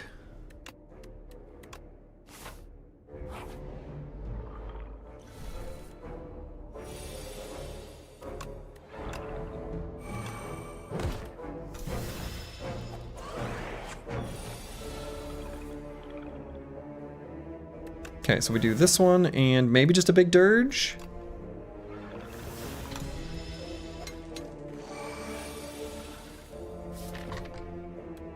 So I'm gonna play the Spur, put it back in the draw pile.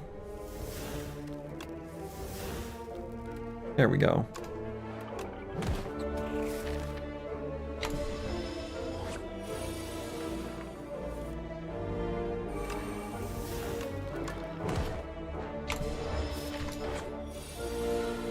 The Spur has been doing great.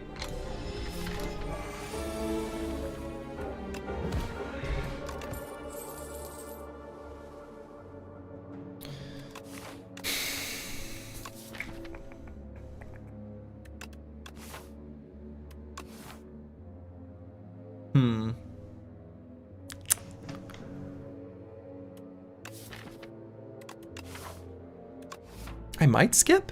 I'm not sure.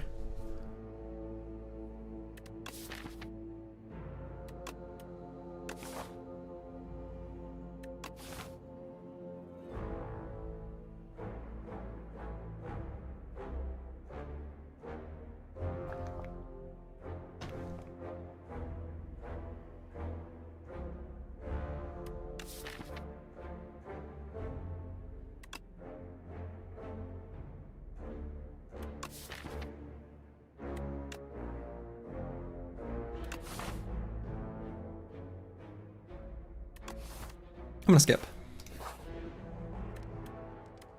And there's too many good upgrades here. Honestly, I think upgrading the Spur is really good.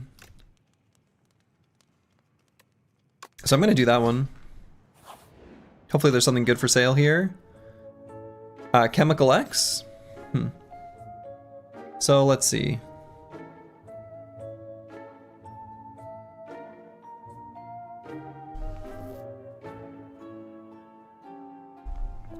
Card remove, because removing a strike is really good. And I might just grab Countdown. It's so slow. But I think it could be an okay way to do some damage.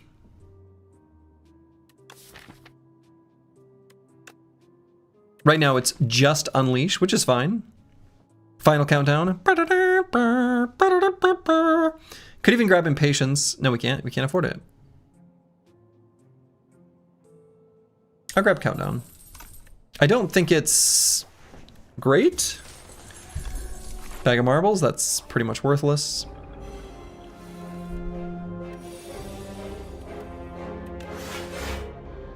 I'm gonna Invoke here, and I think we take the 3. Should be the last damage, we take the whole fight, but without that, feels pretty reasonable to take damage. But now I don't think we will.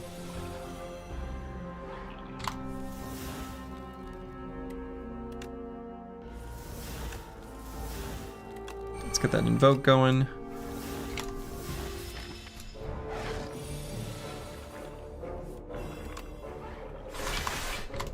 Plop.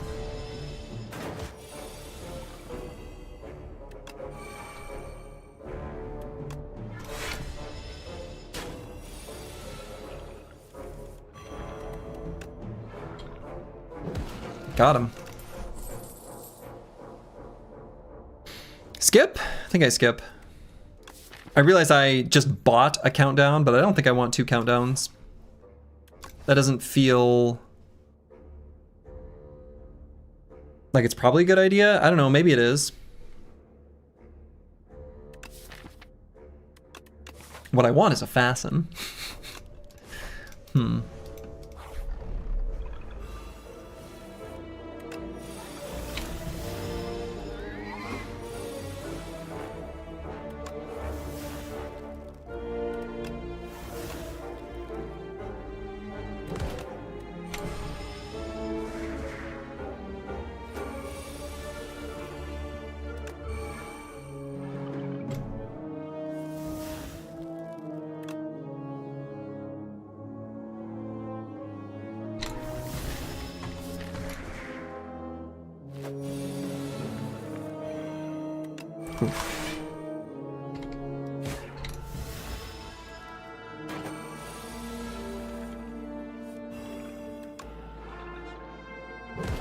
Well,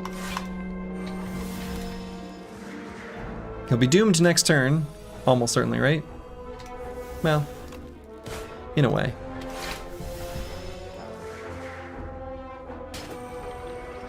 Okay, bye Fogmog. Transfigure?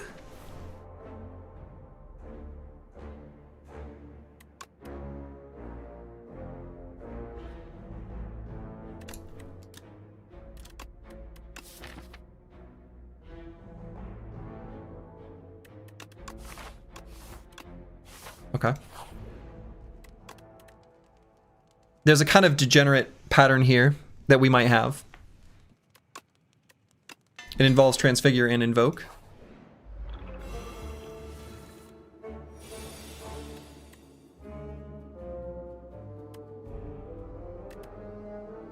We're not there yet, though.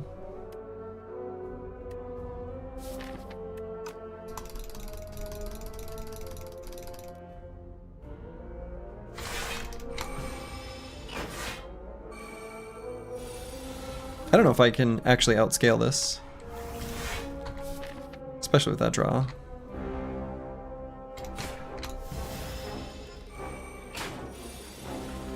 Might need to use a shackling potion here.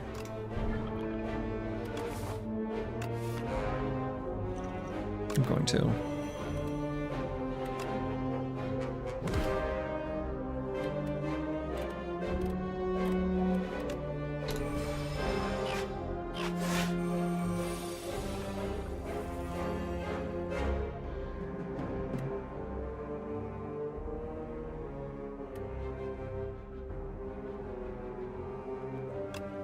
I'm gonna transfigure the spur. Double play it next turn.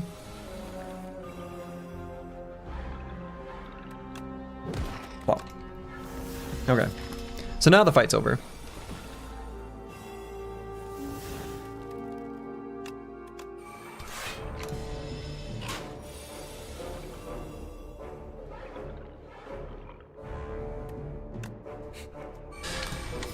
We're really gonna do a big unleash here. Extra big.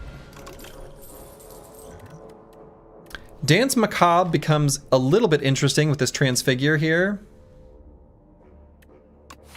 Same deal with the Wisp.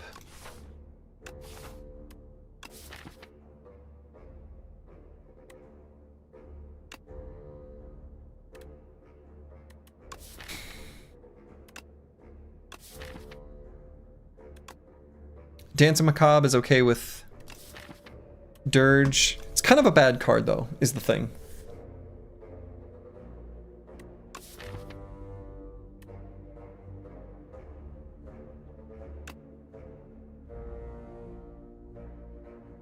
Wisp seems like it makes the deck easier. Spur having Retain helps with that, yeah.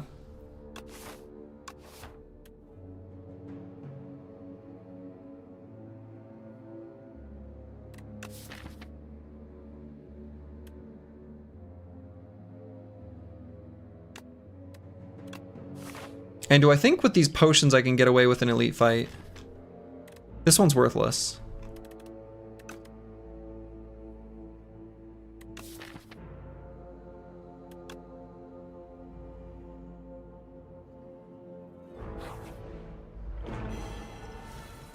Oh, this is a really bad one.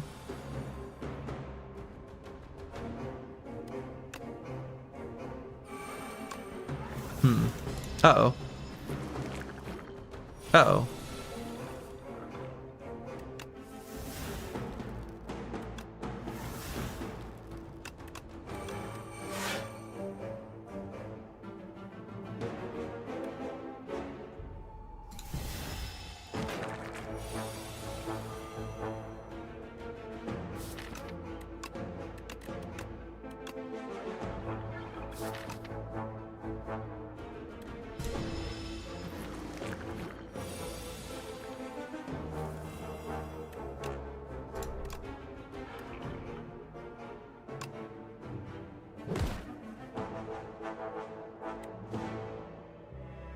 No, we destroy the statue. We absolutely destroy the statue. The statue would be completely wrecked by us. I'm not worried about the statue at all. We're not really... Doom is irrelevant to the deck, practically.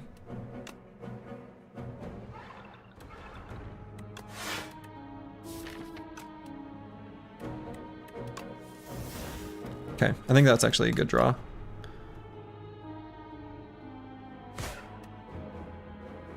Maybe could have made him vulnerable.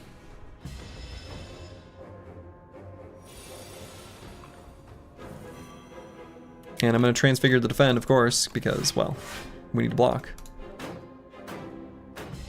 Okay, the Doom all win on that guy? Not exactly the dream.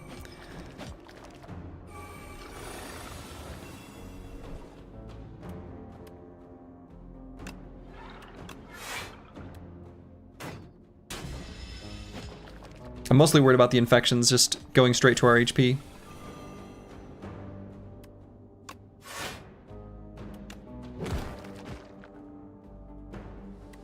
And I think I'm going to strike instead of invoke. Yeah, definitely.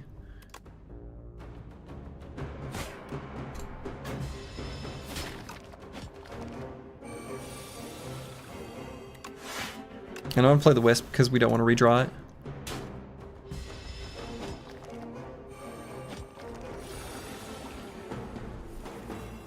Okay, good fight.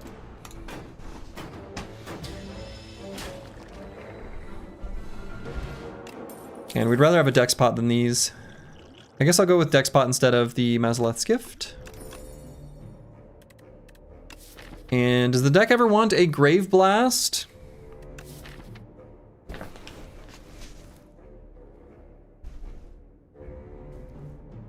Transfigure can do some really goofy stuff, where sometimes like a Grave Blast can be the tool to do it. Right, so if we give a Grave Blast, for example... Whoa, that's not what I wanted. If we gave the Grave Blast, like, replay, and then we were able to pull up a second Grave Blast and Borrowed Time, then we're just infinite. And that's one way of just winning. Yeah, Clutch Blood Vial, yeah. I might grab the Grave Blast. A little speculative. And it might get us killed in the meantime. Hopefully it doesn't. Alright, do I want to do the countdown? Probably.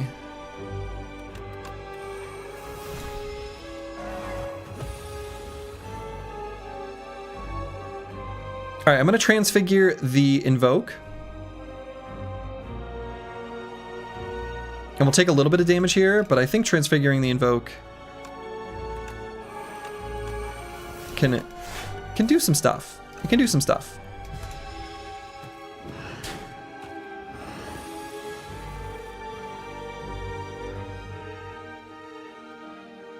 Okay, so I'm going to...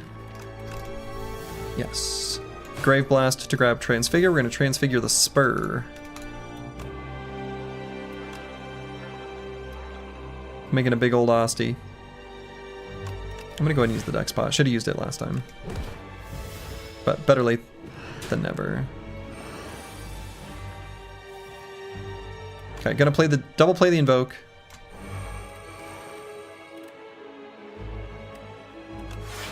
Take a little bit of damage here again. 11's a little bit, right? Right. Glad we had the stock.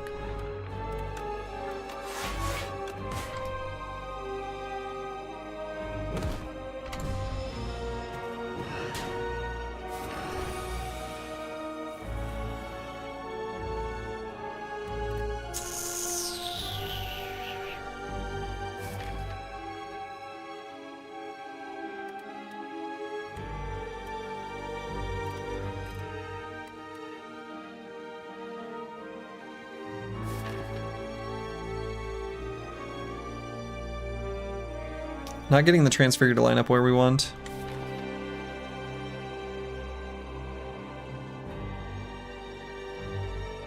Oh shit.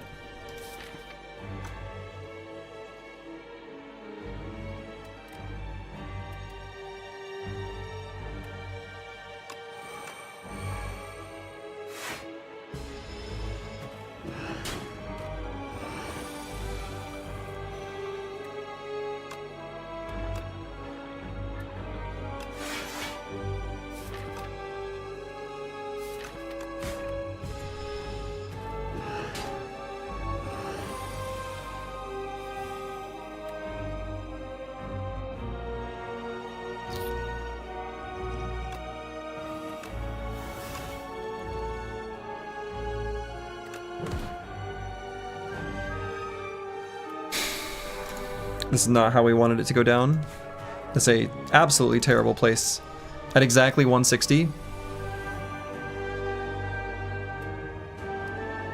But we'll at least get to make Osti bigger. Really hoping to get that other Doom in play, but I'm not. Or the countdown, rather. I guess I could transfigure the bodyguard and we could double play Doom. Actually, no. With the ringing, that still doesn't work, does it?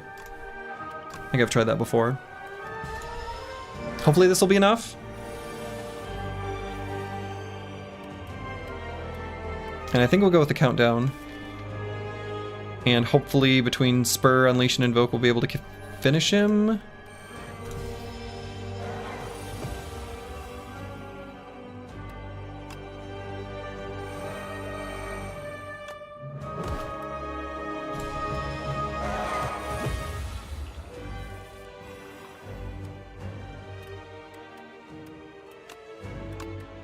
It's an awful lot of damage there. Got him. Yikes. That was close. That was close. That was very close. Pretty bad shuffle with the transfigure, but I wonder if there's a better execution. Like probably a line in there that I missed. These options are not great. End of days, I guess, can be fine. There's some fights where end of days is probably good. I don't love that, though. Darv. Hey, Darv. In the Hive, facing the Insatiable.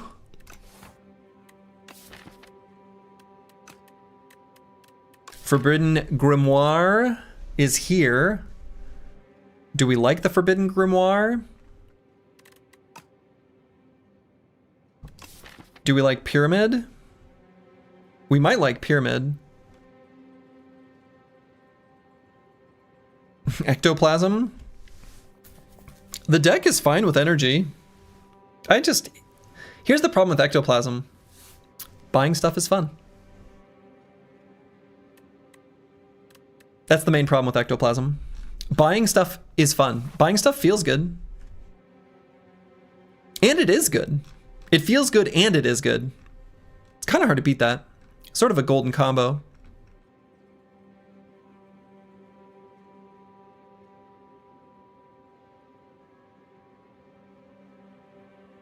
It heats up the Spire economy. It does.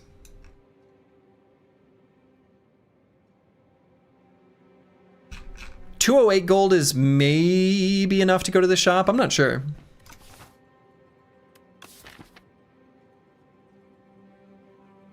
The Problem with ectoplasm is that it's not pyramid. That's another big problem with it. Well, I'm deciding between the pyramid and the dusty tome. Yeah, it's probably just the pyramid. Who am I kidding? I don't think I need to think that much about it.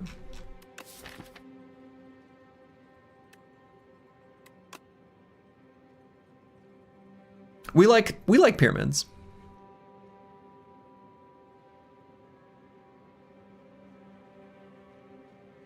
Man, do I want to go to this early shop? I don't know. Maybe I do.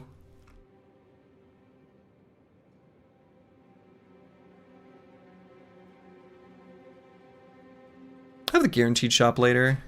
It's just not. We like buying stuff, but you kind of need money to buy stuff, right? Right. Getting rid of the strike seems better than fighting a rando.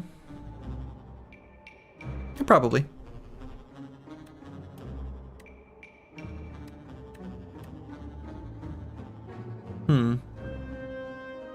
Gonna take like a little damage here. I don't like that. End of days is gonna be so good. End of days is gonna be so good.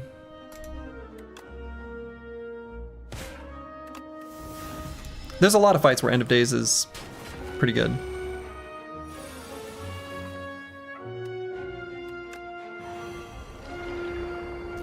Okay. Skip. We don't want these. Honorable mention for negative pulse, but I think it's actually not what the deck like truly wants.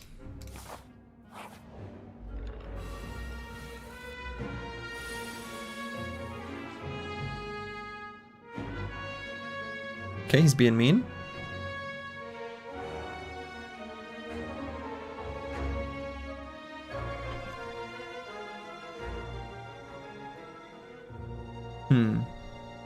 We might get a card stolen. I don't like that. If he steals a countdown, I'm fine with it. If he steals the spur, I guess too bad for us. I just like... if he steals the dirge, sure. I just don't want him to steal the spur. Well. I don't think there's any way we kill him. Like, actually, literally zero way. Like, there's no chance.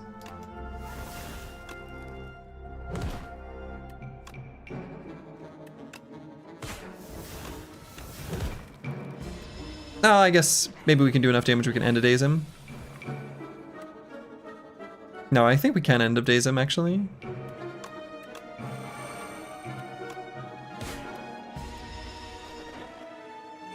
Does he steal common cards? He will always choose an uncommon if he can, is my understanding of how it works.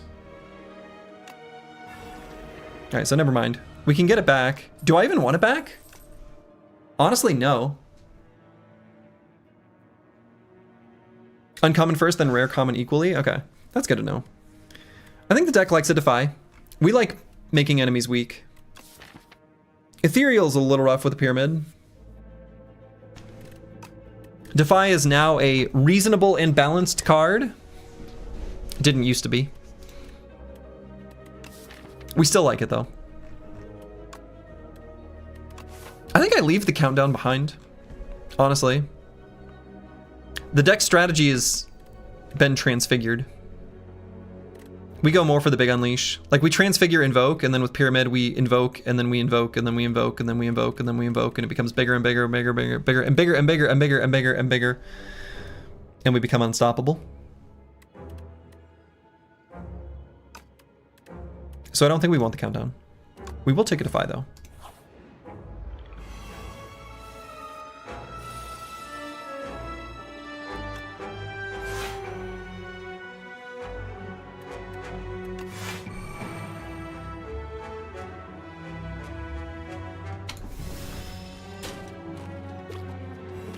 This deck really, really wants an anchor. If we transfigure end of days, they're dead.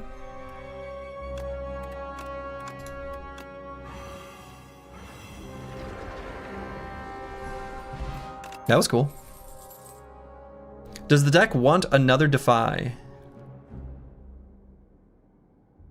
Maybe?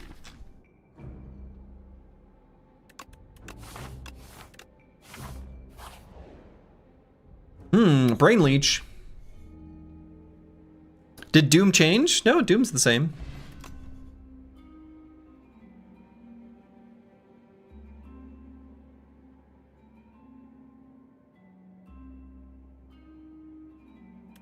Honestly, skip. They didn't attack? Oh yeah, I used End of Days. End of Days is a special skill where when you apply that Doom, you kill him. Doom otherwise works as normal. No, I think I'm gonna skip. I don't think I want these.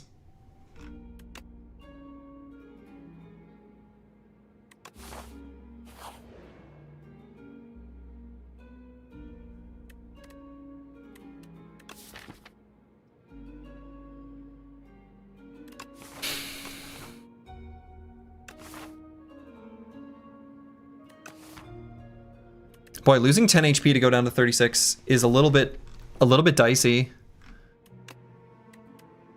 I'm adding a curse to the deck with the Metamorphosis.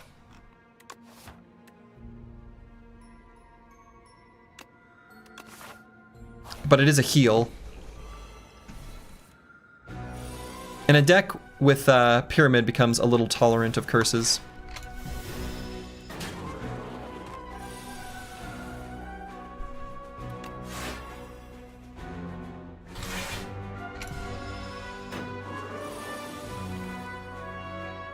There's our boy Invoke.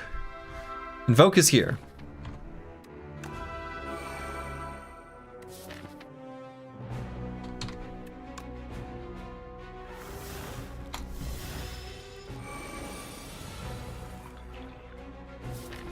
Alright, so I'm going to transfigure the Spur. Unless I want to Grave Blast. I can still transfigure the Spur. And then let's Grave Blast to grab Invoke. We're gonna Spur Invoke and just do some blocking. Unless I'd rather Wisp, but then play the... No, I guess not. Playing a Defect run, and first card reward had Claw in it. You were like, nah, I'll skip it. So far this run, you've had 5 other Claws show up. Ah. First card reward with Claw is like, you know, a little bit of a just the tip, see how it feels kind of situation. You know, maybe you'll want it. You may as well grab it, you know. Okay, I'm gonna use the souls just to get rid of the days. Okay, took a little bit of damage there, but I think this will be the last damage we take in this fight.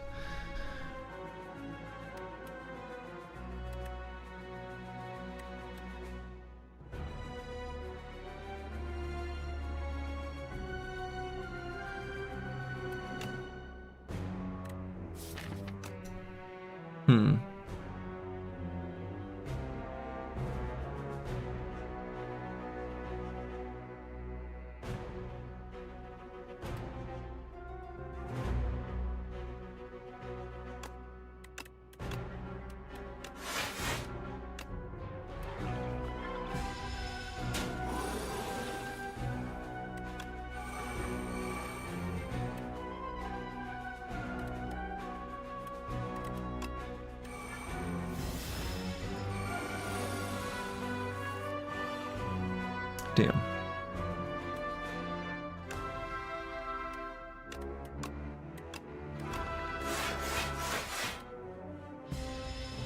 Taking 2.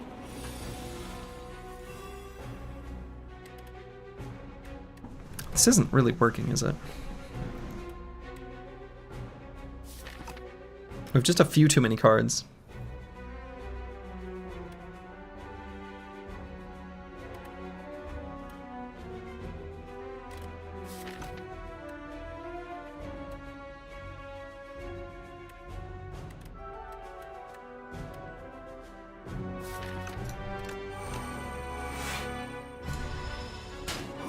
Is that man made out of bees?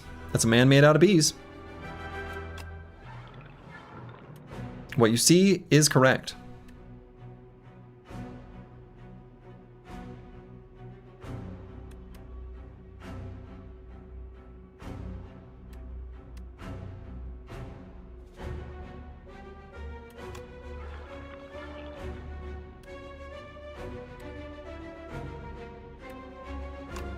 We're gonna try something.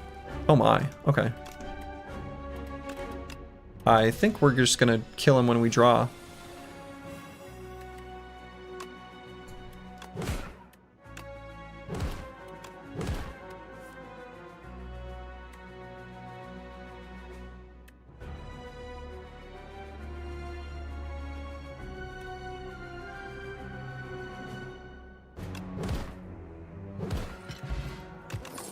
Okay. I think this is a skip. I don't think I want these.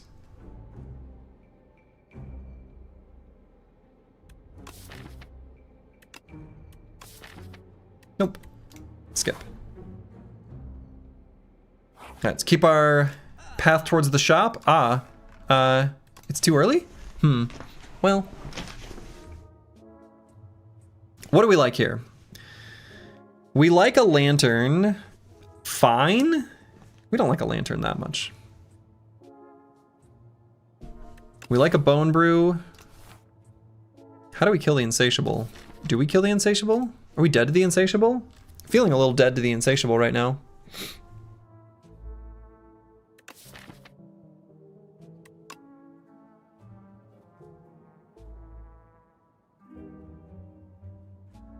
Carter move is just really good.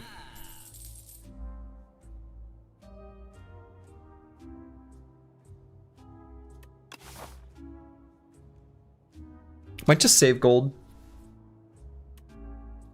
Go to the next shop. I mean, we're going to the next shop no matter what. So maybe just do that. Right now the deck dies to the insatiable, I think.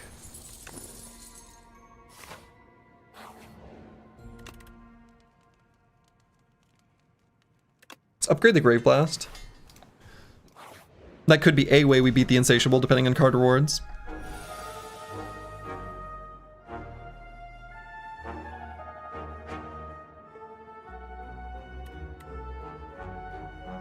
Ow.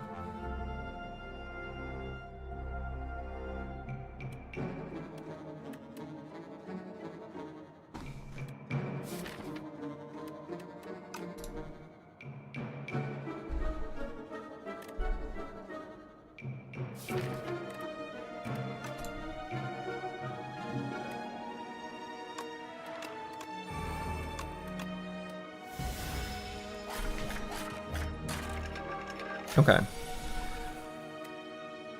So I think they're not... Okay, that guy will die actually, right? Yes. No. Not quite.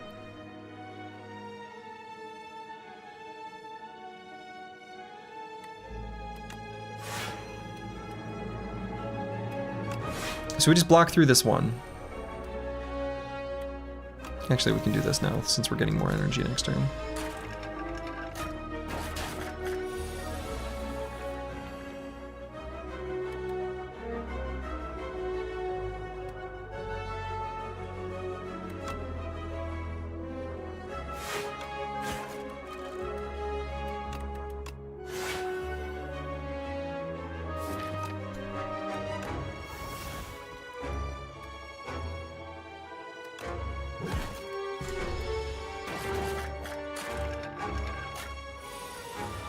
Days is for days. All right, now they will die next turn.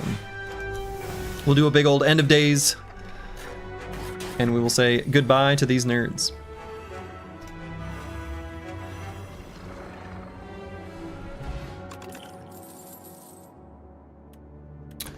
Skip? I don't know. I guess the wisp is... Any wisp is probably fine with the pyramid.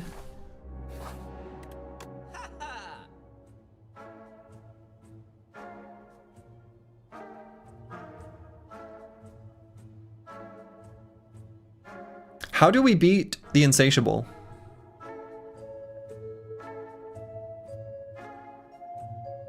Anyone know? Get lucky?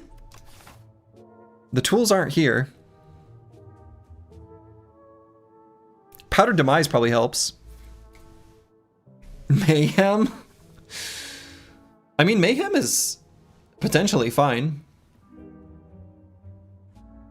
Is Get Lucky a thing in this game? Oh yeah, definitely.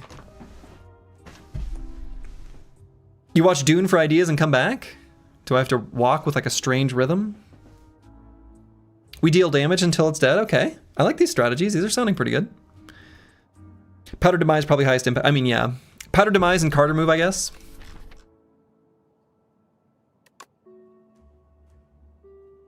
Carter move is really low impact, but not zero. Maybe Cleanse is better. Powder Demise helps. Right, better than the explosive Ampule.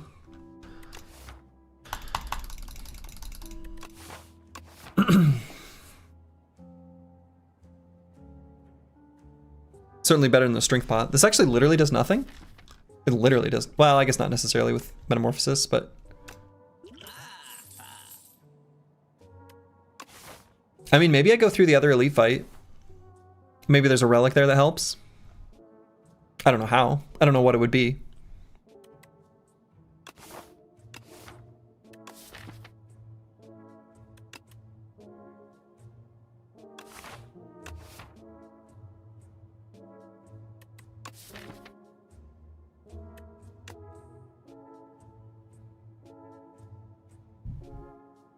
Does Capture Spirit help in any way?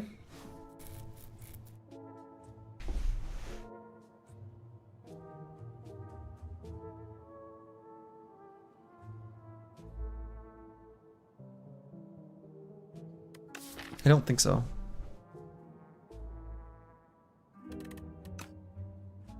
Yeah, I don't think Cleanse helps a lot either.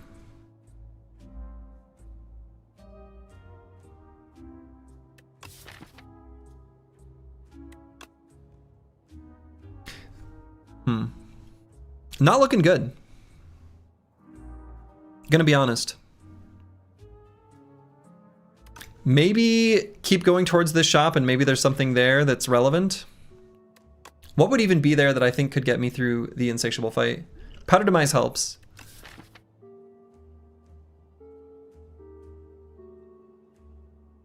I think we need to get lucky.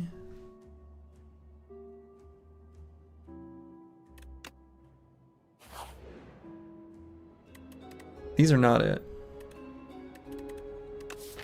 But I guess it's squash, right? We squash before a big unleash.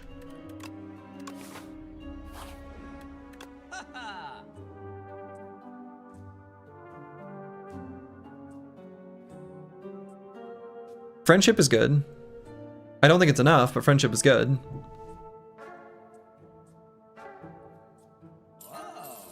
And I think the deck likes Enfeebling Touch as well. I'm still gonna rest here. I think that helps more than anything else. We're gonna use our hit points as a buffer to just like try to pump out as much damage as possible.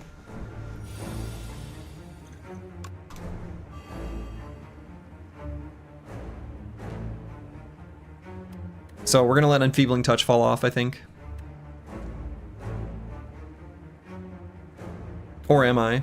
I don't know, maybe I want to Grave Blast up the Enfeebling Touch. It's possible. Squash and Countdown are going to get played. Countdown in the opening hand I think is pretty good. I mean, I could just play the Spur. Maybe I do that. Just Squash and then use that to gain 5 Asti HP.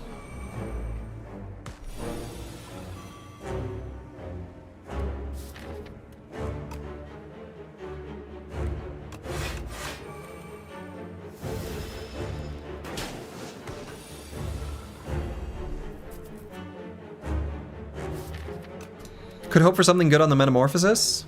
That's not a good plan, but it is a thing we could do.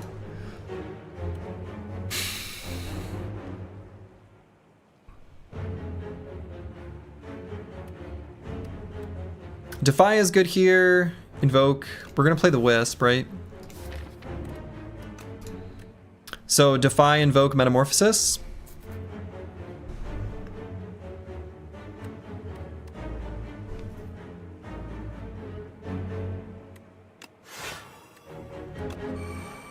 Maybe not the Metamorphosis.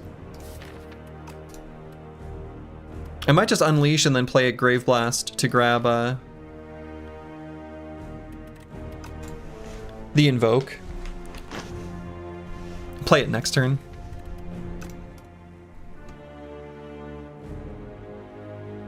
Or at least have it in hand. Might be able to transfigure it.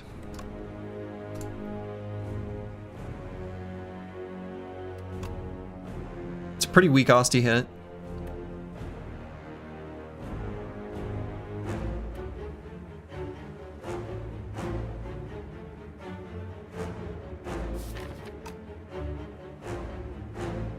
Yeah, maybe the Metamorphosis is necessary. I feel like Metamorphosis is maybe the most likely way to win this fight. Get some good attacks.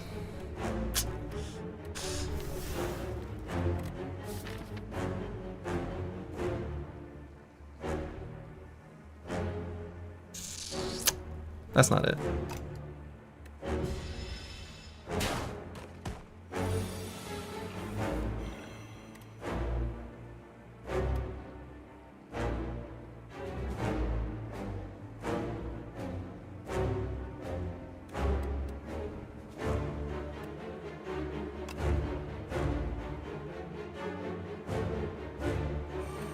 Alright, so we're going to transfigure the Grave Blast. Grave Blast is going to grab Invoke and Transfigure. We're going to play the Invoke.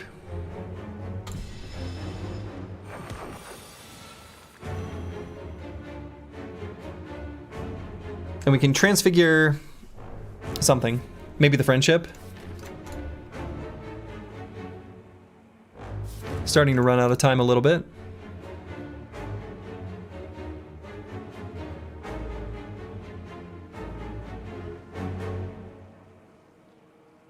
We need to get 5 cards played. Which we will this time.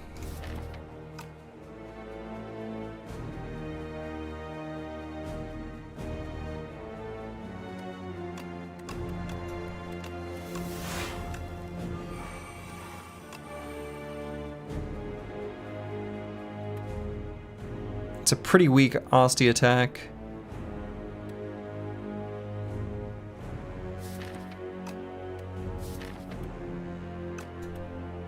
Let's just keep it in hand.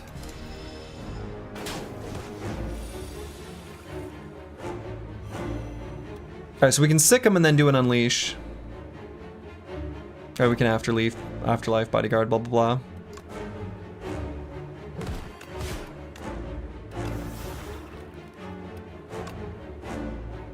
It's like okay.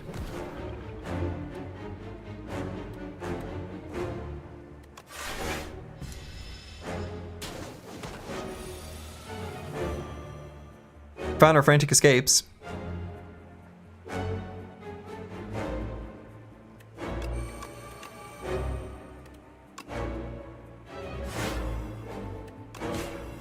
Gonna take a bunch of damage.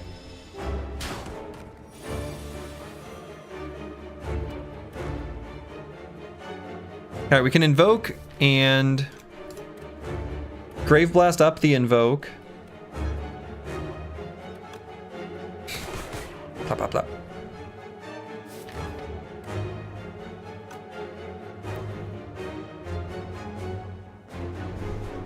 And we could do a big dirge. Does that help us? Not really.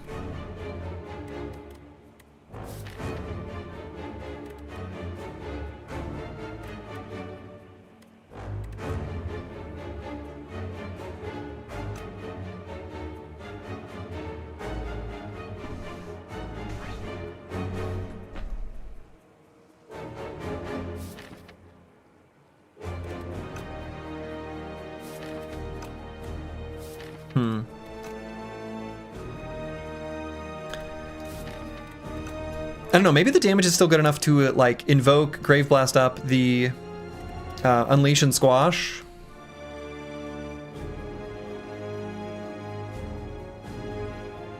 No, maybe not. I mean, we're getting pretty okay damage on him. Like, it's not so dire here.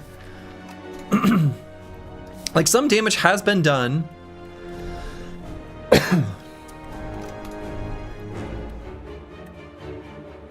I might just invoke and then dirge.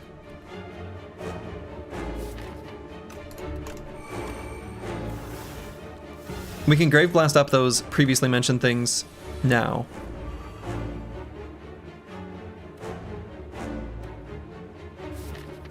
Alright, I want to grab the Transfigure. Okay, found the Transfigure. So what all can we afford to play right now? Surprisingly, maybe not enough. Right, because I can play the Spur for 1, 2, 3, 4, 5, 6, 7. I guess we can.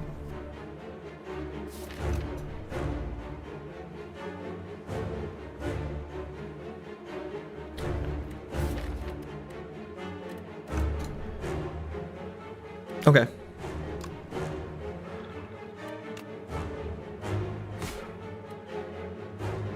Transfigure Spur? No, we're gonna grab Unleash and Squash.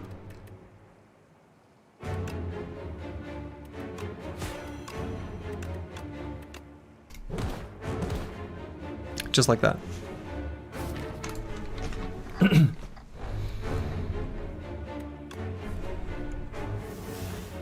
Oh, we'd love to play the Invoke.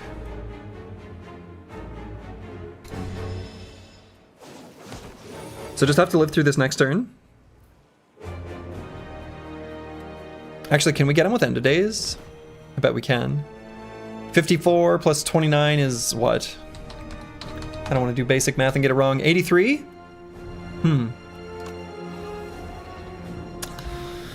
Okay.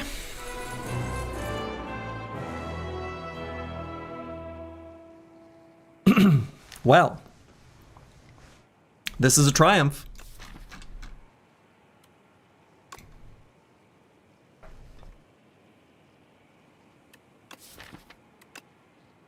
Sadly, this might be a skip. I don't think these really help us.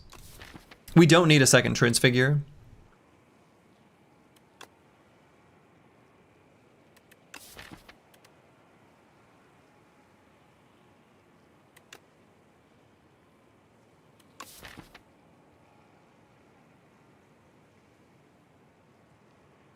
Right, like there's cute things you can do with Transfigure and transfiguring Transfigure. But I think we're already kind of struggling to pull them off. We really need to upgrade like the Invoke. And yeah, mostly that. I think I'm gonna skip. I don't think I want the second Transfigure.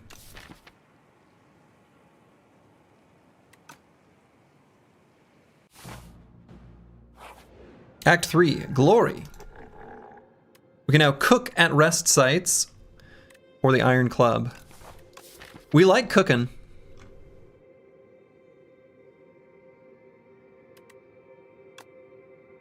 The Defends are still not a good card with what we've got going on right now.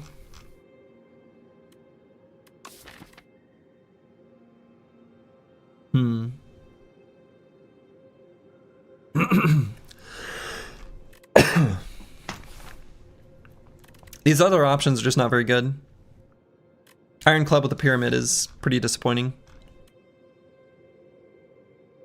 Is there any way we could use Transfigure and the Iron Club to sort of weasel our way into a goofy-ass infinite? Probably not without souls, right?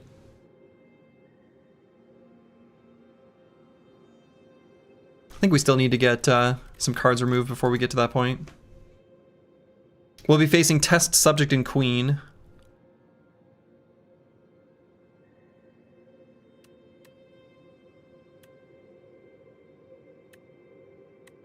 I'm just gonna do the Meat Cleaver. It's not super high value though, I don't think. Unless I'm sort of not thinking of something fully, which is possible. Act 3 elites I think will be very difficult. I think the 3 knights is a big problem.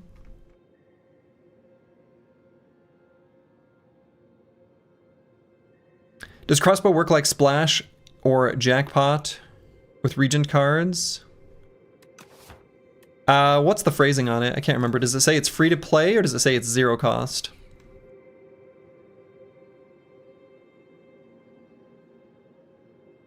If it says it's free to play, then it should work. If it says it costs 0, then the Regent cards will still have their star cost. Boy, I don't really want to go that way because I do want to do some shopping. Maybe I scoop all the way around here. Go shopping there. Not taking advantage of the meat cleaver really at all. But it's probably fine. We just use the meat cleaver right at the very end.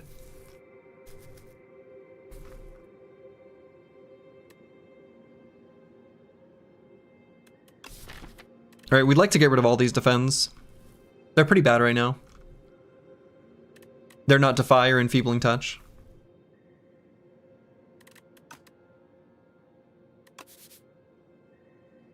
No, maybe still go through the campfires.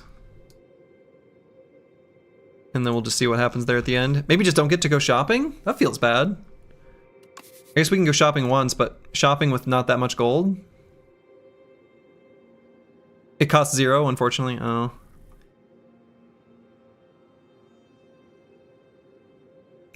I don't know. Why do I go shopping with that little of the gold? I guess I don't. Should have grabbed the ectoplasm.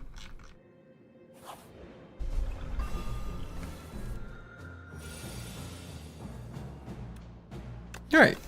Wisp Wisp. Dirge. Call!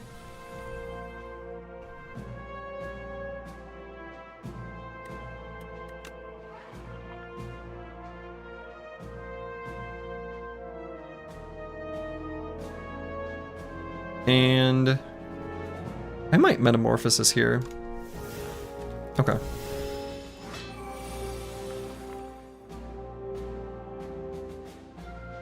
So I want to invoke to be able to play stuff next turn.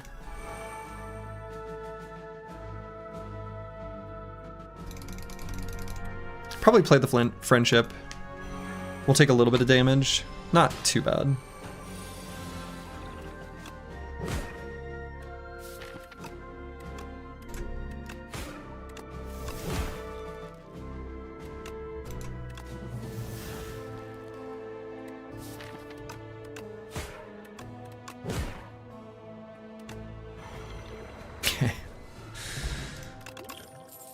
Metamorphosis certainly did work there. Grave Warden plus? Page Storm. Page Storm we don't really care about, but Grave Warden plus 11 block and a soul in the draw pile? Seems pretty good. I think that's sufficient block. Oh god, this fight. Ha ha ha ha! Okay. Fight solved. Delay plus. Ooh. Ooh.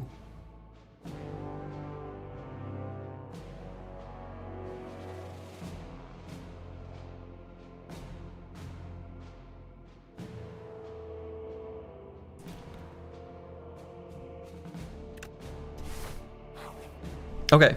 We found some like pretty high value block cards.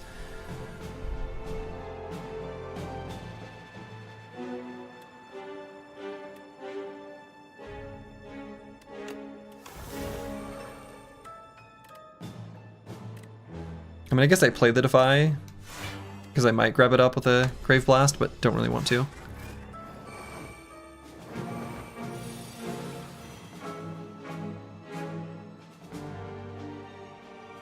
I don't know why they're being mean to me. So, let's see, what's the play here?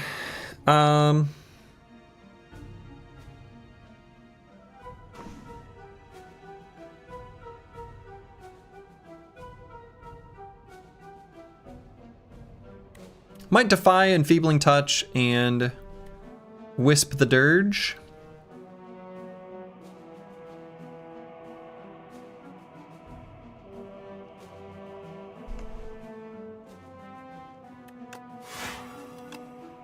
Oh, I should have done those inverted.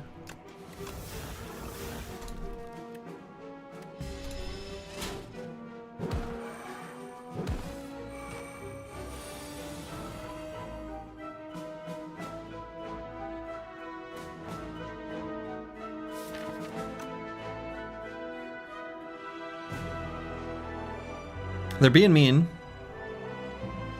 Don't they know we need a little time? We need a little time.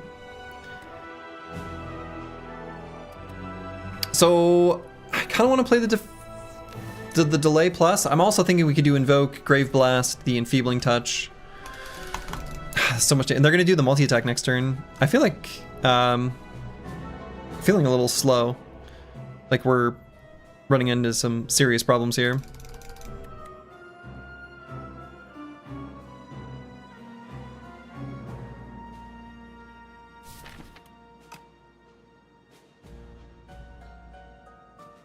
Yeah, I'm gonna do the Invoke.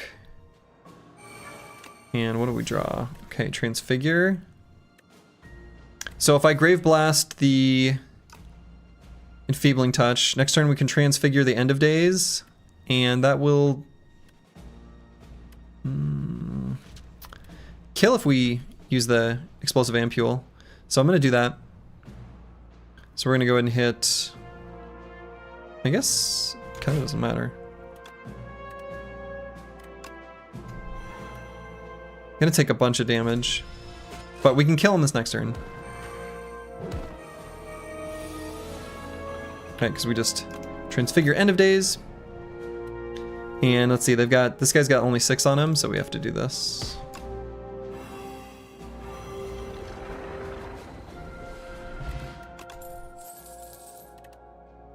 Another Wisp.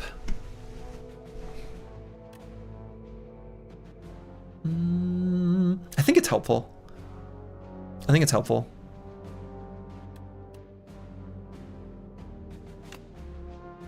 Honorable mention for the Shroud.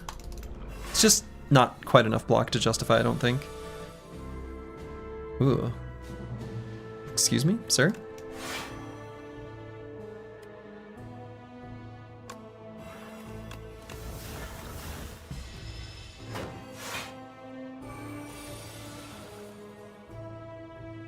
Sir?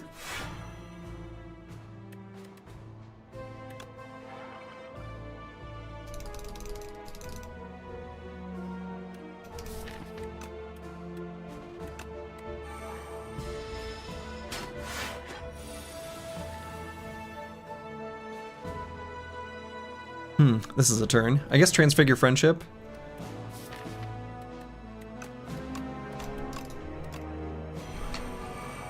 I just want to be friends with the little Frog Knight. He looks cute, right? We could be friends. If he weren't such a jerk, we could be friends. All right, I think I might Grave Blast the Transfigure and play that on the delay.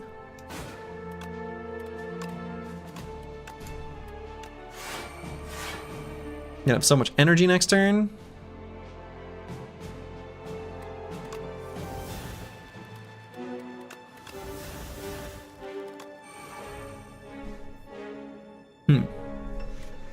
So do I want the Wisp out of hand? Yeah, let's clear the hand a bit. Make him vulnerable for next turn. For what? Who knows?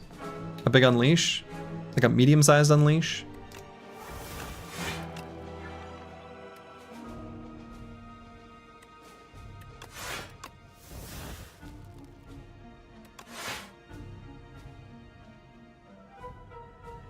I guess I just...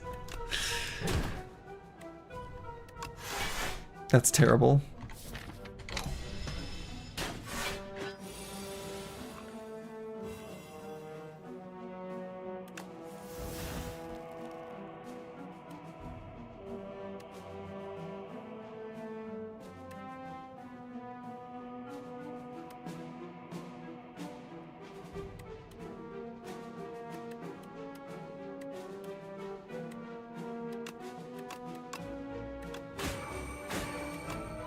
Oh, I guess I should have done that first.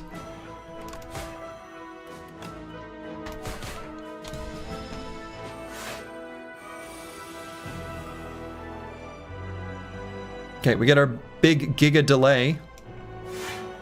So that's cool. Let's pull it back. So this fight's over, but...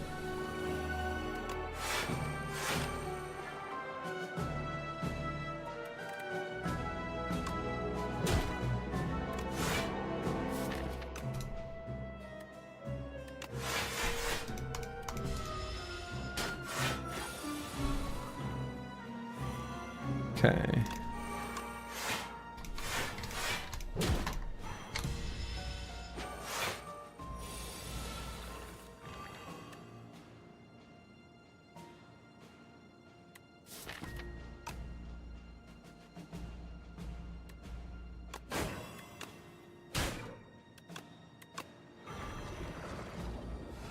Okay. 10 turns to kill the Frog Knight. Let's not count that. Oops. Dance Macabre. Still skip.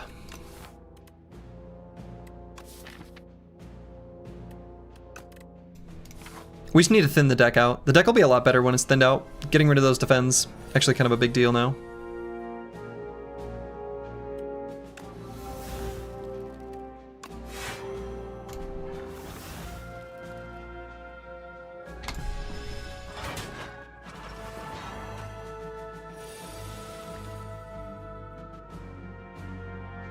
All right, we like delay here.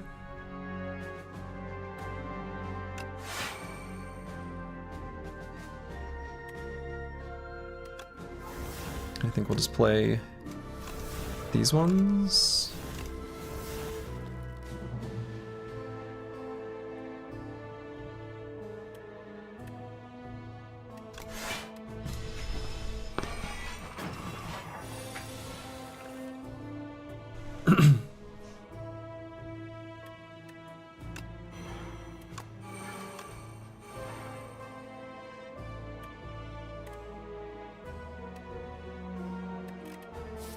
It's amazing how bad the regular defense seem now. Like they feel so bad. It's kind of incredible.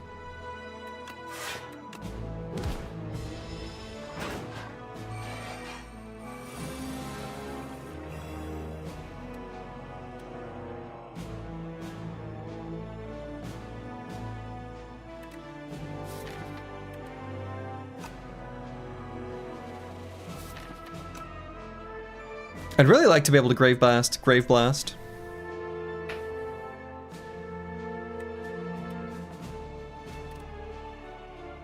I guess I just doom them both.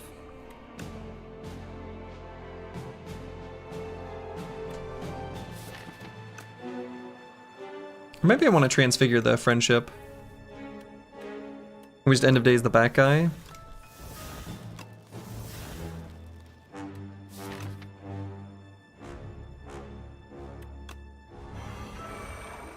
It's fine.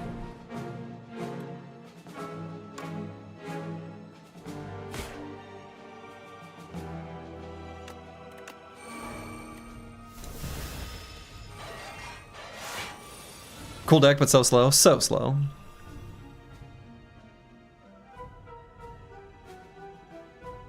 So slow. Painfully slow.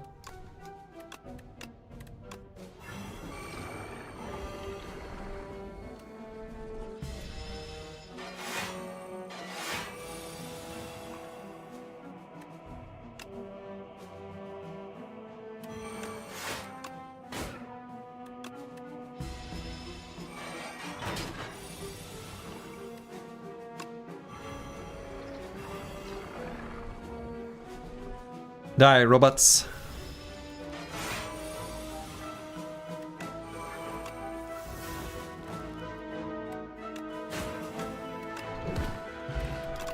Okay. Skip. We don't want these. They're bad. Cook. Defend. Get out of here. Mummified Hand is here. Mummified Hand is here. Ooh. There's maybe some plays with making it something expensive with Transfigure. And we can make free with a Mummified Hand on the right turn. That could happen. I'm looking forward to it. So let's get rid of these last defends.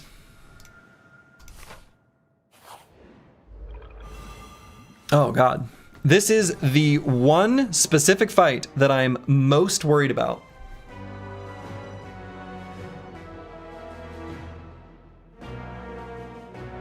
Mostly because of what Spectral Knight can do.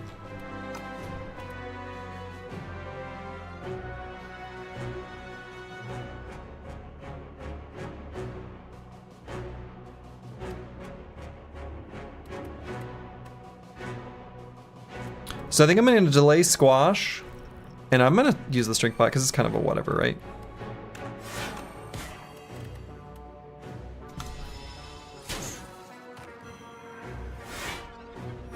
Okay. So we're of course playing the Wisp.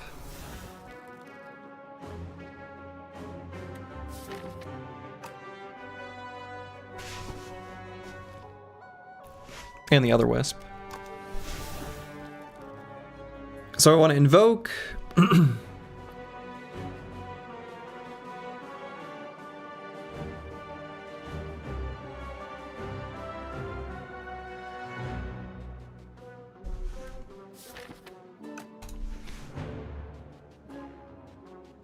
I mean, this turn looks pretty okay. We can play a lot of the cards and are okay with whatever we can't play falling off.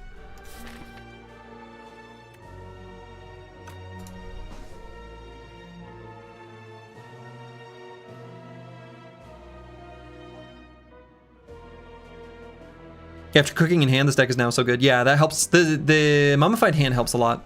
It certainly does. I kind of want to try to take out the enemies and not die. What do you guys think about that plan? Seems good, right?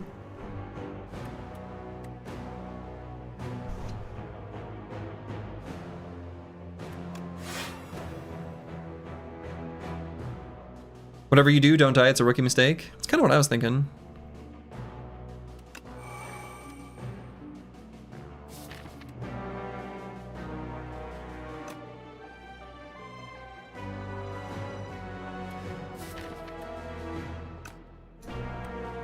I guess the Grave Blast is going to go away. Unless I just like Grave Blast Invoke here, but I don't really want to Grave Blast Invoke. Maybe I just Spur and Grave Warden. Let those three fall off. Don't know if that was right. My upgrades are no more.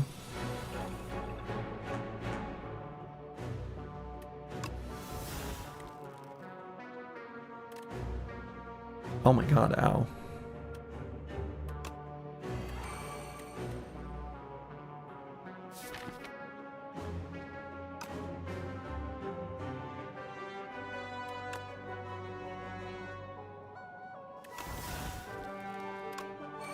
I think I play the countdown.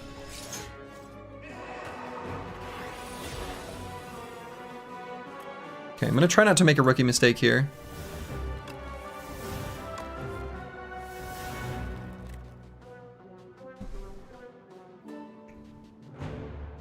Okay, Transfigure Delay. Oh, I guess that would only give us 6 energy next turn.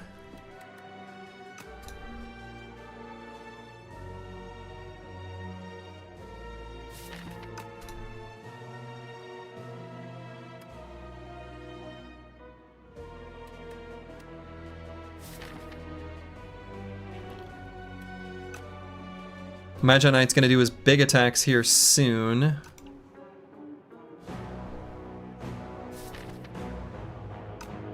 That's not good. We don't want him to do that.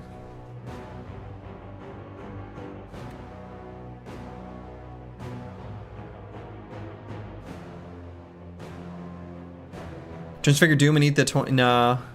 Like end of days? No, not enough.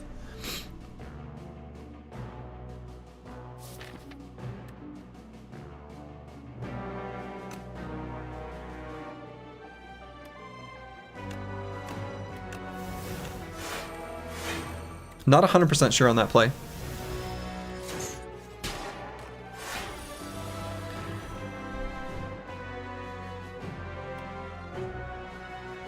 I think I'm dead. Needed the Grave Warden, probably. Mm-hmm. Because that guy's not gonna die. Well. Sad. Sad. That was the one fight I was most worried about.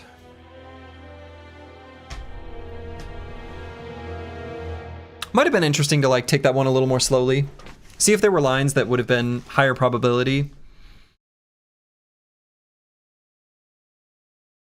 Like, losing the upgrades is kind of bad, like on delay. It's too bad because I actually think this deck, once it gets a tiny bit of setup, yeah, I don't know.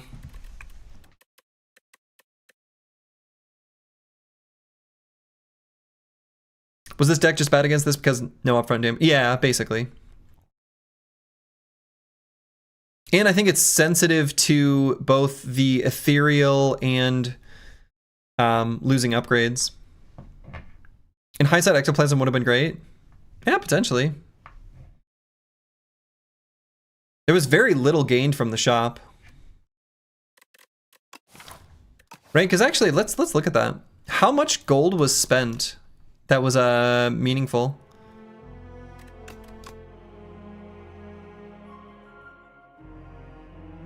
I don't know, missing out on Pyramid, that feels questionable. Removed a strike. Bought a Powdered Demise. Bought a Friendship and Enfeebling Touch.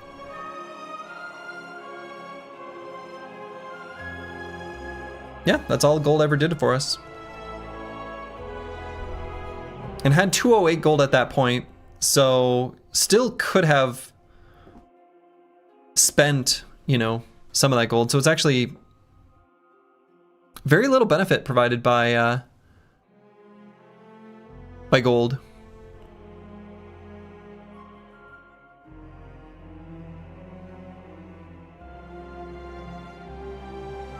I suspect there was a better way to execute that fight too.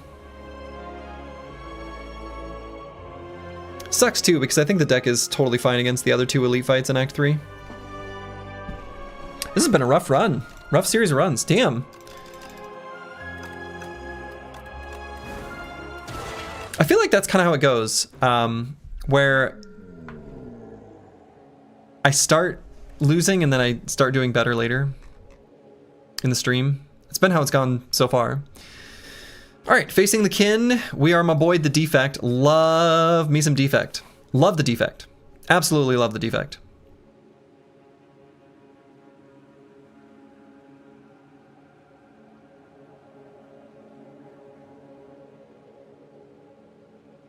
Have a forced elite fight somewhat early, no matter what.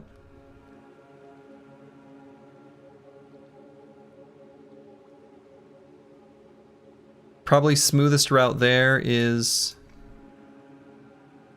either this way or this way. Or here.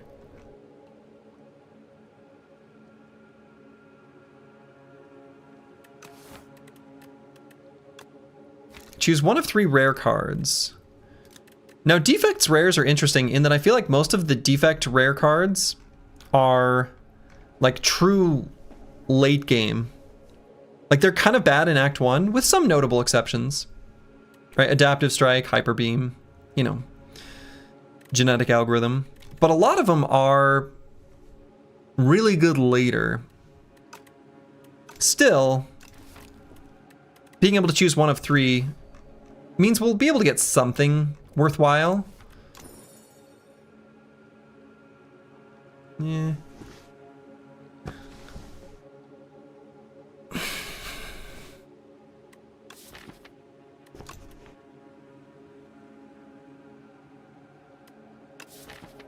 I guess I'm gonna go with the Coolant.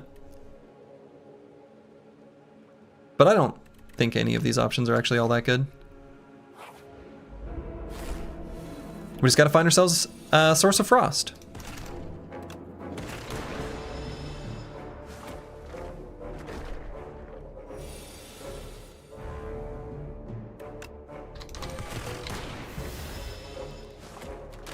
Casual 16 damage, no big deal.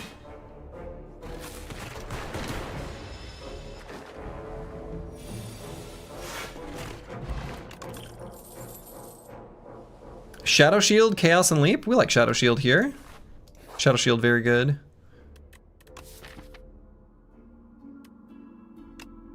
And I guess we give Coolant the enchantment, just because that's the best of the 3. Lose all your gold, transform 2 cards, gain 5 max HP. This is wonderful. We would happily spend 106 gold to transform 2 strikes. Into Flak Cannon Capacitor. All right.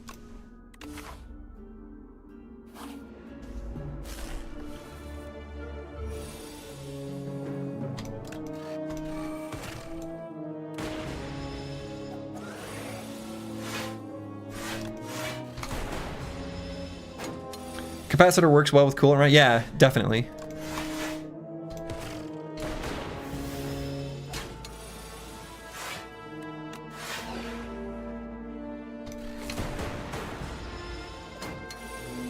Yeah, capacitor and coolant is really nice.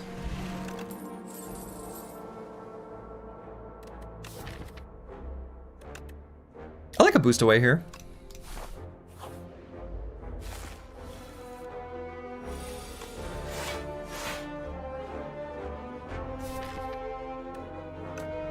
And depending on draw order, I might not play the dual cast here.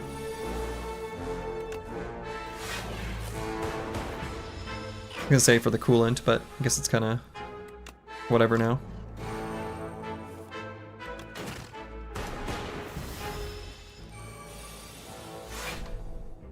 Oh, come on.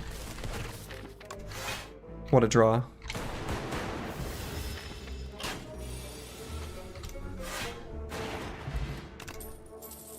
Cool-headed. Cool-headed, incredibly good here. Whoops.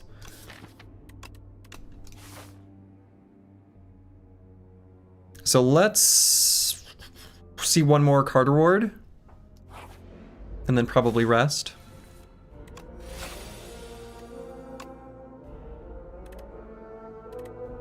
I'll play 2 defense.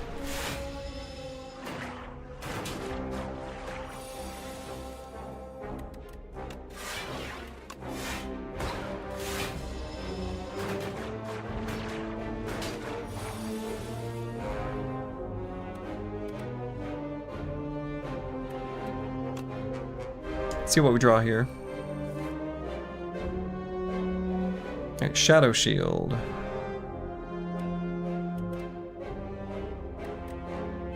So we can block for 17, 18, 19. Yeah, let's do that.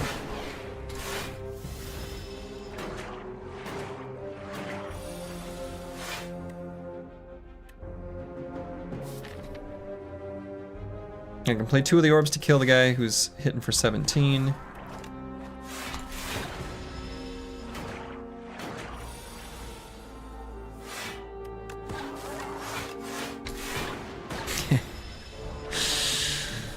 We orb defect.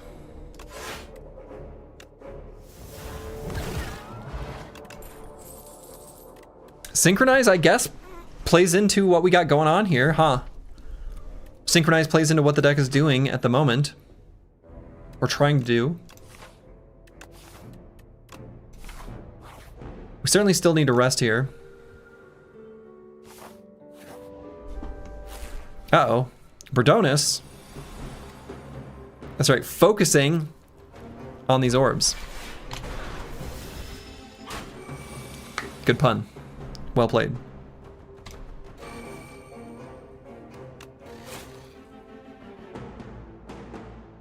And I'm just gonna use the energy pot here.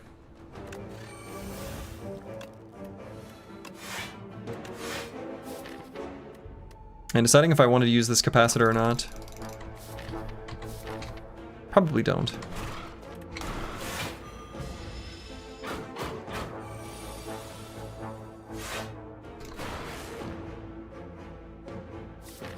Hopefully we just get a dual cast in our next draw. Not dual cast, but we can capacitor and then cool-headed to keep this orb alive. And still have the energy to cast it, so... Okay. It's okay, we're just making it bigger. Symbiotic Virus. Another synchronized subroutine focus strike. We like subroutine a lot. This deck is turning out, this is already starting to shape up really nicely. scrub subroutine. And shimmy through here. I don't know that another elite fight is in our future, but maybe it is. Yeah, it probably isn't.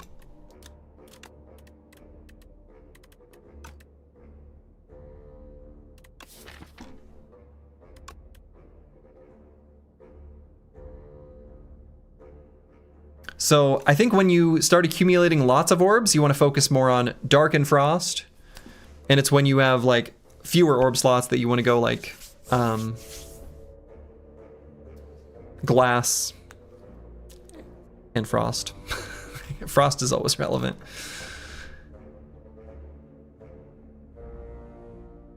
Now I'm gonna go with the left side. I don't think another elite fight is a good idea. Lucky fish, I like that. I'd rather just upgrade, and I think we'll just upgrade the coolant. That'll be good for the fight against the kin.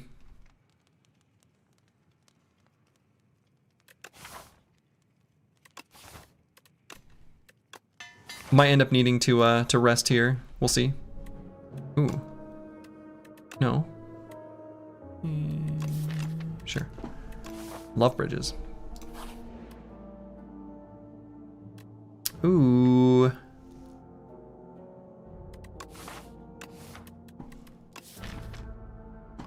I think we can fight these little squirrely boys. Wrigglers.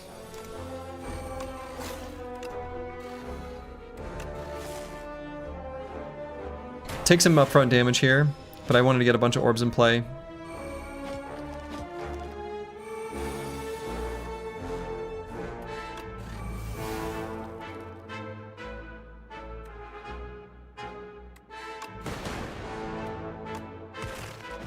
All right.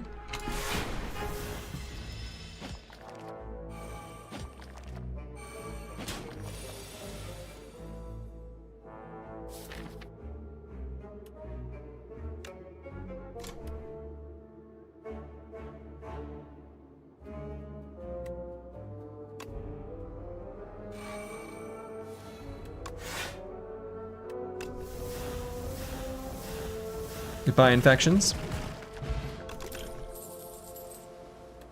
Hologram. How do we feel about hologram?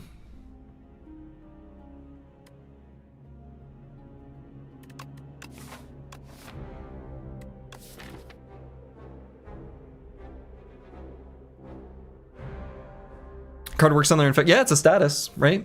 It's a status. That's why I was partially keen to fight them. Yeah, let's Shadow Shield synchronize. Build up some big orbs.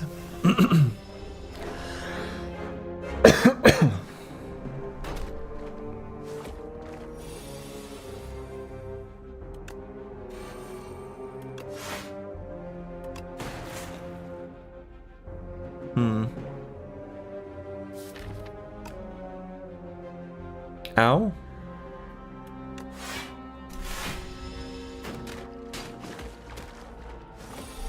Getting slimed.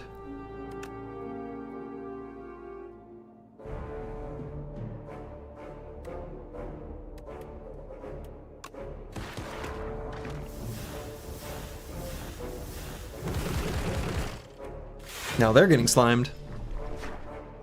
Using their own slime against them. I think that's my favorite thing about the new defect redesign, is using enemies' statuses against them. Flat Cannon is just a really fun card. And here, even though I'm like maybe a little tempted by some of these, I don't think we want them. I think I'd rather just like, I don't think so.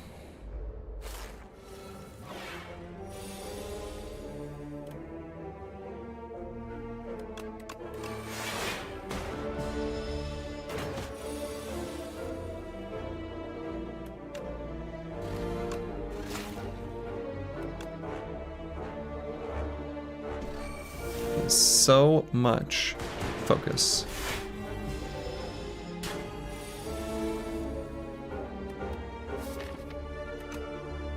So hologram dual cast and he's dead. See you later, nerd. Loop is not a great power in Spire 2 compared to Spire 1, but I think with the subroutine in play, it actually becomes a lot more acceptable. Oh, what did I just kick? A little trinket. I'm gonna grab the loop, and I think rest here feels like too low hit points to fight the kin.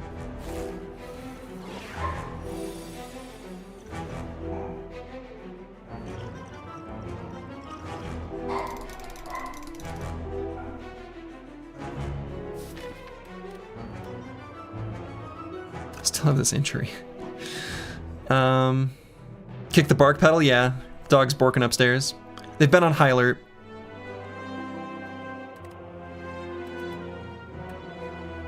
Barrage actually probably pretty good. And Dark Orbs are naturally going to focus down the low HP kin followers, so we'll help them out.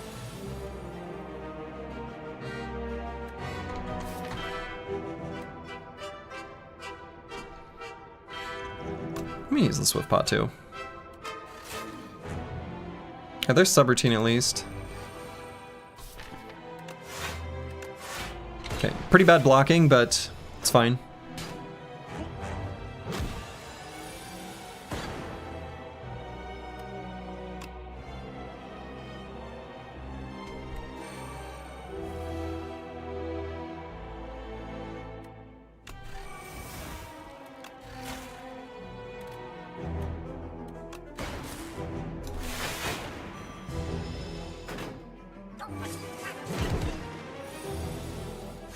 Okay, not a bad dual cast here. So we could even Shadow Shield, dual cast, kill both of the kins.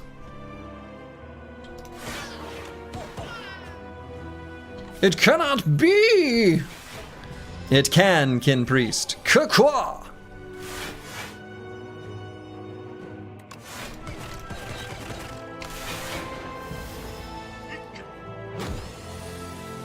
But yeah, Compile Driver actually, yeah, not bad in this deck.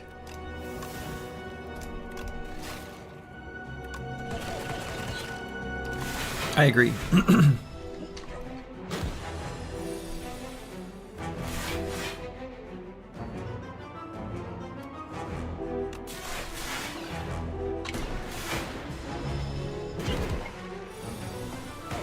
But we're simply blocking too much for this Kin Priest to deal with.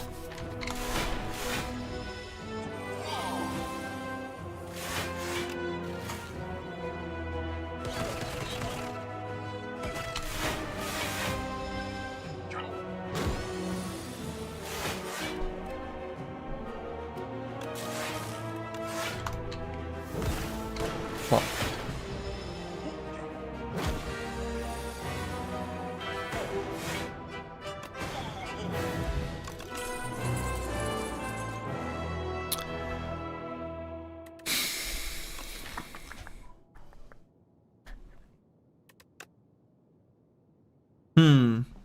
Creative AI, Ice Lance, Meteor Strike.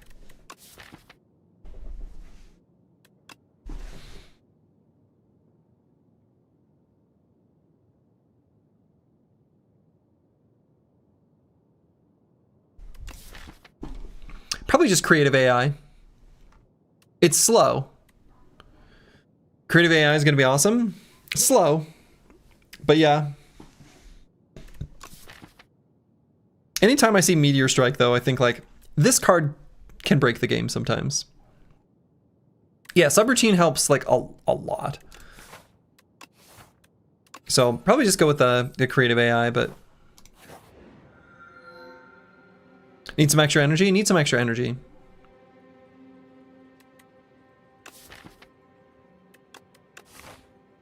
Alright, we're not generating a ton of block from cards. I think Pale's Legion is like crazy good, but I'm gonna go with Pale's Wing. We like relics. We like relics. It's that simple. So let's go through the hallway fights to turn them into relics. or card rewards that we actually want. We can go through an early shop, I think that's fine. And then let's see where we want to go from there. Relic farming, let's go. Yeah. You get a Pale's Wing plus Shovel, manage to wrap the relic screen on the second row. Yeah, man, getting the relic screen on the second row is like deeply satisfying.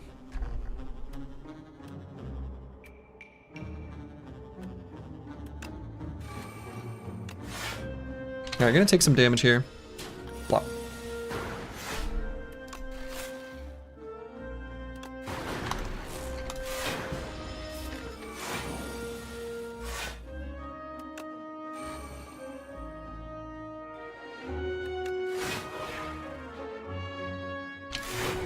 Okay, should be able to bust him out of that soon.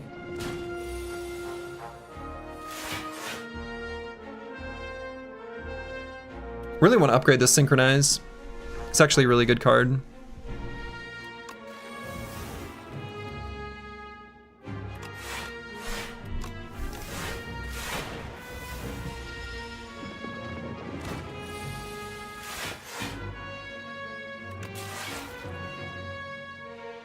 And can still full block here.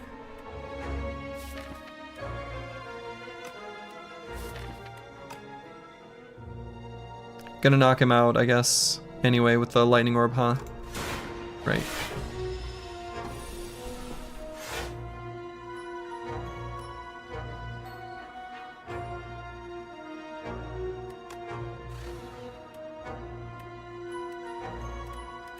I guess I'll use the creative AI.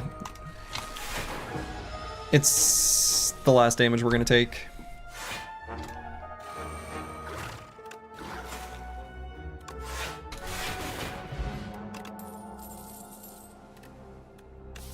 Fusion isn't bad, but I think it's not a fusion plus, so I sacrifice.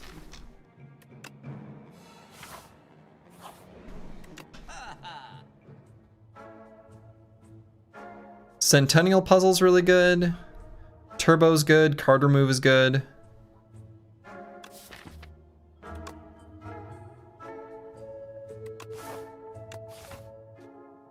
Can't afford all three of those. So what is it gonna be?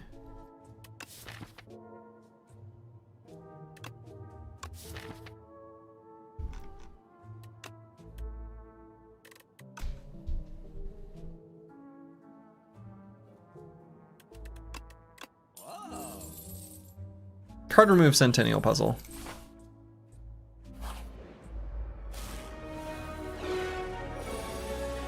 Great, we'll have an opportunity to test out our Centennial Puzzle. Just what I wanted.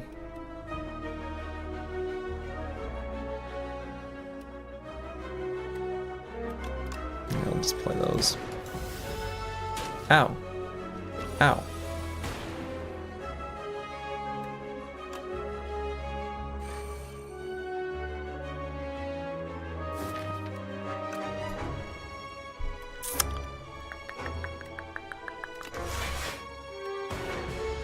This is not going well.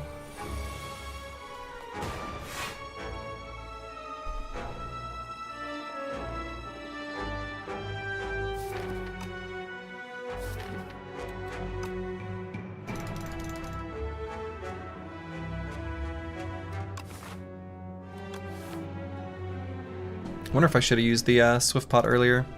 Probably should have.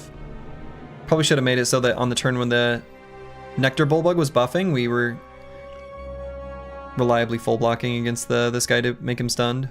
Because right now this sucks.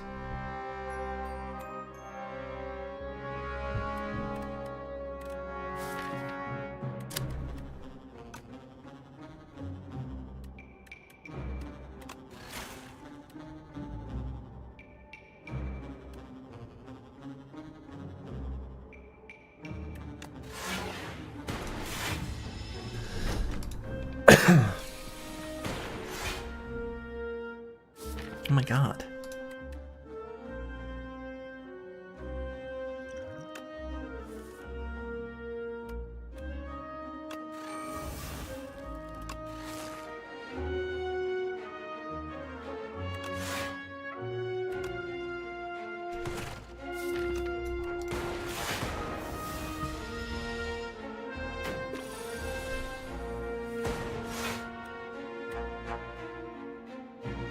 No! Wow. Holy shit. Literally just dead.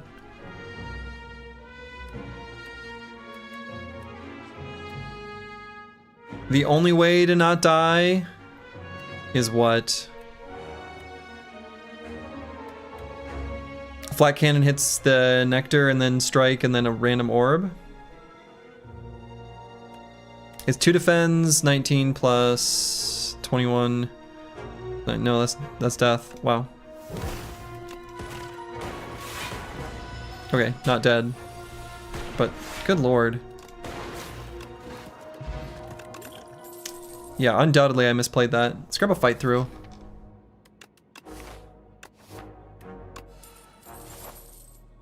Need to get to that rest site.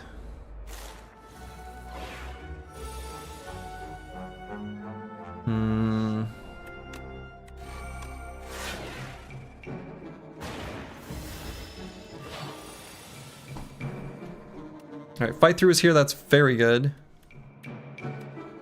Fight through boost away still does enough block.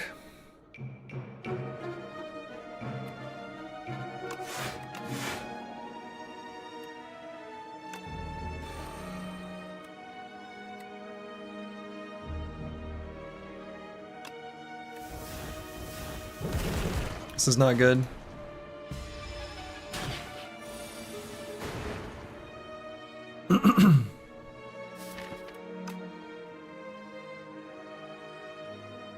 Can't imagine a world where I'm not dead here. No, I don't think so. I mean, yeah, we've got the attack pot, but what attack could possibly save us? I mean, it'd have to be go for the eyes. And even that, I don't think will be enough. Ice Lance.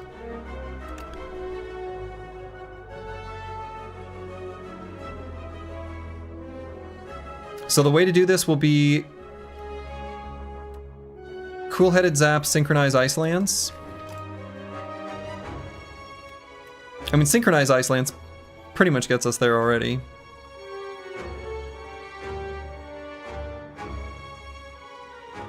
I might Capacitor Cool-Headed Synchronize Ice Lance so that the Frost Orbs are still in play.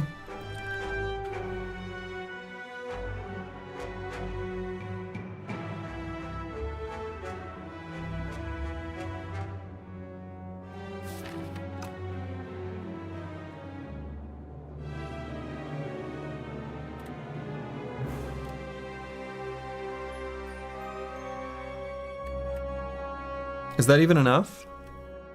Probably close, right? So we'd have 4 Frost Orbs at an additional 6 focus. So blocking for 8. Yeah, we'd have enough. That's enough. More than enough.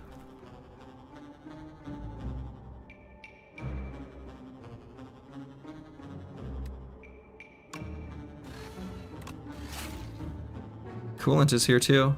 Good. Good. Good. What, me worried? Not me. I would never worry.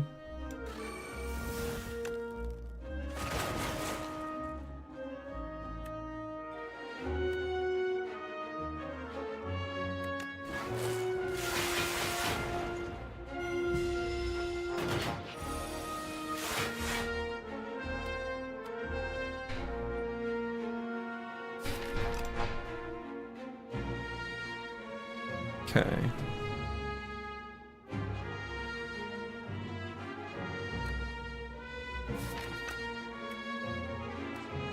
Might just do fight through flat cannon. So it'll do 14 damage.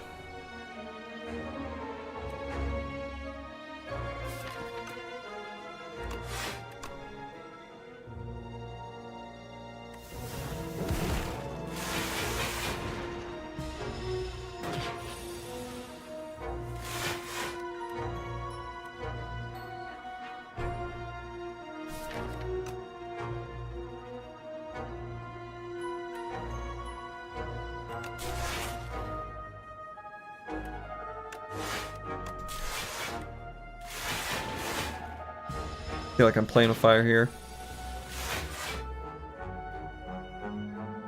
Zap, hologram, zap, and he's dead.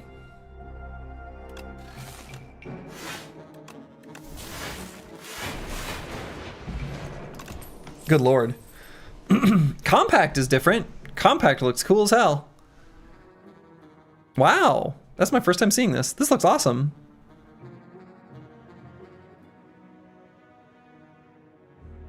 Yeah. That's really cool. Yeah, the fuel looks great. I mean, I missed the old fuel already. I don't think I take the compact, though.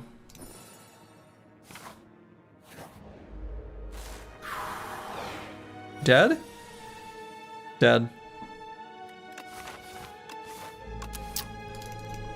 Well, it's fun while it lasted.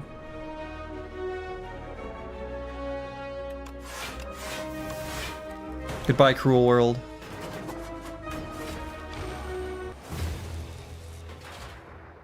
Your consciousness fades.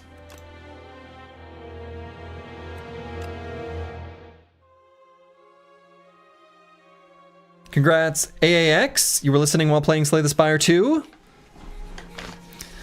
Well, we did it. We managed to get a streak.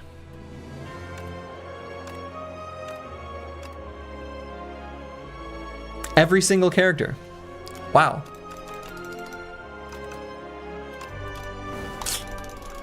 All right, I'm gonna use the restroom.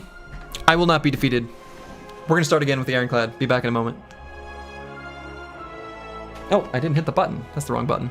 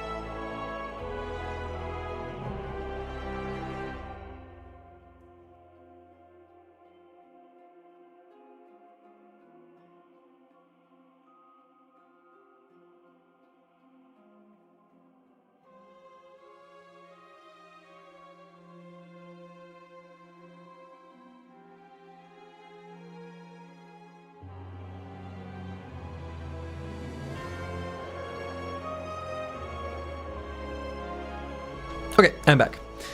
Rough runs, but opportunity for redemption. The Ironclad is here, and the Ironclad will always be there for us. In the underdogs, facing the Lagavulin Matriarch. Love that little indicator up top. Don't even have to scroll all the way up. We already know. Have a Golden Pearl here in an early shop. Golden Pearl and early shop can be good. Campfire before elite. 2 elites in a row though. But campfire afterwards could be fine depending on what we get in the shop. If we don't see anything terribly exciting, we could shimmy up this way. Also some choices there. Pretty open-ended act. I like that. The other options are of course totally fine. But I think 150 gold for an early shop is a good way to roll.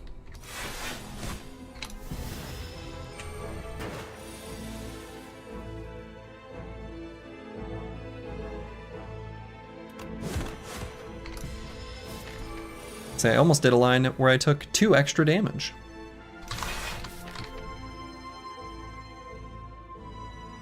I think I don't attack there.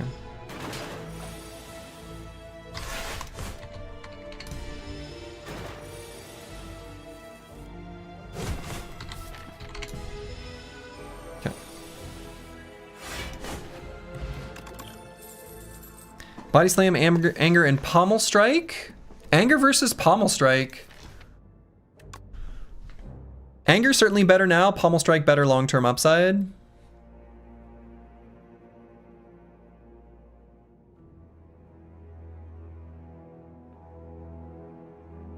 Is that even true? I don't know.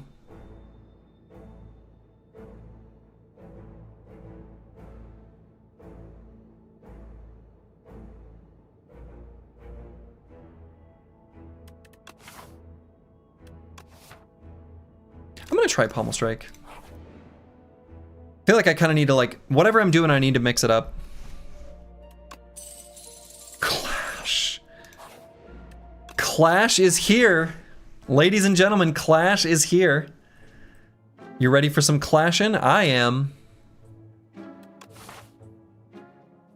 All right, not the shop of my dreams.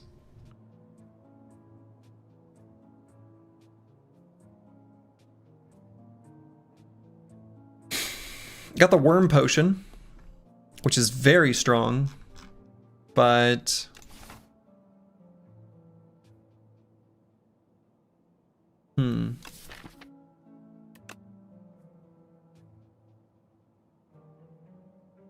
the abacus is here. We could try to get things real thin real fast.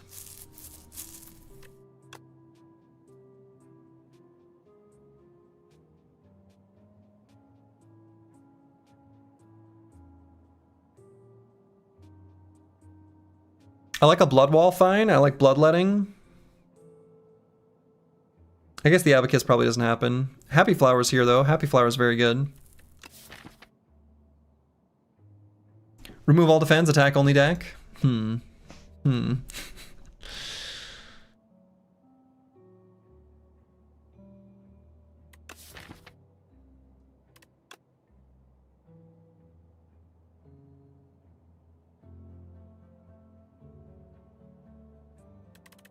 remove a strike. I realize we've got a clash, but we're not going to remove defense because of clash.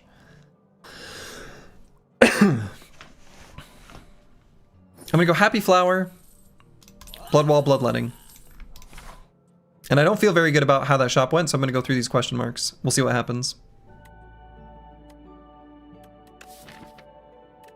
I am not a fan of losing max HP. I'm going to grab the Glow Water Potion.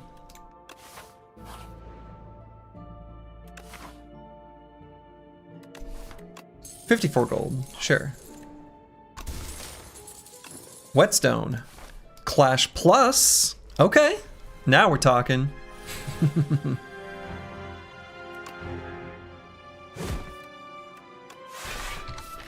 Oh, we're gonna clash. Clash is gonna happen.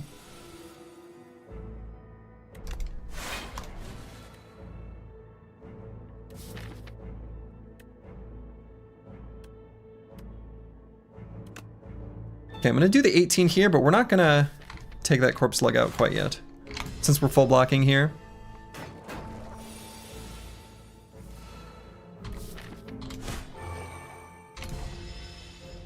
All right, I'm ready to clash. Come on, Clash.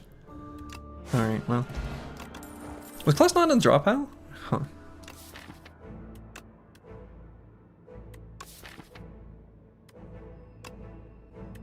Sword Boomerang, Uppercut, Cinder. I guess Uppercut is fine. We are not ready to fight the Lagavulin Matriarch, that's for damn sure.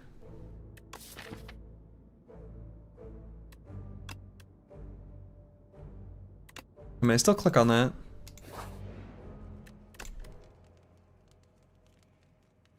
And I probably even upgrade it. Because we like it making enemies weak. Ornamental Fan is here. Okay.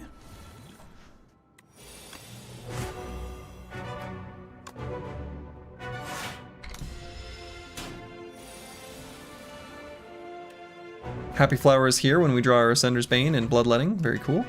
Love that.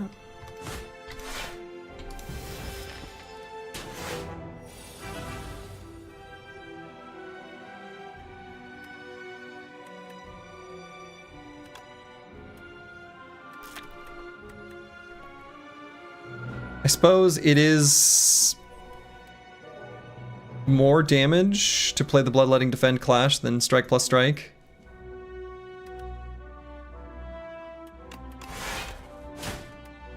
And we just want to get out of this fight as fast as possible.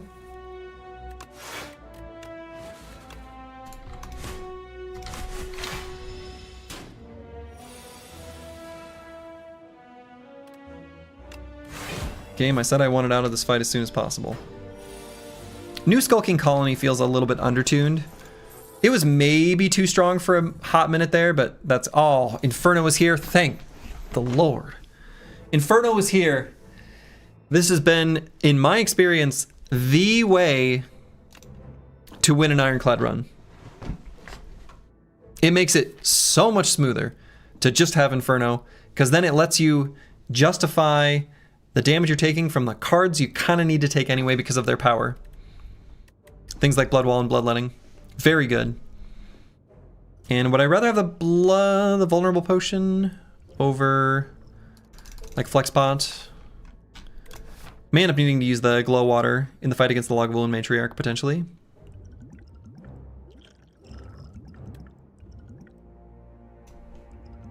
Yeah, I think so.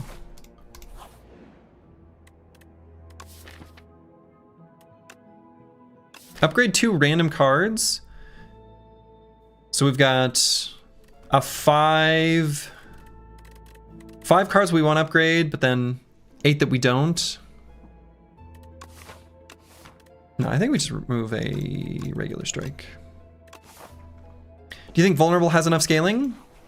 Like to beat the Lagavulin Matriarch in our current state? No.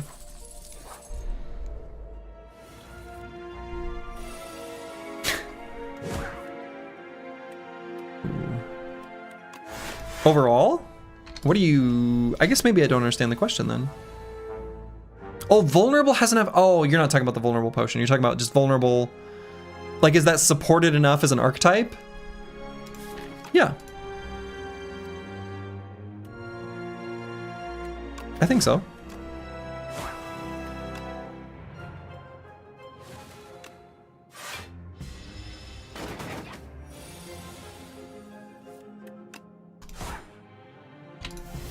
Mostly it's because of the one where you gain strength. I forget the name of it. Bludgeon. Bludgeon's good damage. Maybe fight an elite? Works for me.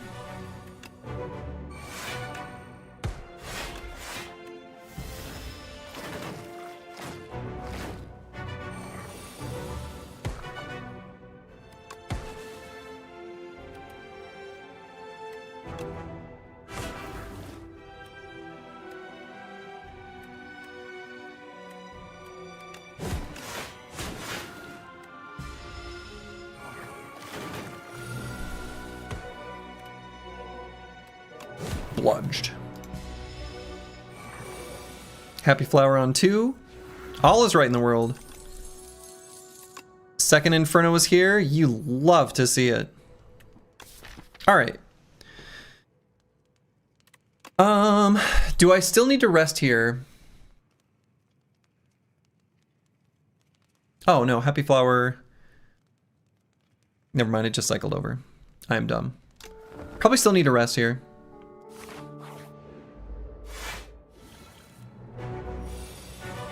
Let's Pommel Strike, see what we draw. Okay. Like an Inferno here. We like a second Inferno here, and then we'll wake him up next turn, where we'll have more energy and everything. Probably use the Vulnerable Pot.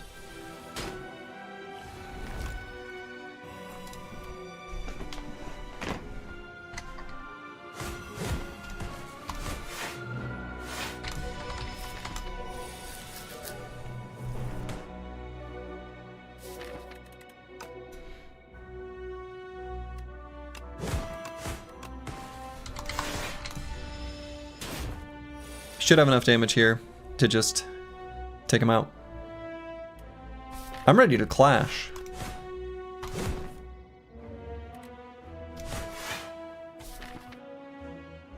Okay.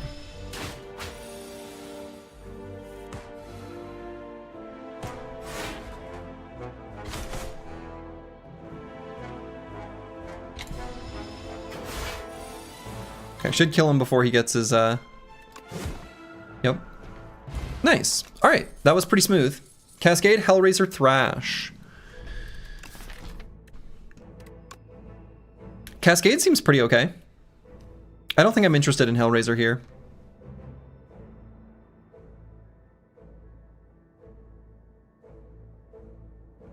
Right, we've got one Pommel Strike.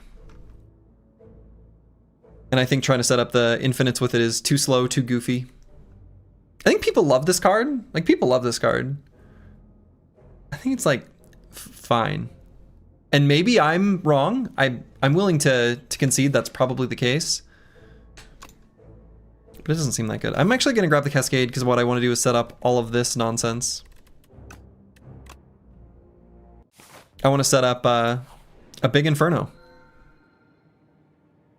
Casario, hello, hello. Pale's Tears, Pale's Tooth, Pale's Eye.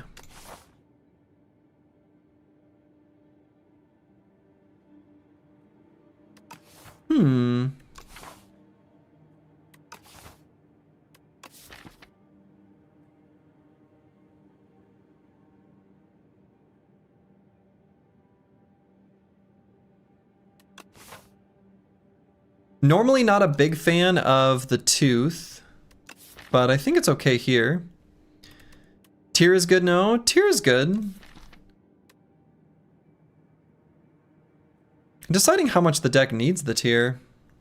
Like, we automatically turn the Tear off when we use Cascade.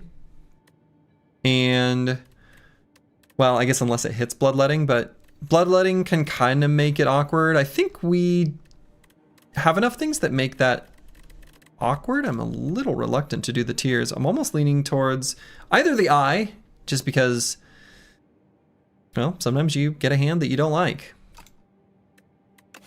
Or the Tooth, because I think there's some good upgrades here. Like, really good upgrades. Bludgeon becomes much better with a plus sign next to it, for example. Same with Cascade. Same with Inferno, but we're going to keep one of them around. Pommel Strike, Bloodletting, and Bloodwall.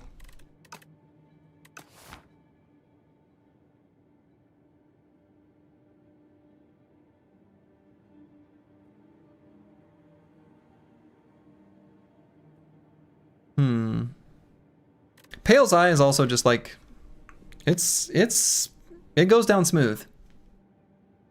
Pale's Eye can be really good. Maybe this deck wants Pale's Eye. Kind of make sure we can get Inferno in play. Is that better than getting him upgraded? Maybe not.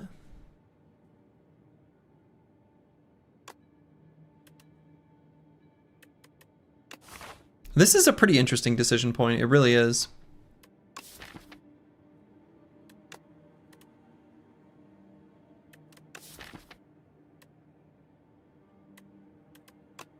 I'm gonna go with the Tooth, because I think we want to upgrade this, this, and I'm gonna go with the Bloodletting as well. We'll keep the Bloodwall and the Inferno in the deck.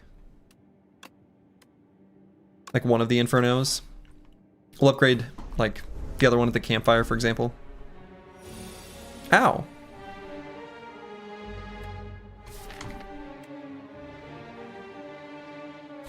Probably better make him vulnerable. Take 10. I think that'll be much more cozy here.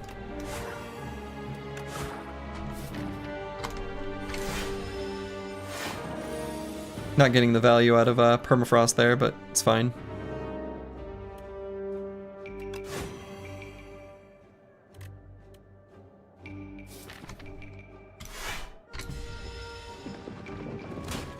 Eyes like, hate this hand, let's reroll this turn. Yeah, exactly. Yep. That's how it works. Come on, Clash, you're better than this. Hey, there's my boy Clash.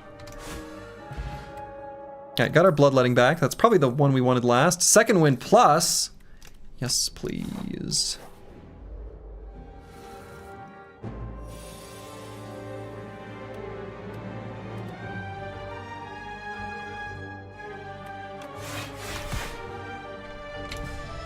Got him with the old letter opener. Oh, okay.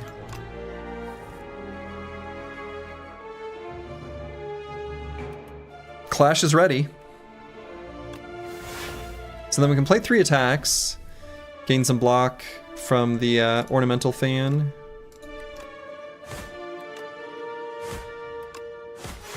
Okay. He's like, by the way, have you ever tried Stone Shard? Oh yeah. Yes, Stone Shard's great fun. They just had a new patch, is that correct? I have not checked it out yet.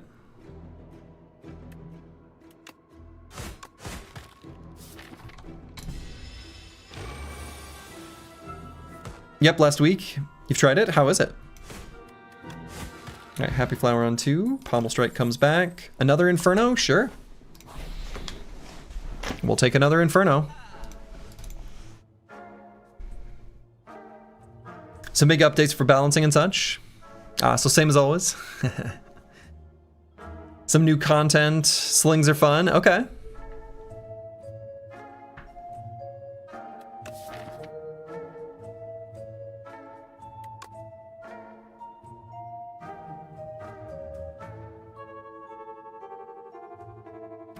Alright, so we like card remove a lot.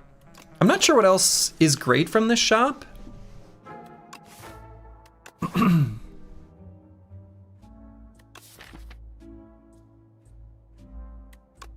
Nothing too exciting.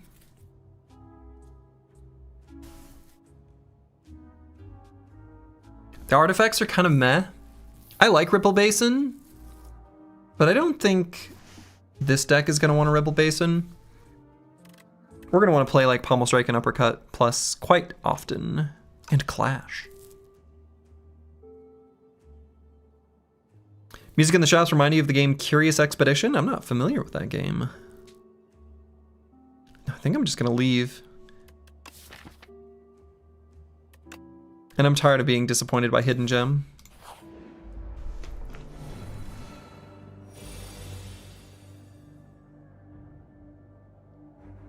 Okay. Do I think I even try to full block the front boy? Do I try to kill him? Oh. I want one more energy.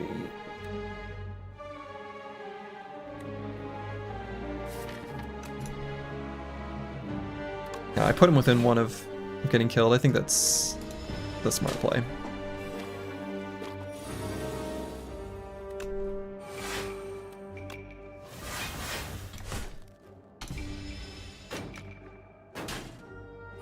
And plop. So satisfying. Still hitting us real hard though.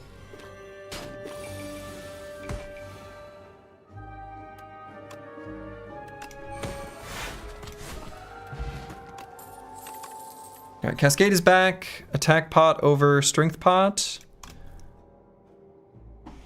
Another Blood Wall? We take another Blood Wall.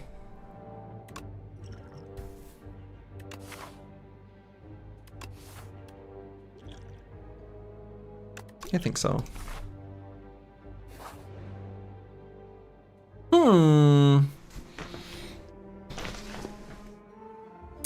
So there's an event in the third act where you can get the artifact of like Remembrance, where the first card or first attack or skill you play each turn gets played at the start of the next turn, which is very powerful, but you do have to carry a key around through all of Act 2 and into Act 3.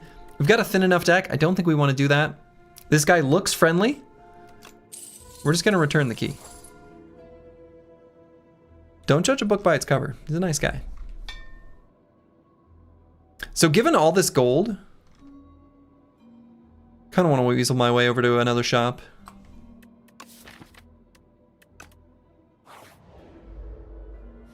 Oh, this fight. Hate this fight. Let's play the attack pot now. That's not the dream. It's actually pretty bad. I guess Perfected Strike's gonna be the most damage. That's terrible. Try to just get as much damage as we can.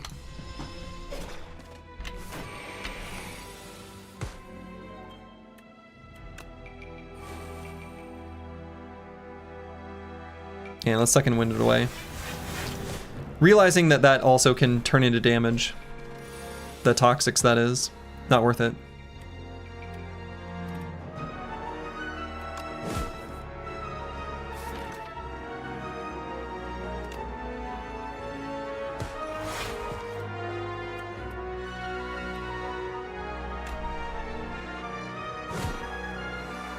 Okay. Skip. Don't need these. Okay, what will Cascade find?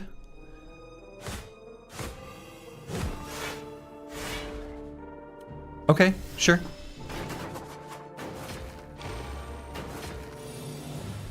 Let's say we're still ready for one of our 3 Infernos.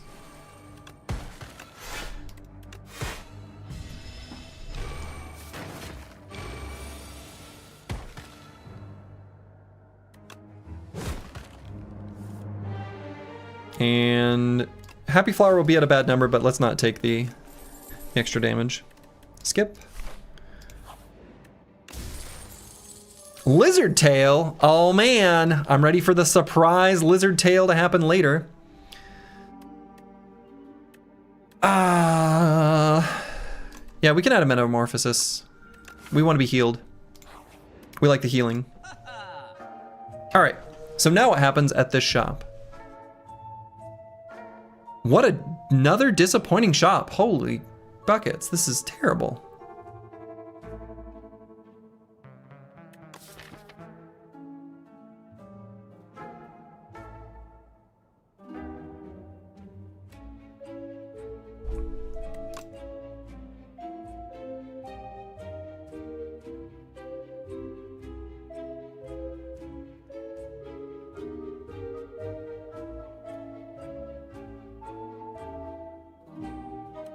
Do I want anything? Not really.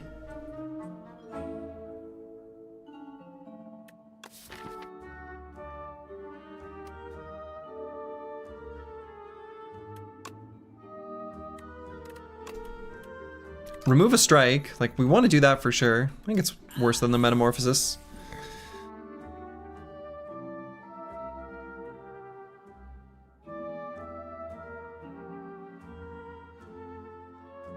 I mean, I feel like I should spend some money, do something. Guess I could go to the next shop, take this money there.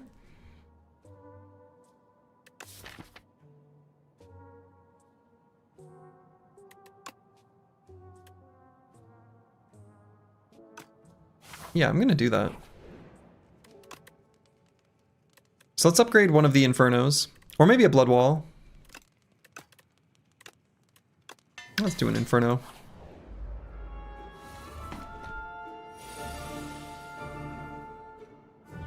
Play the Metamorphosis or no?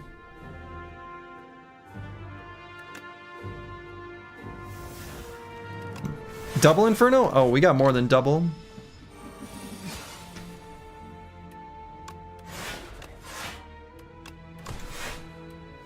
We triple Inferno, baby.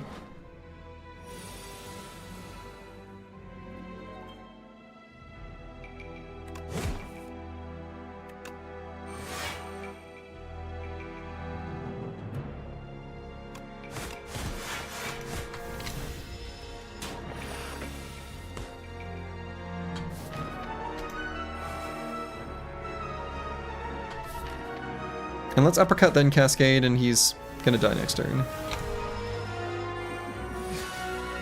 Happy Flower on 2. Hemokinesis.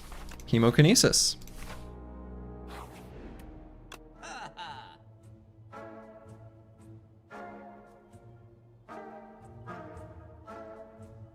This shop's a little bit better. Lee's Waffle is healing us for a decent enough amount that I think the extra 7 HP makes this worth it. We can do a Lee's Waffle. Card remove is still good. Ashen Strike is here, which is a very good card. Just in general, and I think we will probably exhaust enough cards to make that have sufficient value. So we'll remove a strike, grab the Ashen Strike, and leave.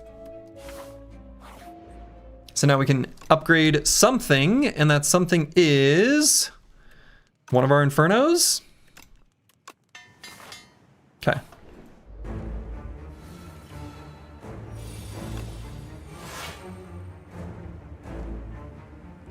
And let's start out doing the Potion of Binding now, because I'm gonna go ahead and uppercut him.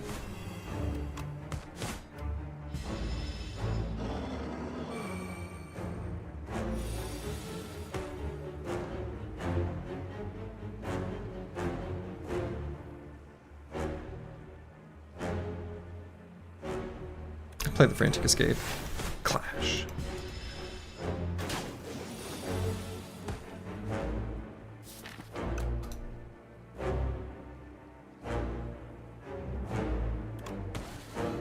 I guess I'll play these. Yeah, that's all right.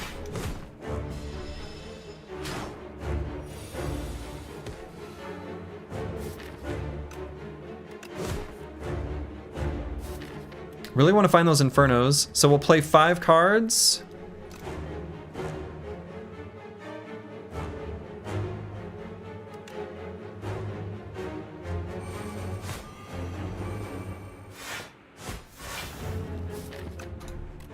Okay, one of the Infernos was just a little shy.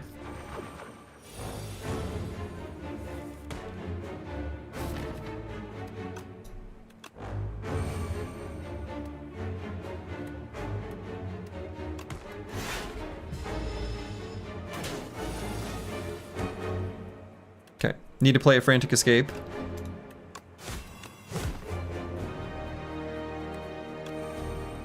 Can I get away with just playing the one? I think so. We are pretty much guaranteed to draw one of them as long as I play this Cascade. Yeah, I found one already. Bludged and dead. Very nice. Mangle is here. We love Mangle. This card is so good. Can hit it with a Cascade. Can play it after giving ourselves some energy for Bloodletting. Definitely Mangle. One of the better Ironclad rares. Okay, lose 9 max HP, add 3 apparitions to the deck. Seems like that should be pretty good. Facing the Queen and the Doormaker. All right. Now feeling pretty good about our chances for this run. I don't want to get too cocky or ahead of ourselves, but I'm feeling very good. This is like the Ironclad structure that just works. You find an early Inferno, you feel real good. You don't find an early Inferno, you feel real bad. At least that's what I'm finding in the current version of the game. I don't know if it's at least partially my lack of knowledge of how to play it otherwise, but you can get some good things going with like vulnerability stuff, but it's just harder. Okay, those are terrible.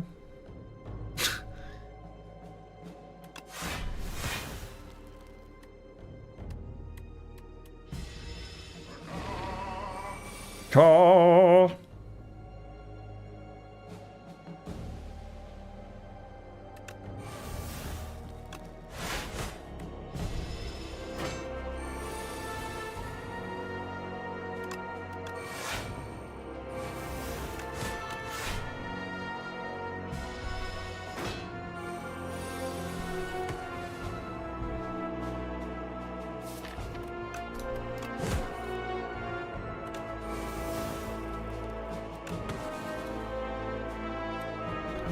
Let's see.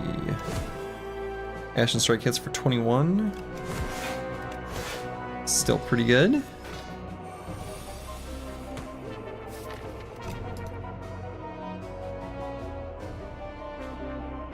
May end up needing to use our attack pot here. This is us drawing the deck upside down and being pretty unhappy with it.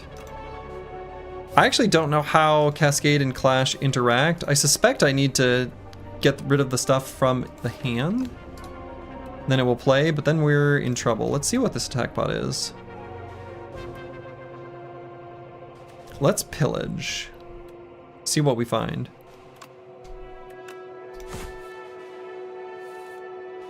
Second Wind.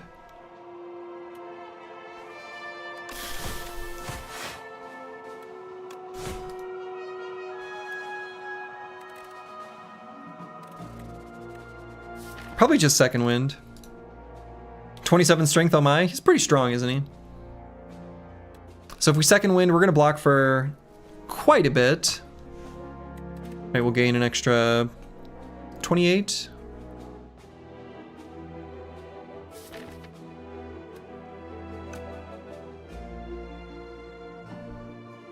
Should be able to kill him next turn almost for sure.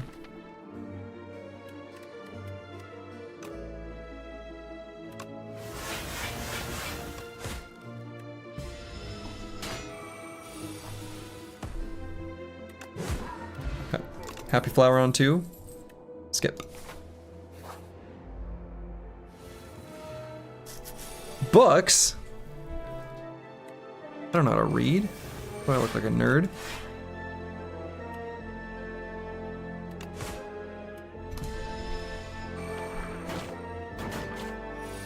These are scrolls, they're not books. Who's the idiot now?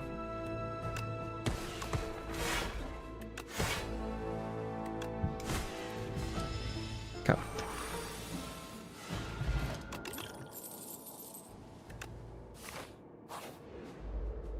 See Inferno, click Inferno. Seems like a pretty good philosophy. Ooh, do I click this Inferno?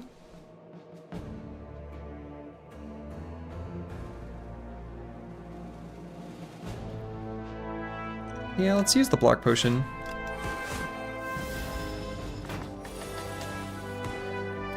There we go.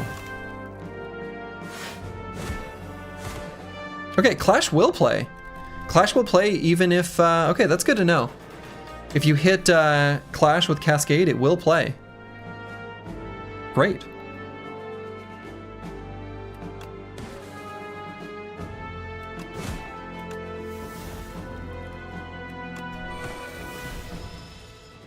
Guess I should have done that first, save 1 HP.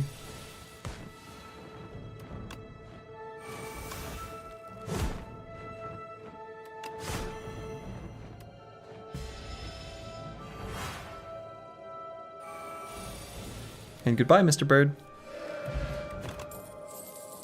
Skip, we don't want those.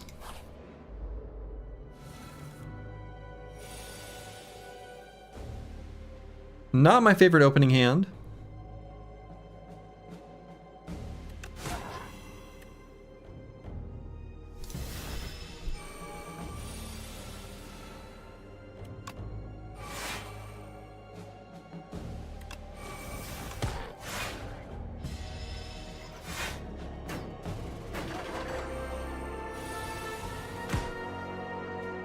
Surely Cascade will hit something good here.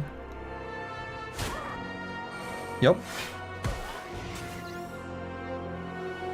So we'll take a little bit of damage here.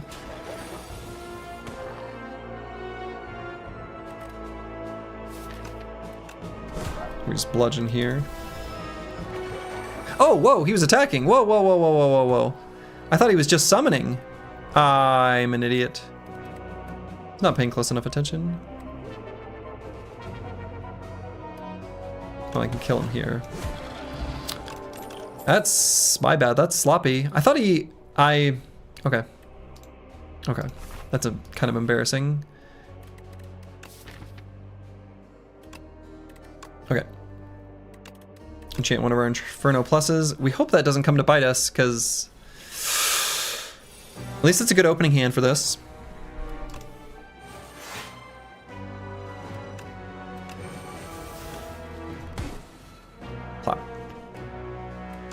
let's hit the Magi Knight. That's the one we want to kill most of all here.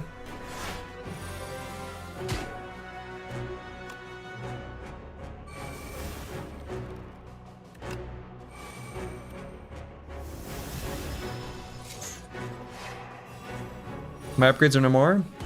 Nope. They're back. Alright, should be able to kill here with Bash and Clash.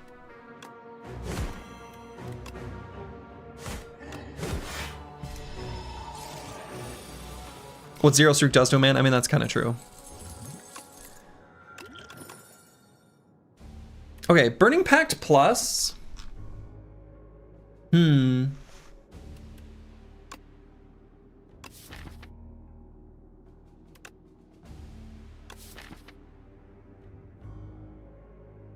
Can help smooth out the draw profile a bit. Can also just, when in doubt, blood wall it out.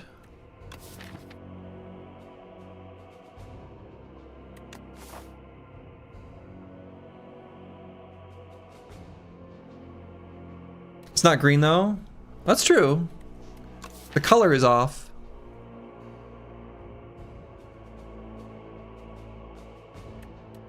I think we want to just find our apparitions.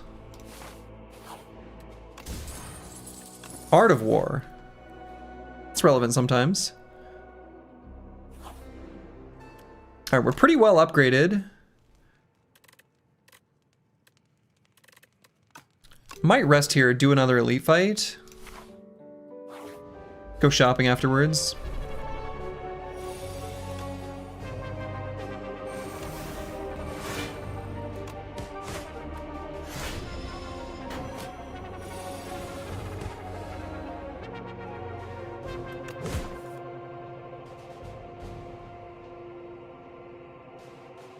No, I suppose I mangle. I guess I could Apparition Inferno. That's probably better, actually.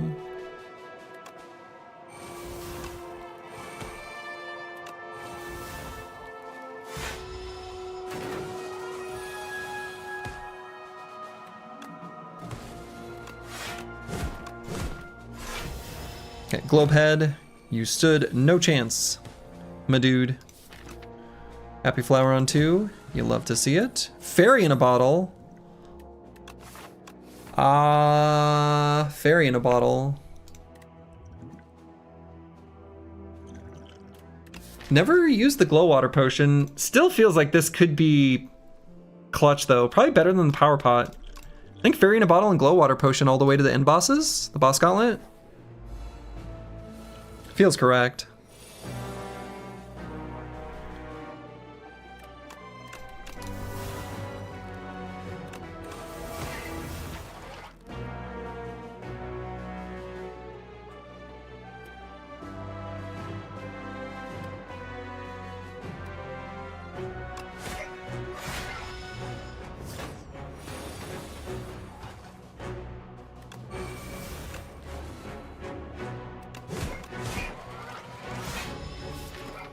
Okay, Inferno's you're late.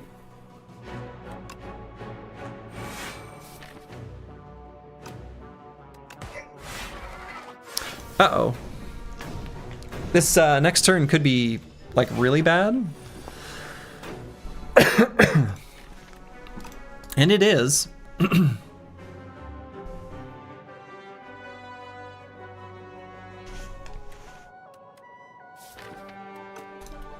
Let's see, if I did a Metamorphosis, would that ever be worthwhile here? Unlikely. Fairy isn't good, right? You never lose? Not with the Fairy. The Fairy prevents it.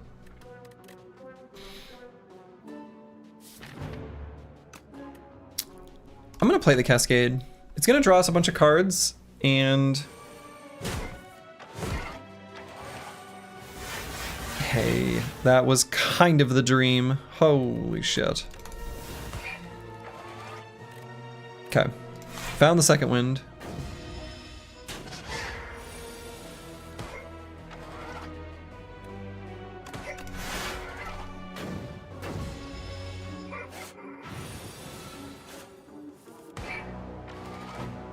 Okay, I got a plan here.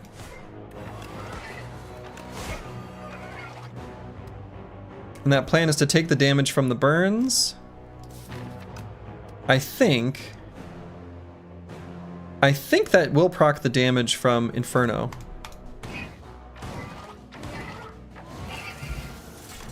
And does. Alright, Battle Trance Plus, we like that. 1 Battle Trance is a nice addition to the deck, especially when it's upgraded. Chemical X is here.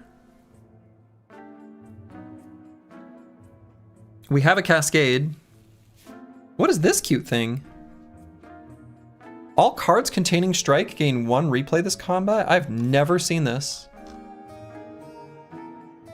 That's wild. I don't think I've never seen that. Yeah, I think I like the Chem X better than a card remove here.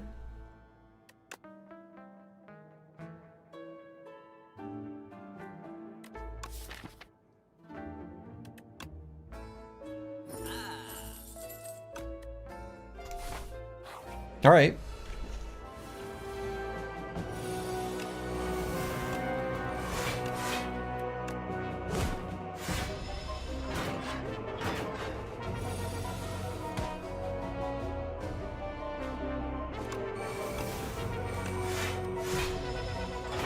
Just getting more of our apparitions in play.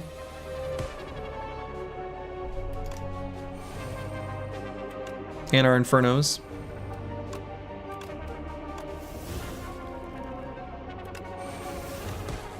Plop.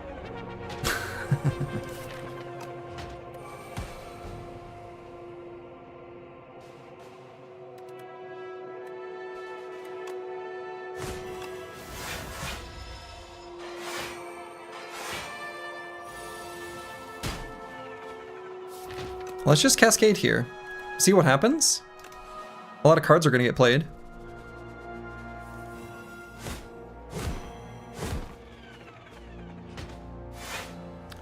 Keep them coming.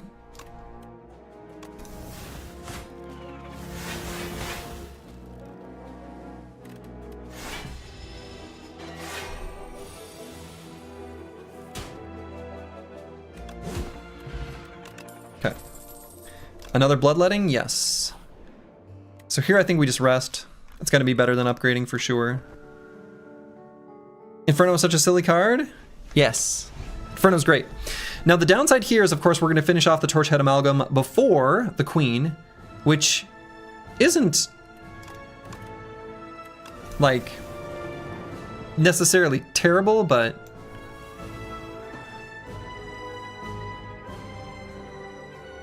it's usually not ideal.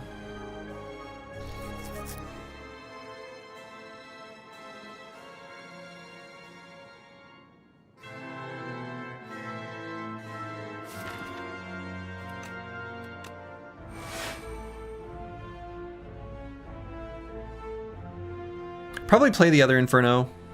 Just take 12. Have both Lizard Tail and Fairy in a Bottle and Glow Water Potion.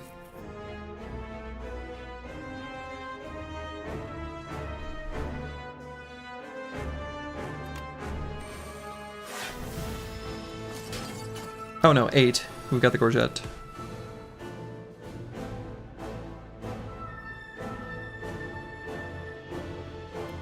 Probably the Apparition and then the Cascade.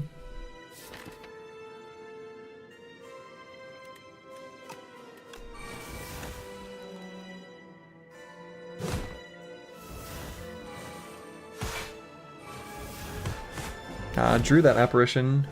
That's unfortunate.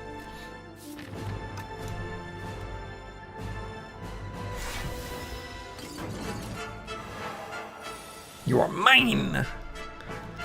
Fiend Fire's here. Not really when and where we want it. Breakthrough is actually pretty good.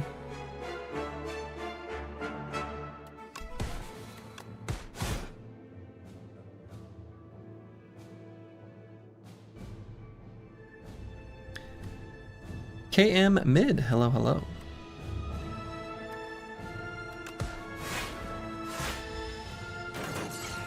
Torchhead Amalgam not gonna last much longer.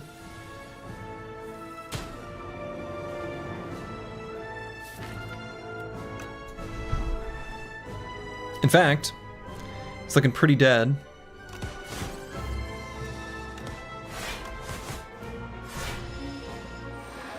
Okay, second wind is in the discard pile, thinking about that from the perspective of if we find our Cascade. Alright, uppercut should be good here, uppercut Blood Wall.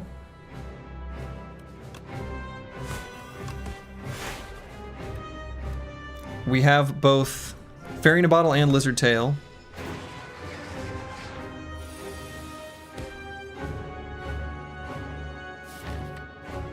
Really would like to find some of our gas.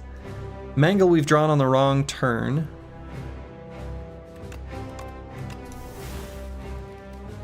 There's Cascade. How do we feel about this one?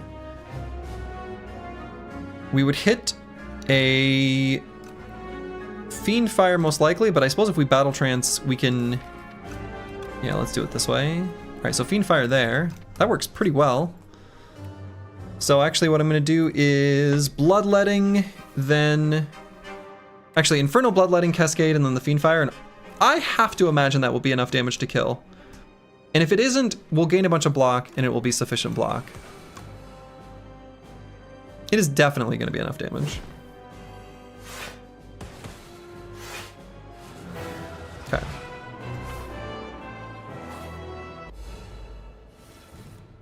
Alright, on to the Doormaker.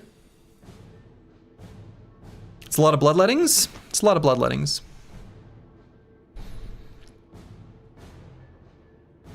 Also, Happy Flower was on 1. Kind of perfect. Do I play the Metamorphosis? Probably. Not the best.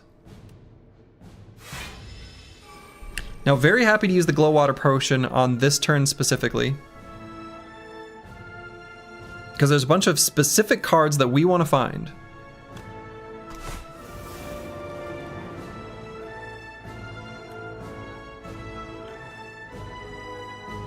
Ooh.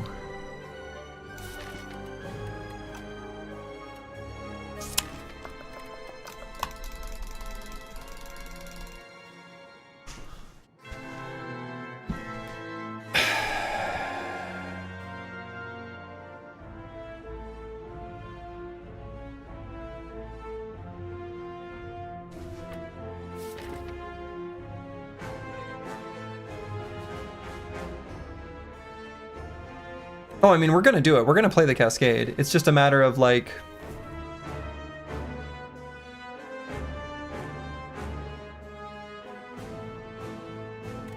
if I want to play the Uppercut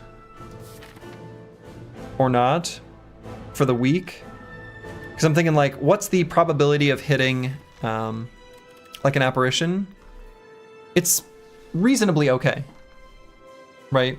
Or even hitting the Mangle. Apparition or Mangle or Bloodletting, all of which kind of get us what we need with the Uppercut.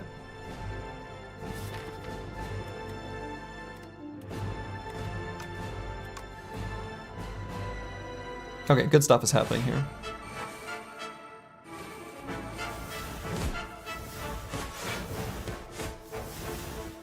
Okay, so we're going to play the Bloodletting so that we can Uppercut.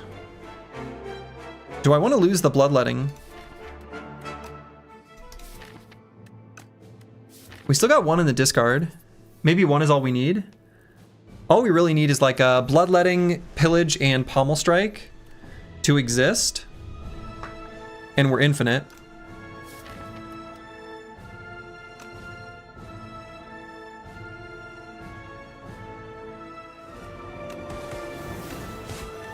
Alright, I said the I word.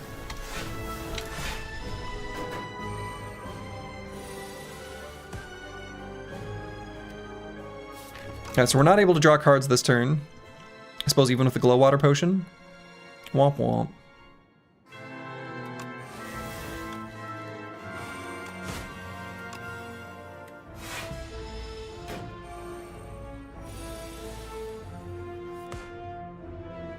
So, if I dump this hand using the Glow Water Potion,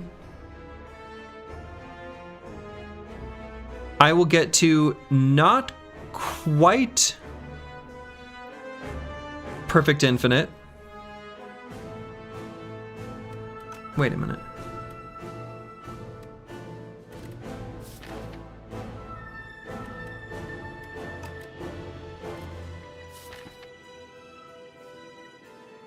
Oh, I was looking in the exhausted card pile earlier.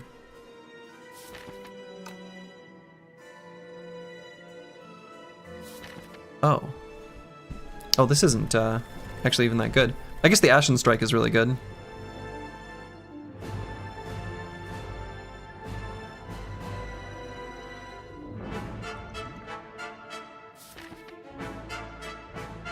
No, I think we just want to play the Ashen Strike a couple times this turn.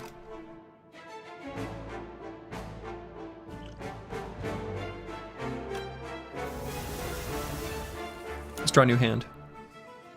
There's Ashen Strike. So let's Ashen Strike, Bloodletting, and Battle Trance to play it again. Should draw us 3 cards.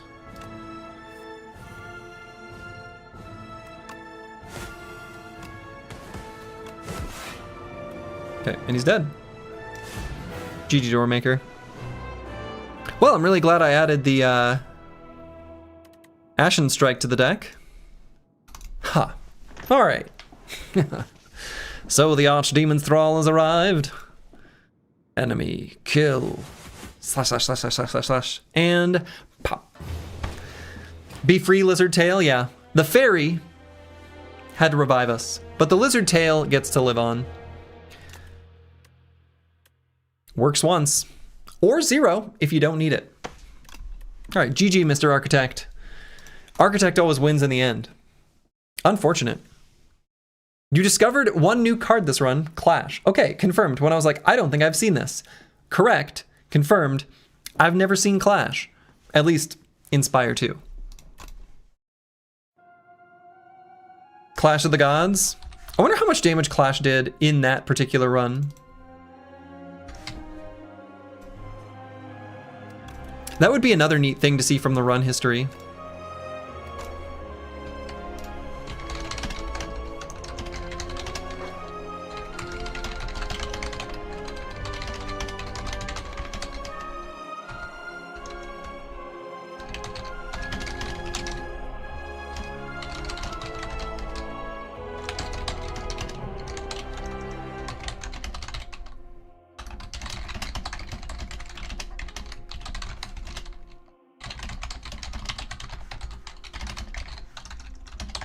Okay, we'll leave a little friendly feedback.